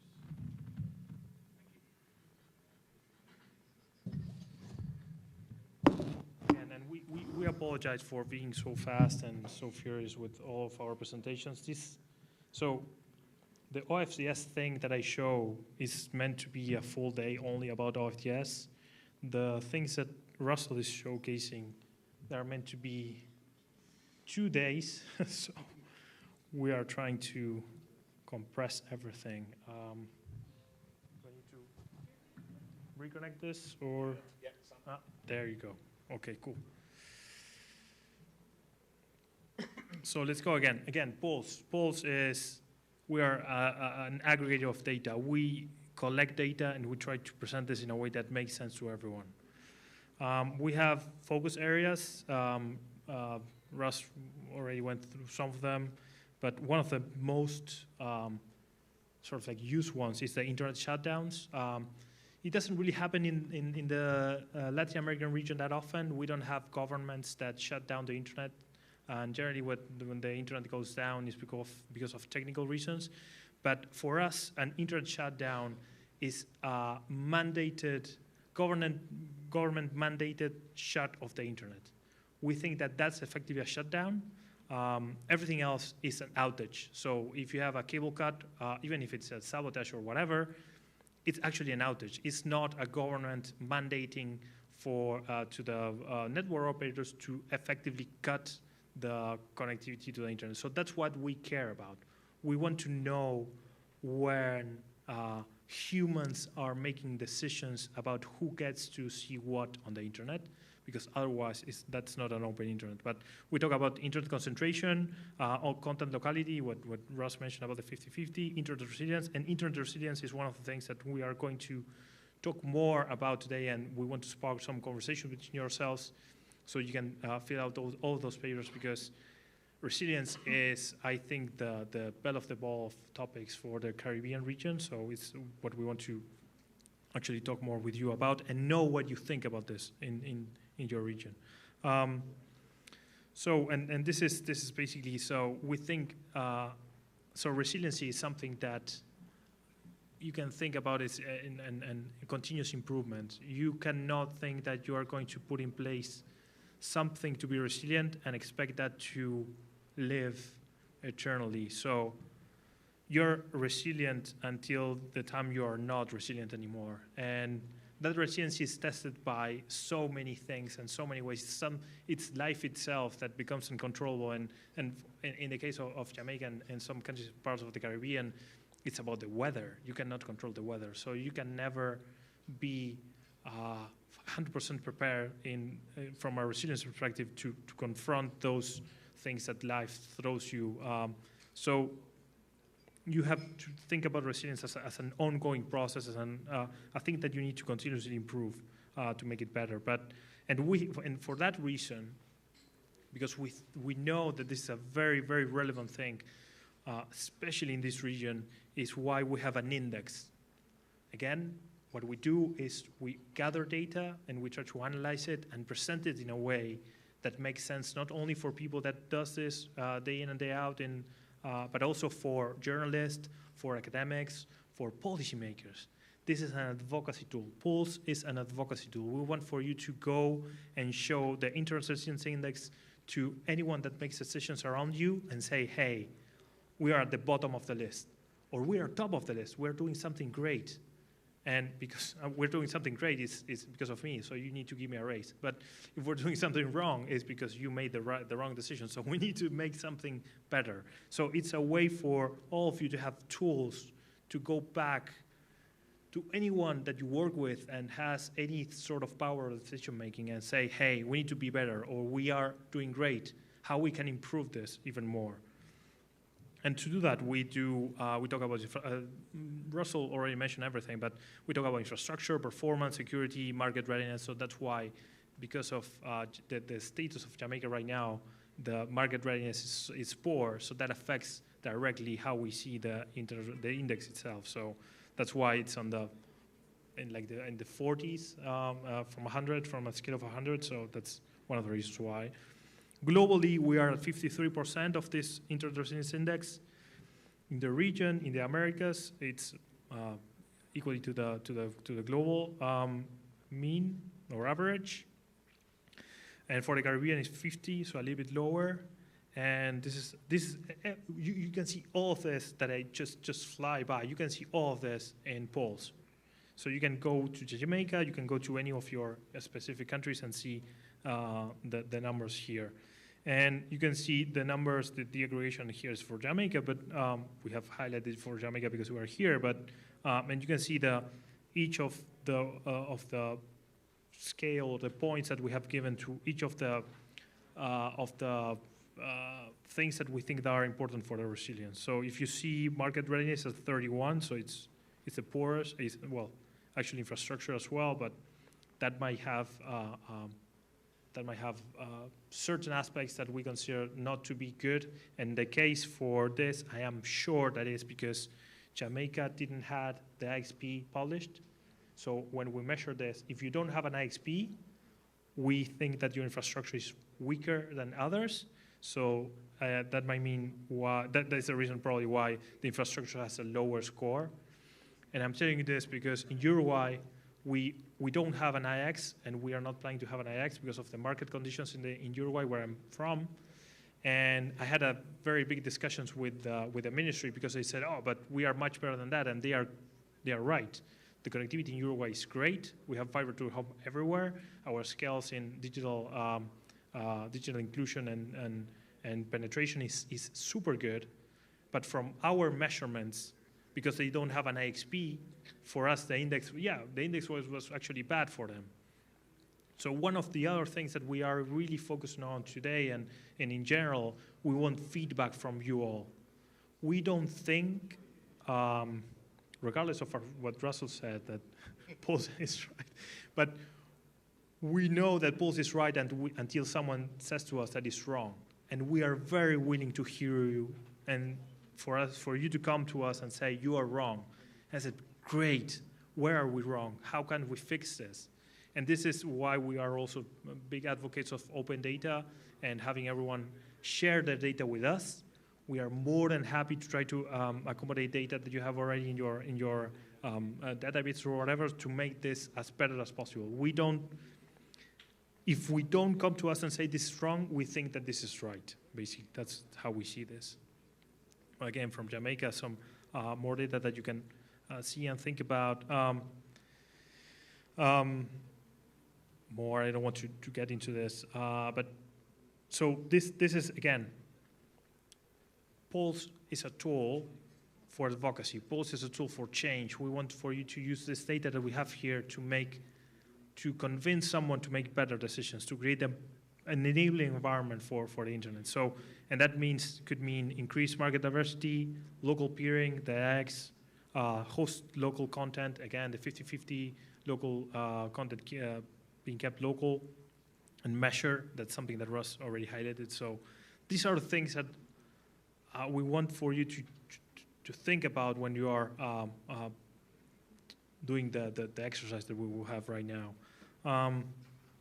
Again, this is our measures, and we want to sort of like compare things, but market competition in Trinidad and Tobago is very poor, but 12 others are the same. So these are things that are structural barriers in this region. So these are things that we need to think. So we cannot change this with engineering. We cannot change this with better technology, with a better router, with a better configuring BGP better, or having a better firewall. We need to have someone making the decisions to make better decisions. So that is how things like market readiness or market competition change. The decision makers are the ones that need to understand, and all of you here are vessels of knowledge to bring that knowledge to the policymakers and said, hey, what you're doing is wrong. You're going to have unintended consequences in the market if you take different decisions. So, and I'm telling you this with a lot of passion, because this is most of my work is this.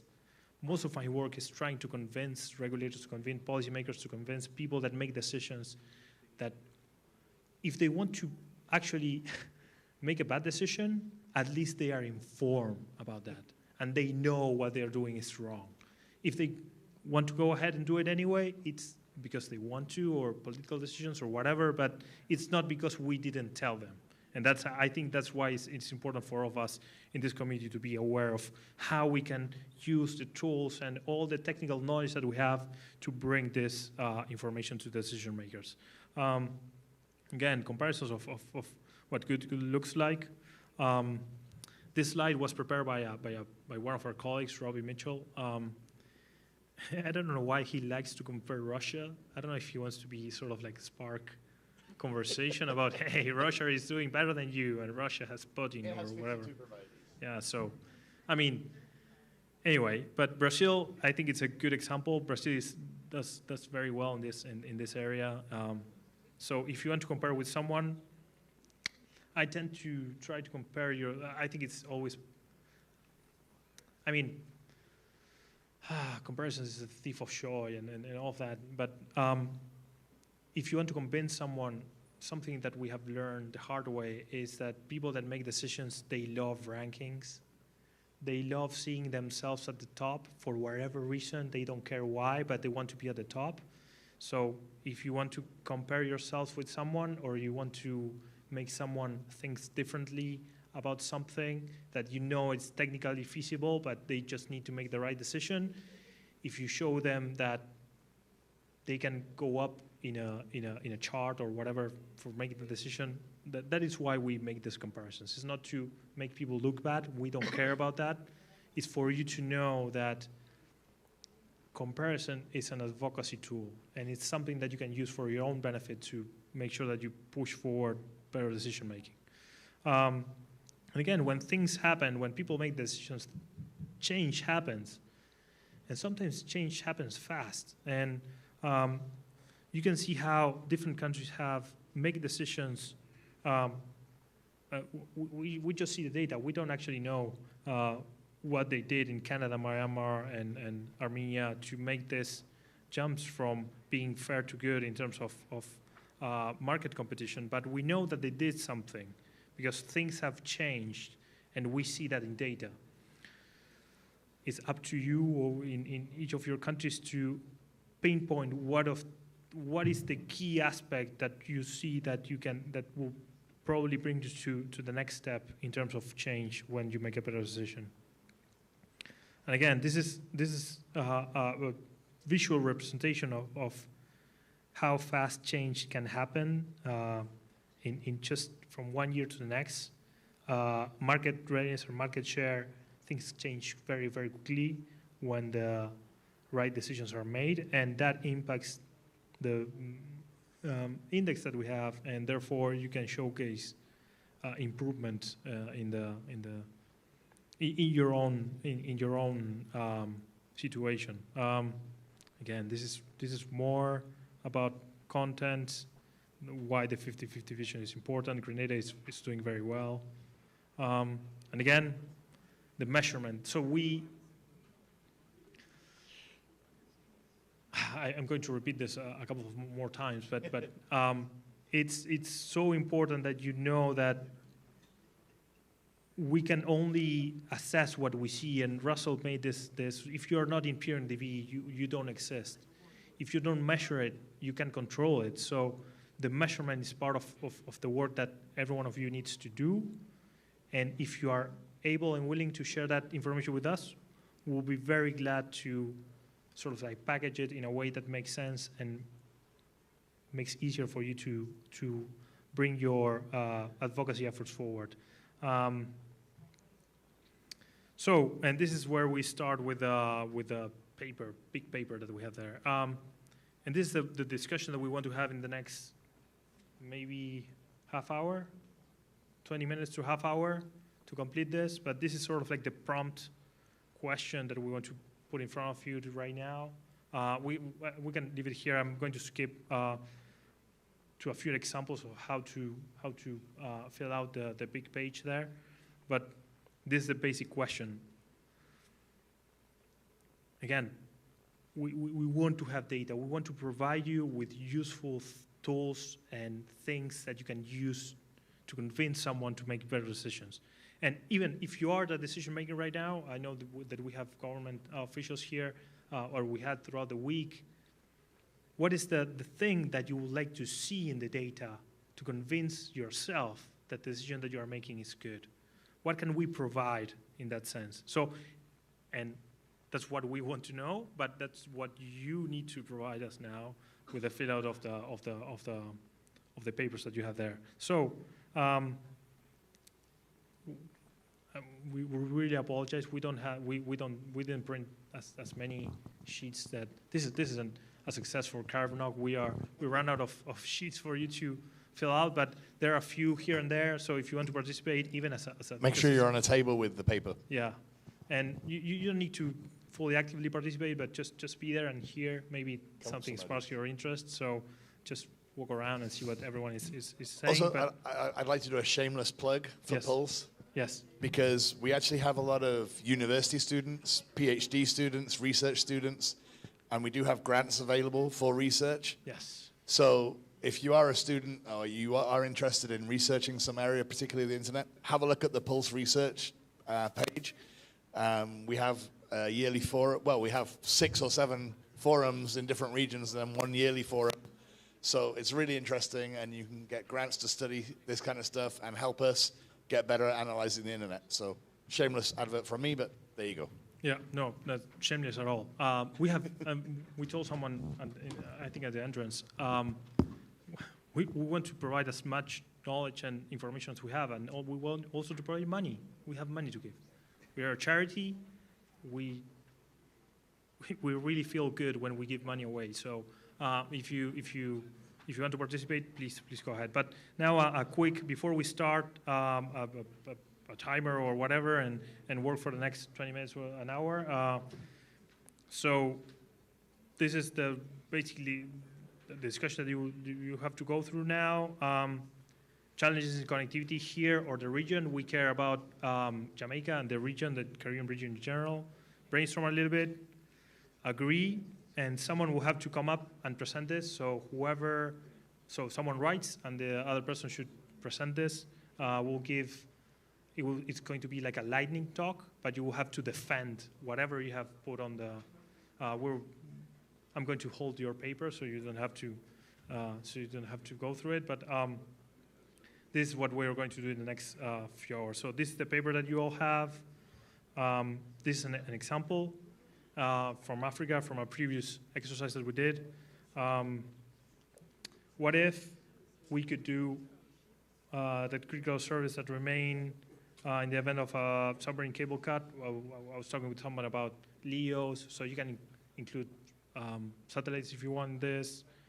Challenge that you have gone through, I think we went through some of that with the cable cuts. Solution, the resources that you think that you're going to need, and some of the obstacles, and what will success look like. And well, if you want to write a call to action, because basically what we're trying to do here is for you to think about, I want to fix something. I want to fix a topic. I want to fix something that is going wrong in the region, in my country, or whatever. So let's develop a plan together, and so we can present it to everyone and discuss about this. That's about it. I'm going to bring back this. Yeah, so if your table doesn't have one of those big pieces of paper, please try and sit on a table where there is one and work together in those groups. Yeah, and we're gonna. So don't disappear, please. It's very important for us to get this. So let's give 20 minutes to fill out the thing. Yep. So we'll be walking around and can help. Yeah, 20 past. We're going to get back and present this to the rest of the groups. So thank you.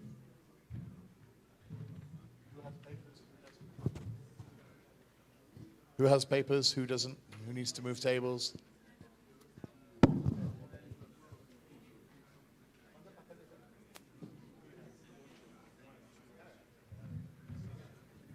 And if you have questions, please.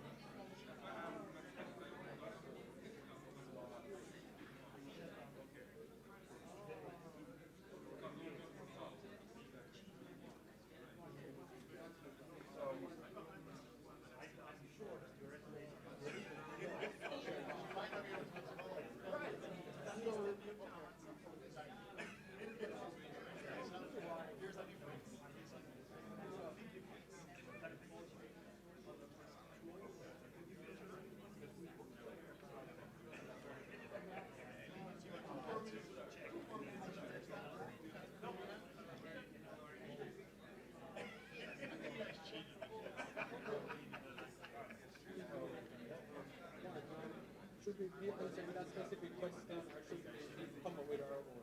No, no, don't worry, your own systems. So, if you have a problem that you solve, so I got the example.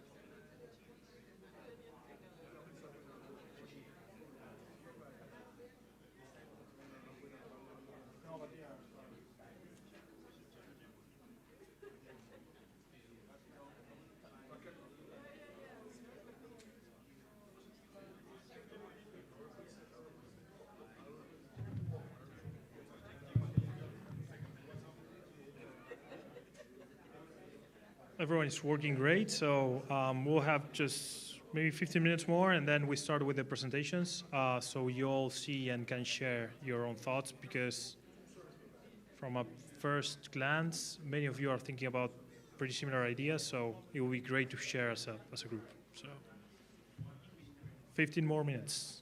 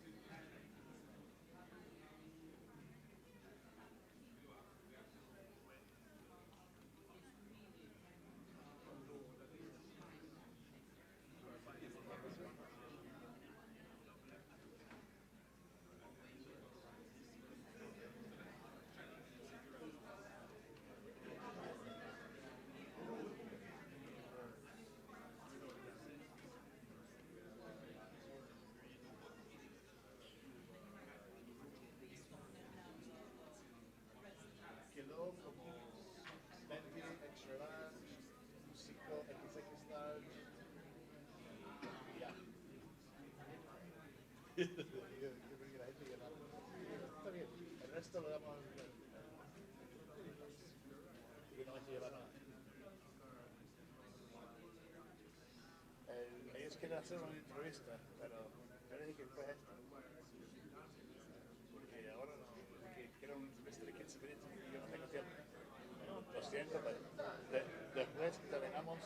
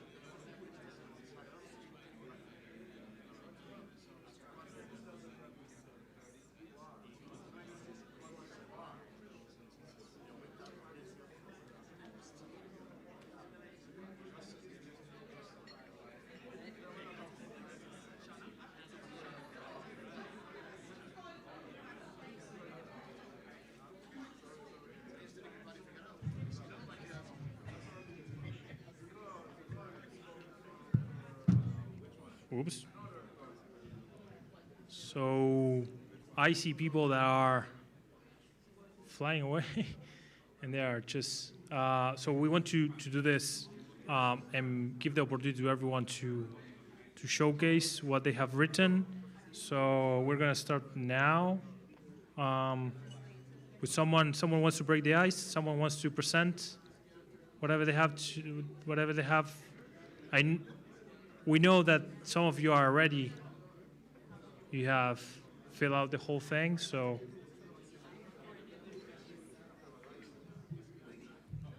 Anyone? Yes, please. Let me grab the other mic.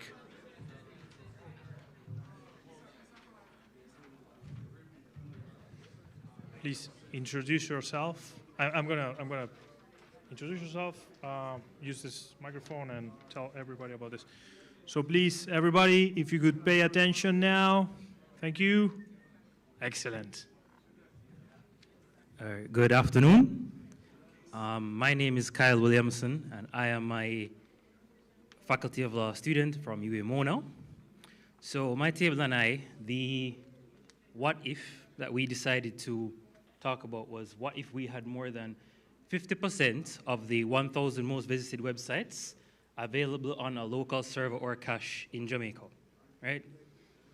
And in terms of the current challenges or gaps, we figured that there is a lack of need or desire for content localization, and the predominant use of English in a region where Spanish is more prolific, as well as the lack of legal licensing for content provision. Now, in my personal experience, like in the early 2000s, one thing I noticed that Jamaica used to have a lot of North American cable feeds. But then towards the 2010s, I noticed that that changed to Latin America.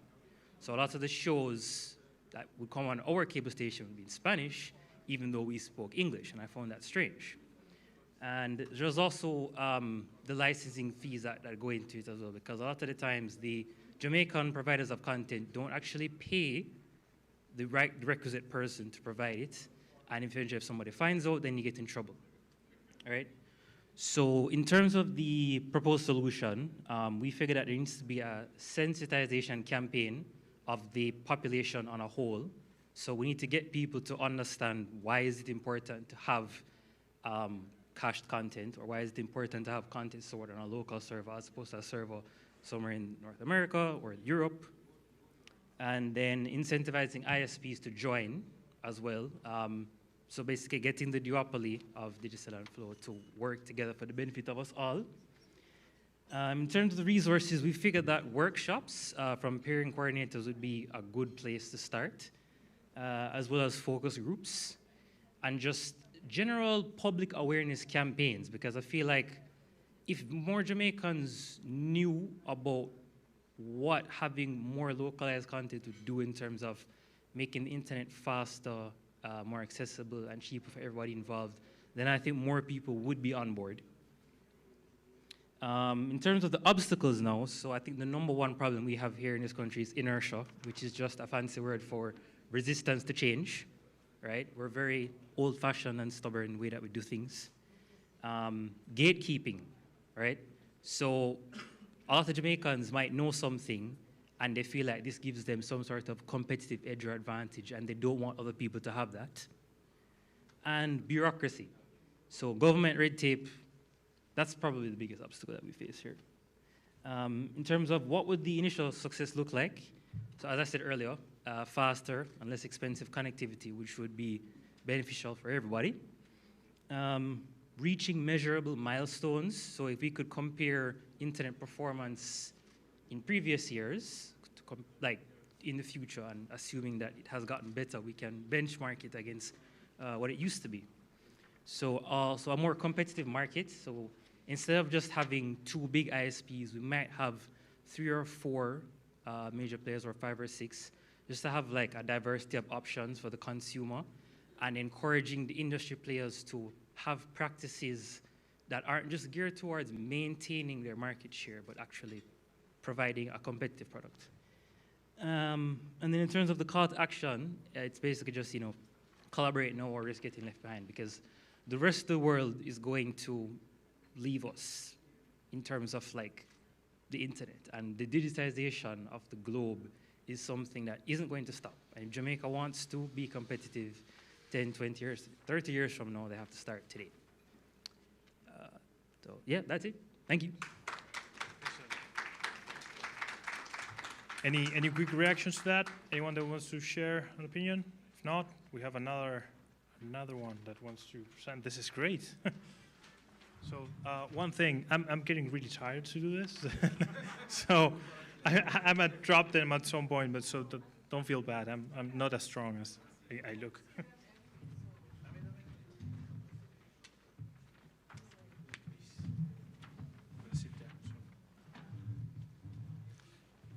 Greetings, everyone. Well, thank you guys for sending us back to college with these group works. Well, my team and I down there, we have Miss Bruce, we have Rihanna, myself, Davian, Simone, Otis, and Norma. The scenario that we came up with, there is a saying that says, nothing nothing, experience can never be substituted. And in a few years back, we had a real scenario where the fiber cable was damaged, a subsea cable. So we went into that scenario. What would happen if the subsea cable to Jamaica is disrupted in some way? All right? Our current challenges that we found were that there are not enough fiber landing stations in Jamaica. I mean, in whatever we have, we could do with more to add resilience to the situation. The proposed solution is very simple. Have more tap-off points, more fiber landing points, and including as well the resources required for that is the new theme that we're having now of the IXPs, having IXPs locally. You wanted to say something? Who should make those fiber landing stations? Well, you go to it now where locally there would be, it would be primarily driven by where imagining in the duopoly there would be more liberalization of the market. So the government entities, I think recently the government of Jamaica and Digital had agreed to partner in doing such a landing station, I assume, if I recall correctly, right? So the obstacles, as with anything in any time and space, is funding, right? There will be a difficulty in finding willing collaborators and issues with transparency. We then move on to the success. What would success look like?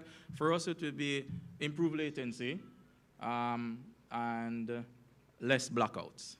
From time to time, especially now during natural disasters, we find that there are spotty connections, blackouts, and so forth. And a call to action would be policymakers, ISPs, regulators, private sectors, universities, the ARNs, the ICANNs, and so forth. And that's our presentation.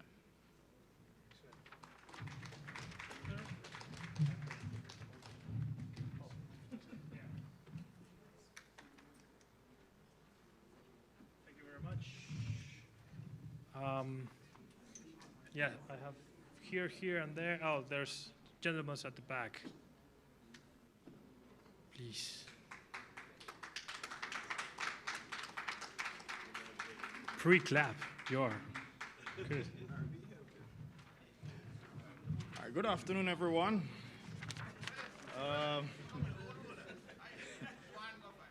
Good afternoon, everyone. We represent the ISPs of Jamaica.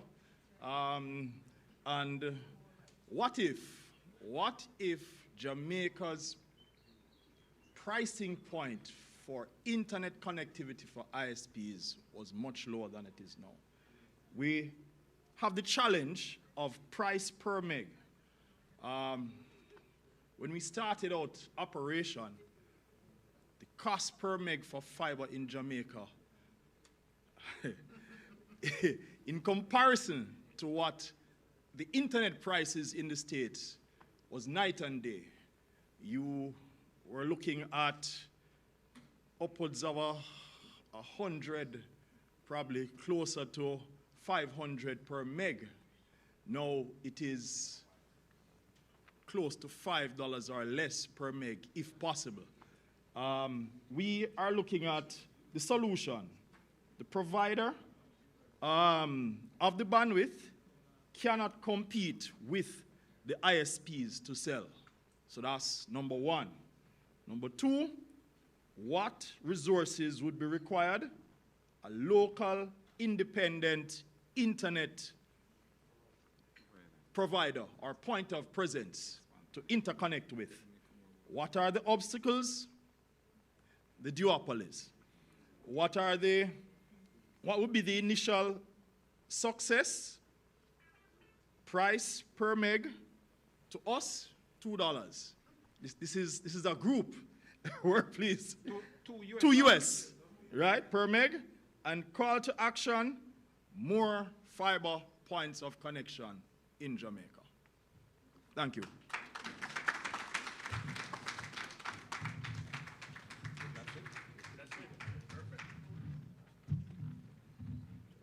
Very, very succinct. Yeah, we have still here, there. So whoever gets to the podium first.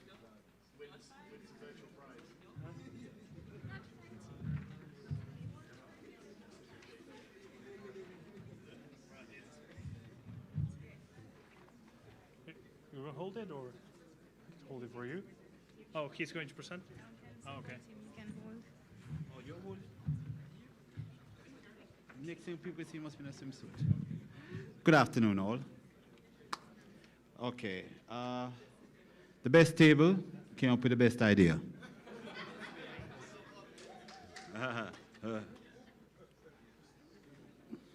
What if you had a free, robust communication network for all? The challenges to this are numerous, but quickly. Cost of such an infrastructure. Objection from current incumbents, duopolies. Resilience and cost of maintenance, and lack of competition. Our proposed solution is to expand the USF, and for those in the rest of the region, Universal Service Fund, and in the Jamaican Universal Service Fund is only supposed to serve underserved areas. Expand community-based networks in all locations. What resources will be required? Technology infrastructure, funding, and trained personnel. What are the obstacles? Legal, political, and financial, in that order. Lawyers. Russell is thinking here, lawyers. What would initial success look like after 3 years? You'll see government service delivered to all Jamaicans without having to have zero-rated websites. Improved training and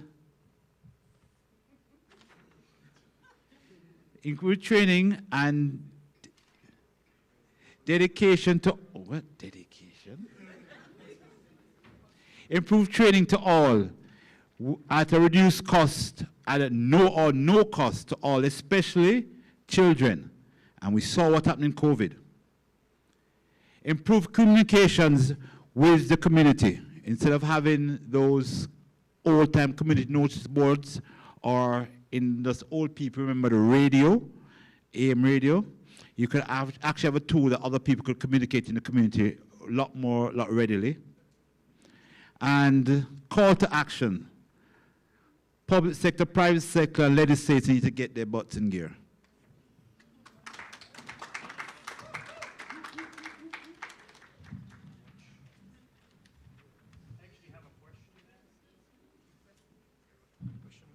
What happens now with USF? Are they being dispersed, or do you have problems with disbursements, or? No. The Universal Service Fund only serves underserved areas.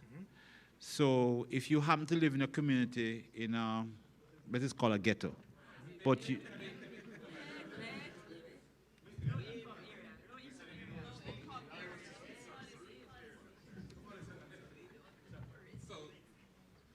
So the idea would be to expand the role of Universal Service Fund. So currently, under the legal framework, the law, it is to serve unserved and underserved areas. But the overall policy, the ICT policy for Jamaica, speaks about connectivity for all. So the function would therefore be expanded to meet that goal, which would enable us to now use the funding to treat with some of the matters that would arise as a result. Sorry?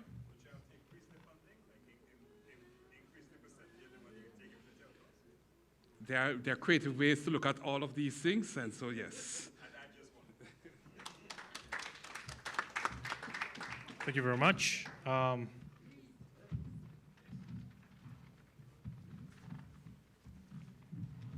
Good evening, everyone. So my group is consistent of Adrian, Tajay, Gary, Humani, Eddie, Sydney, Warren, and Jermaine. So since this is fresh, I'm short. I feel like, look. This one? Yep. Okay. Better. All right, so since this is fresh in most of our minds, even if you don't live on our island, you would have heard what happened to us last year.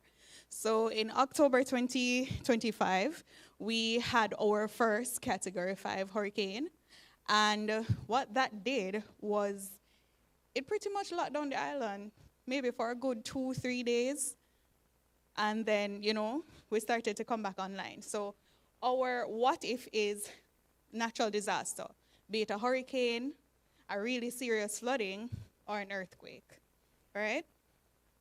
What is the current challenge or gap? Well, when we look at it, a limitation of one, we only have 2 ISPs, 2 major ISPs, and the smaller ones can't even speak up about it because we're small, right? Limited finances and vulnerable infrastructure because most of our cablings are aerial. And as the breeze says, whoo, the wires go, right? They dip. So if you had seen what the country looked like after the hurricane, all the wires were on the ground. Electrical and fibers, right? What is a proposed solution? So the first thing we thought of was using our neighbors. Now,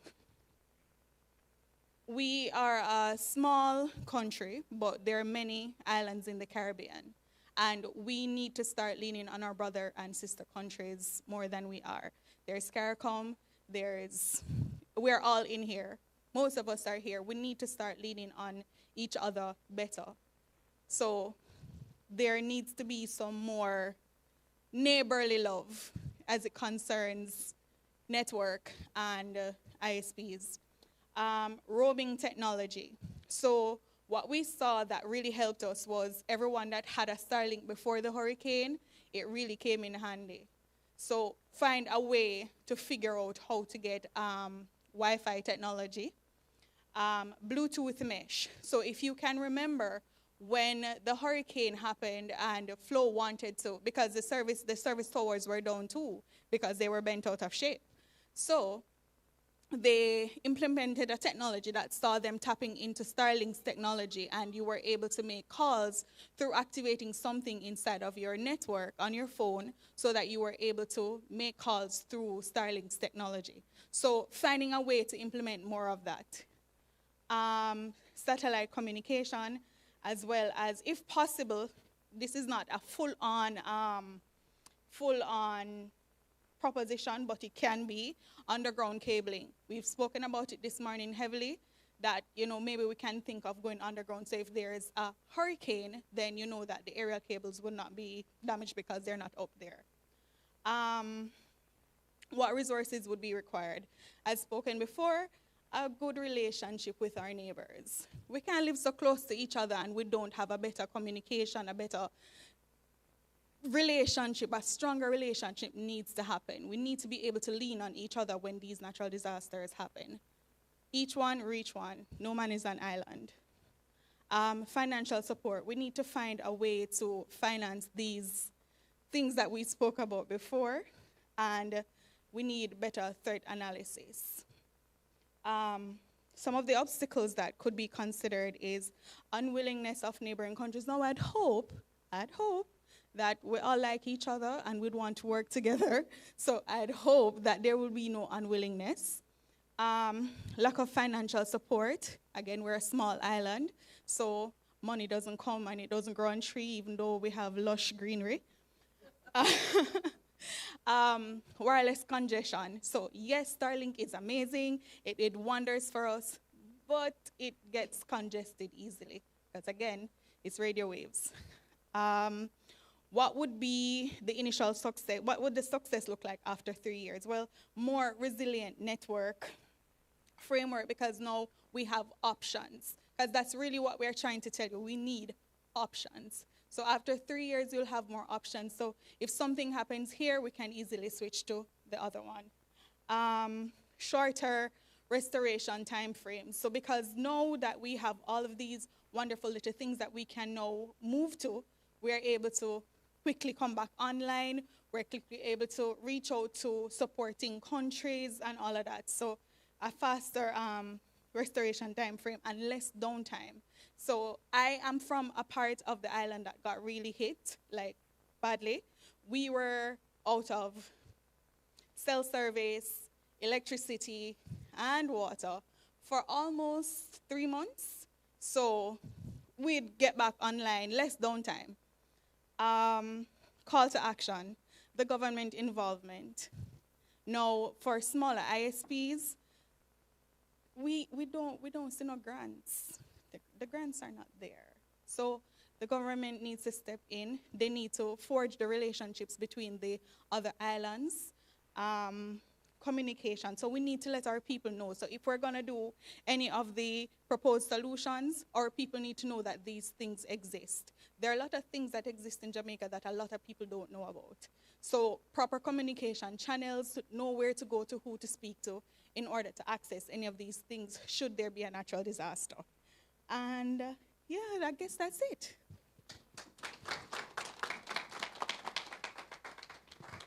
Thank you very much. I see a link between USF, small operators, resilience. Maybe there's something there. I don't know.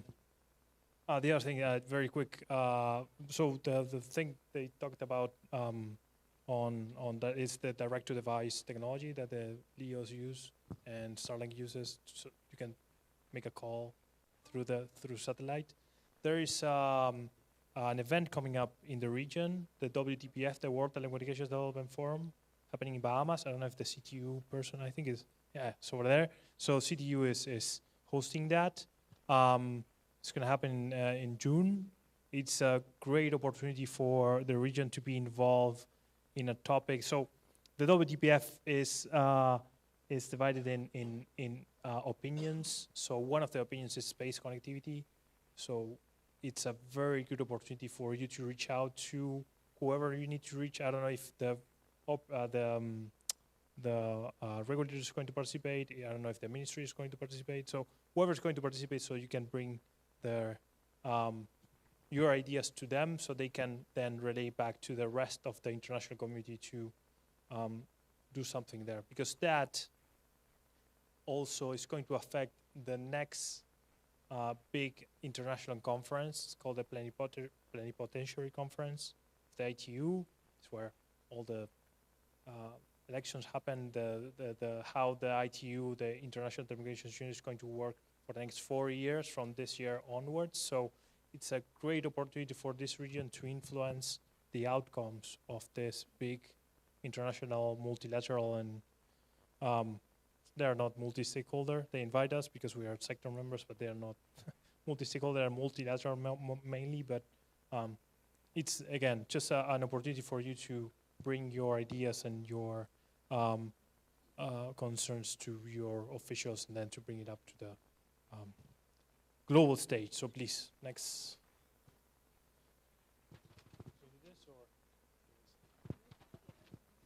Oh, you're tall, okay.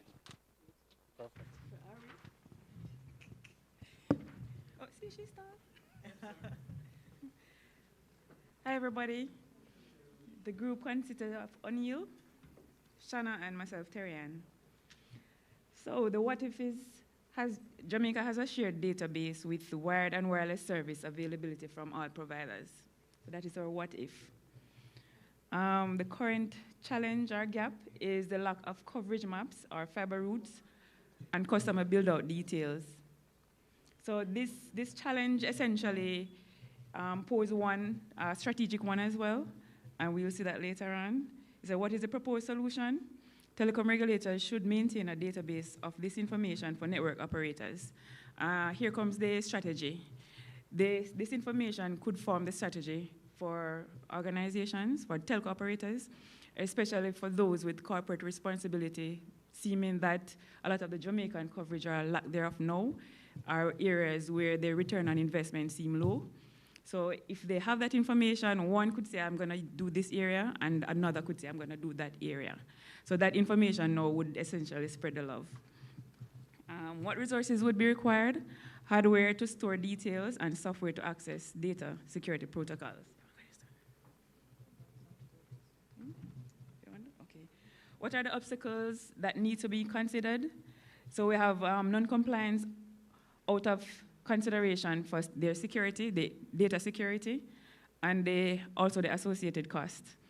We have discussed in this forum today the lack of information from some providers due to the concerns of the security of their data or how that data will be used when it's in the public. But we believe that if it's in the hands of the regulator and only provided to those who are licensed to use it, then they would be a little more comfortable in providing that information. What would initial success look like after 3 years? So we'd have a clean, robust current database that these network operators could use to assist their strategic planning and also their corporate responsibility. And this would ensure that the internet service reaches areas that is required.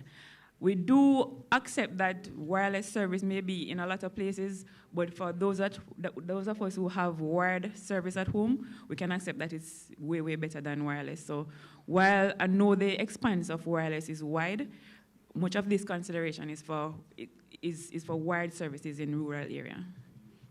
Yeah. And for our call to action, we were considering it to be twofold, whether regulators would have to hold the service providers accountable for providing up-to-date information so that the service gaps can be addressed.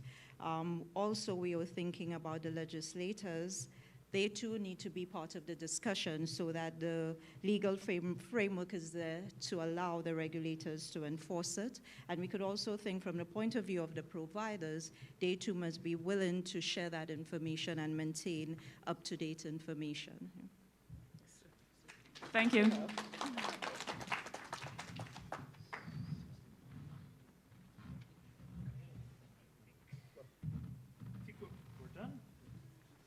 We're done. Excellent. So thank you, everyone. I know these exercises are a little bit outside of the box in this type of conferences. We have done this a bunch of times at ISOC, and we always think that it's good to bring your opinions up to us, because if we don't, we're just speaking about things, and what we really want is to serve you better. And what we can promise from our side is that we're going to process all of this, try to find something that we can do to provide you all with more tools to make this what ifs happen, if possible. And what we would like to have from you is actually feedback. We would like to know if we are doing what we are supposed to do, and we are making you work here. So if we don't provide something back to you, you have the absolute right to let us know if that doesn't happen. So I see a question there. I think there's a red mic. We have a blue mic here as well. Yes. Just checking, now that you have seen what we have presented, can we get some of the money that you are talking about? You know, this is Jamaica. You know, we need it. Money is available. You just need to fill out a few just forms. ask for it. It's sad, but I'm not in charge of that money, so I don't have it with me yet. So no, but you're selling it. You're selling the idea. Yeah. You're telling us. But I will really. So it will be fantastic if, when we get back to our houses with Russell, and we talk with our colleagues from the foundation, and we see a bunch of Jamaican applications going into the different grant processes, fellowship processes. That will mean that we did our job and we spread the word about the opportunities that we have. We are more than happy to go through this here online or wherever you want. But basically, specifically for the topic of the day, we have the open grant for IXPs. We have the research fellowships from the foundation. We have the Pulse fellowships that I don't know if they're open right now. They require a certain level of academic achievement to apply to them, but they have different tiers, so you should be able to find out the one that fits best for you all. But again, money's available, and Russell is going to... Also, there's a lot of grants available to the local chapters. Yes. Okay. So if you're a part of a local chapter, we have things like Community Connected Network grants, events grants. So, probably you can direct those questions at the the chapter who are represented here today. But also with the chapter, we have a lot of educational opportunities and grants as well. That's for ICON? ICON? For the what? Yeah, for ISOC, yeah. For The ISOC, sorry, chapter. ISOC. Okay, all right. We'll certainly be sending all of them today. Yeah, perfect. Yeah. Awesome. Excellent. And I think with that, Russell, I think we're done for the day. We would like to really appreciate Claire and the CaribNOG team for giving us the space today to do this. I don't know about you, but I love coming to the CaribNOGs. Again, this is not my second, this is my third time. I forgot the one that I went to in Curacao. Again, we would really love your feedback if this was useful, if we can do this more in the region. We are here for you if we need us, especially for workshops on IXP and OFDS. These are the things that we do both, but you can connect with our colleagues from the region, with Nancy that deals with chapters, and we work hand in hand with LACNIC. I don't know if Alejandro is not here, but we work with all the technical community here in the region. So if you reach out to them and you want us to be in any of your activities, we are here for you. And I don't know, Claire, do you want to close up A few CaribNOG? words? Yeah? Or don't know if the ISOC chapter would like to The say ISOC chapter, anything? maybe you want to say something? No, please. And then Claire. Good afternoon, everyone. I'm Otis Osborne, and the president of the Internet Society Jamaica chapter. With us today also is the chair, the chair of ISOC Jamaica. She's somewhere outside. All right, my call to action today is for those who are not members to become members of ISOC Jamaica, so we can put forward some of these projects for funding. Okay? At times when we meet, we want to be able to put forward good projects, sustainable projects that the ISOC Foundation will never say no to. Okay? You all have good ideas, and we want us to join forces, including no matter if you are members of government. You will know, sometimes you will have an intimate idea of what is lacking in the society, right? And how best, sometimes your hands are tied because of legislation and so forth, but that is not so with the Internet Society. All right? So that's my call to action for you. All right? So you can visit our website, isocjm.org, and register to become members.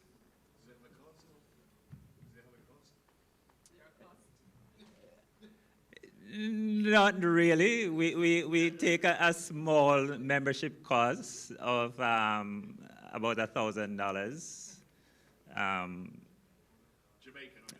Jamaican dollars, yeah. and that is just for administrative purposes, right? But we do get funding from ISOC Foundation. But as I said, usually is 50%. It all depends. But the thing is, membership fee is not set in stone and is not a requirement per se, right? We love you to pay the membership fee, but we don't hold you out or exclude you for not paying your fees. So you won't lose your membership.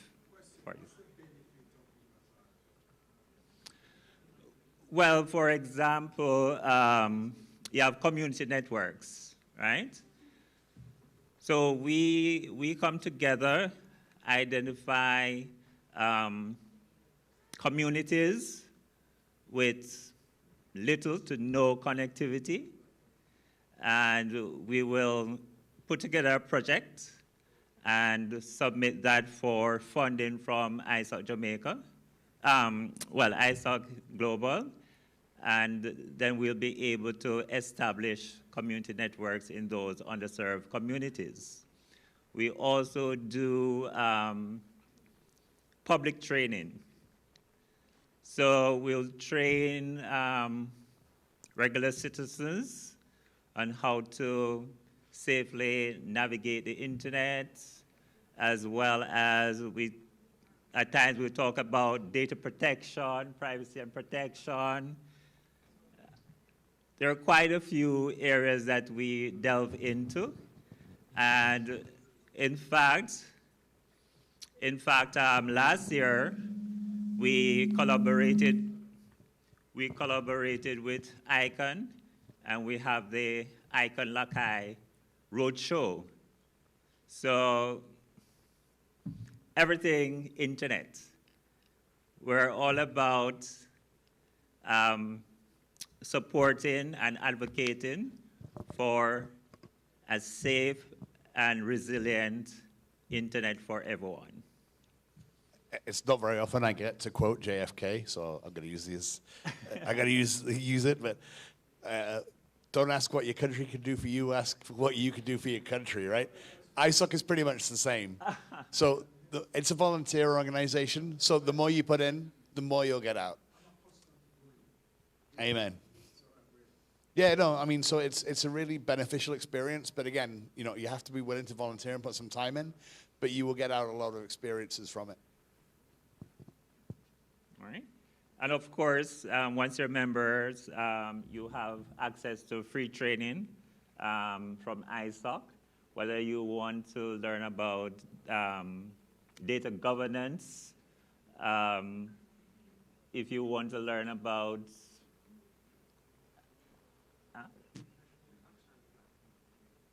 the action plan. Oh, you want to do that? That would be, that would be good. Yes, thank you. Thank you. Thank you for the support. So ISOC's action plan for this year. ISOC Jamaica's action plan for this year. So on May 12th, we'll be having an online safety seminar. And this tech talk on online safety will be through panel discussion. And it will be held in Kingston here. The proposed location is the University of the Commonwealth Caribbean, which is the current hub of ISOC Jamaica. For May 11th and 12th,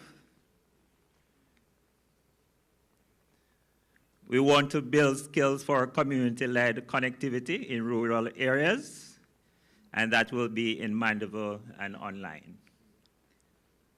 It will be a 2-day workshop for community leaders on establishing local networks. We'll look at technical basics, how community networks function, and the equipment needed. That's day 1, and day 2 will cover sustainability models. For June 16th, 2026, we plan to train Jamaicans on encryption and safer internet. And in October, proposed date is October 21st.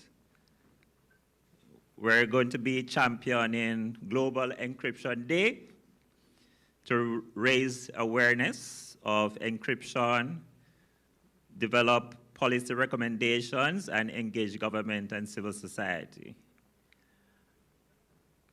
We're open to have a half-year study or research to collect data on internet access and quality, as well as affordability. And that is where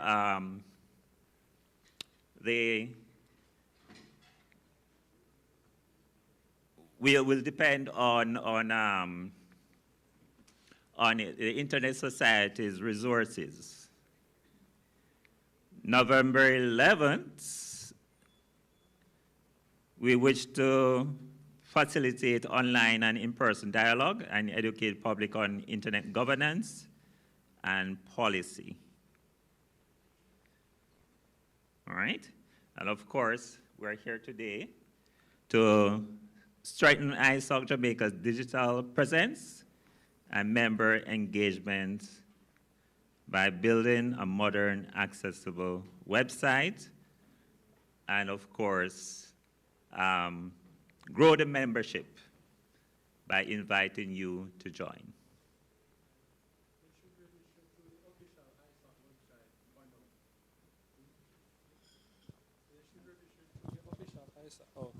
So if you're looking to register, it would be ideal if you use the official ISOC website for now.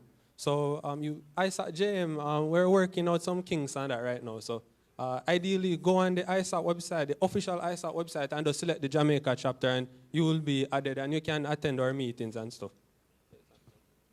All right. Awesome. So if anyone has any other questions. All right. And if you have any projects, including establishing another IXP, you know, we're willing to collaborate with you. All right. Anything else?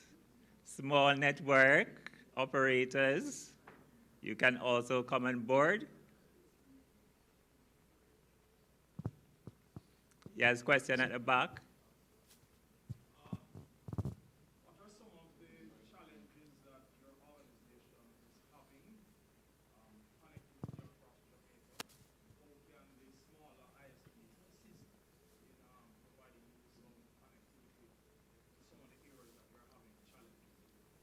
Well, that is one of the things that we try to have our members this week come together as members.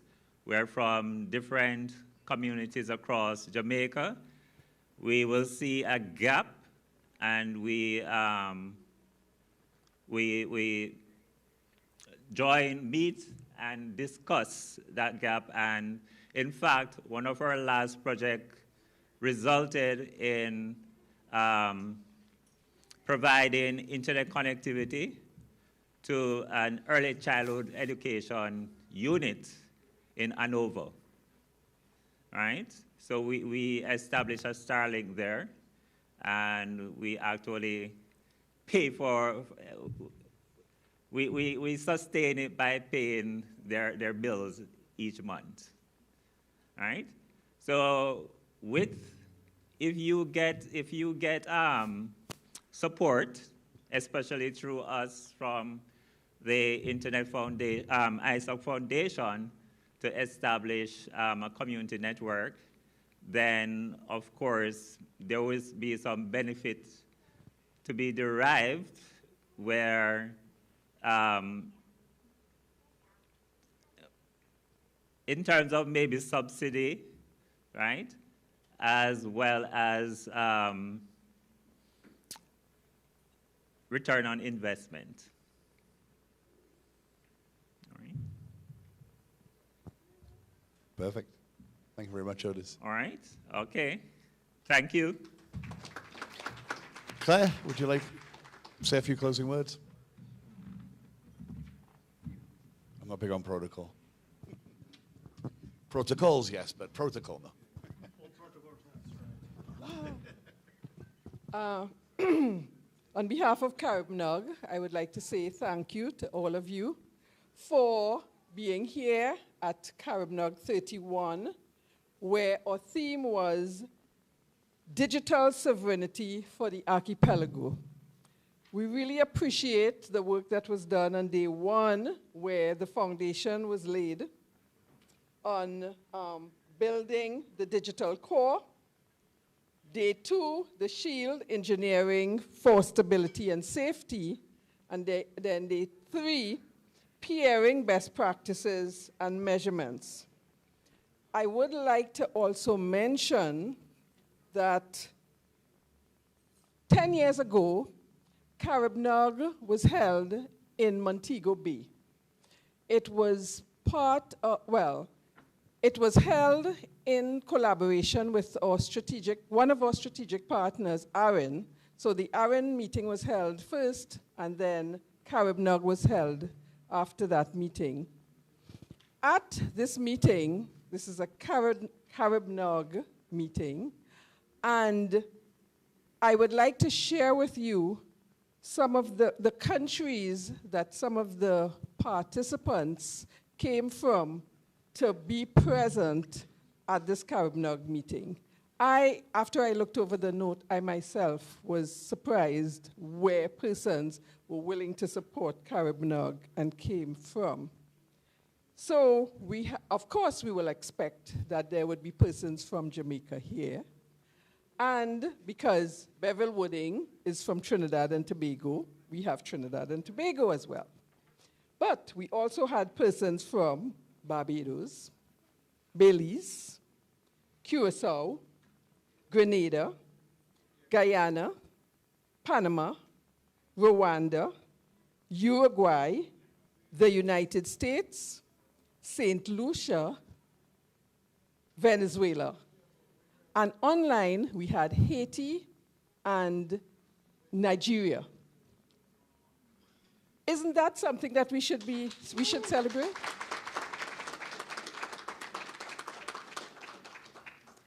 And that doesn't speak to the persons who were online as well. And I'm not even going to go through the list of the online participants. So I just want to thank all of you for being part of this CaribNOG 31. And I think that you should also give yourselves a round of applause, because I believe that the discussion, the participation was quite rich.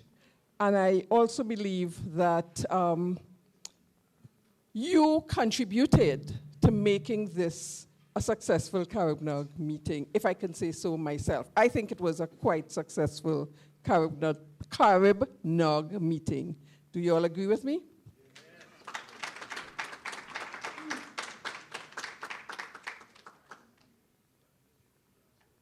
One of the things I would like to do is ask a couple persons to please come forward and say what they got from this CaribNOG meeting. Just 2 persons.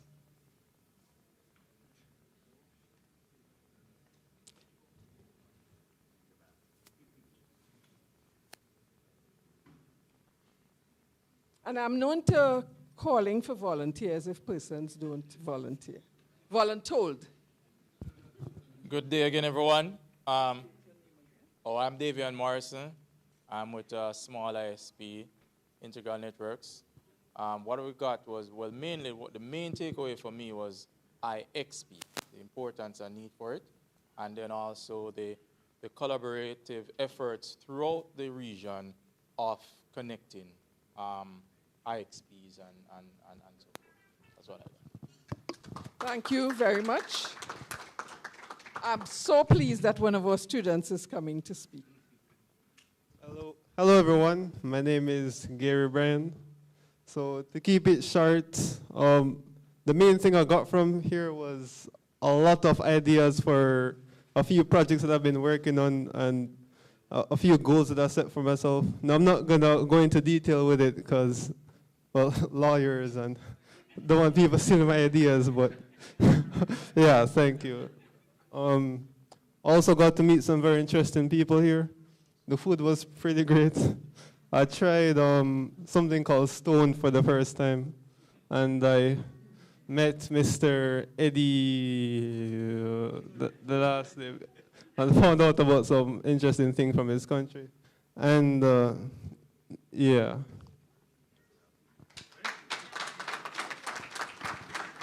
Thank you so much. I asked for 2, but I'm seeing another hand going up. Please come forward. Yes. Well, I said a couple, and you know in the Caribbean, a couple could be, and a few could be.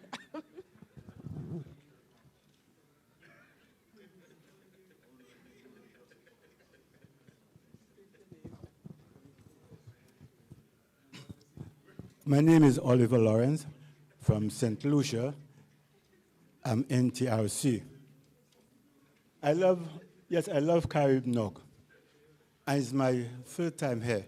One of the things I learned from CaribNOG here, and we have to emphasize that strongly, it pointed to me one thing, it is the Caribbean. It is the Caribbean. Without CaribNOG, the Caribbean is lost. And we cannot do it alone. It must be the Caribbean. So that's the lesson. We talk about digital sovereignty. That is where it starts, and that is where it ends. Apart from that, the last session today was magnificent. I love it. I learned a technical. And the two others I have it written down, but memory failed me there. But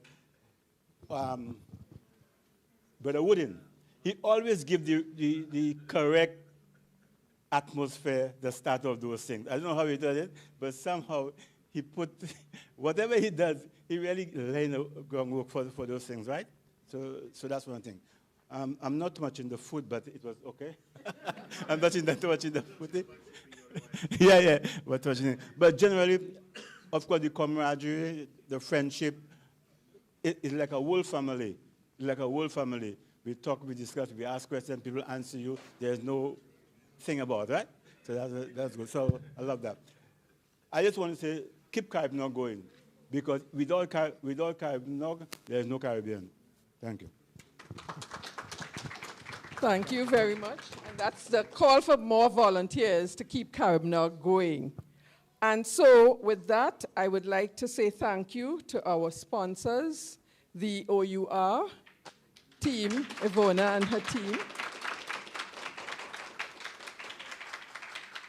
ISOC,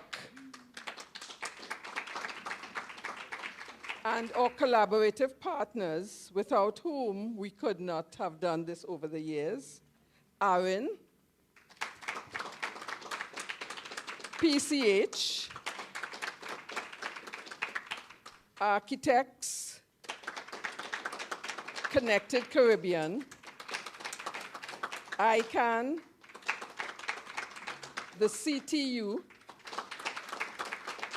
LACNIC, Spectrum Management Authority, Sun City 104.9 FM, CAF, the Caribbean, the Development Bank, and of course, we enjoyed seamless internet, which was courtesy Flow.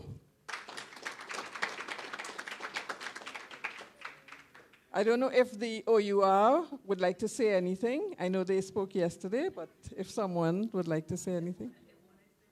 Ivona, yes.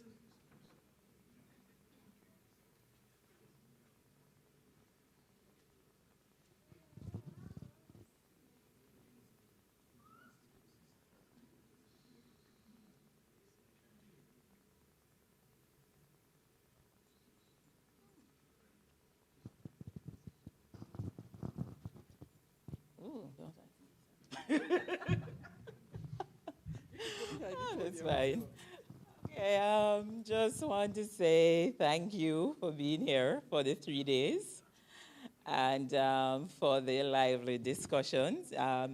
As the regulator, you have given us a lot to take back to the office and try to find some solutions to some of the issues you have identified. And giving you a commitment that we will do just that. And we look forward to seeing you at CaribNOG 32, as well as any other event for the local persons. From time to time, we have our webinars or other events, and we reach out, and we really don't get the turnout we hope. So I'm hoping, having seen and learned At this event, you will see that attending events associated with the OUR are very informative events, and looking forward to seeing you to all of that. Thank you so much. And with that, again, thanks for the team on the ground that really helped to pull this together. And I must make a plug for the OUR's event that is coming up next 2 weeks in April. It's the regulators, the regional regulators are meeting next week. So if you have an interest and if you have not yet registered, please do so. I wish you all, those of you who are traveling, safe travel back to where you're going to. And thank you all very much for attending this CaribNOG meeting. Without you, there will be no CaribNOG. We are CaribNOG. Thanks again.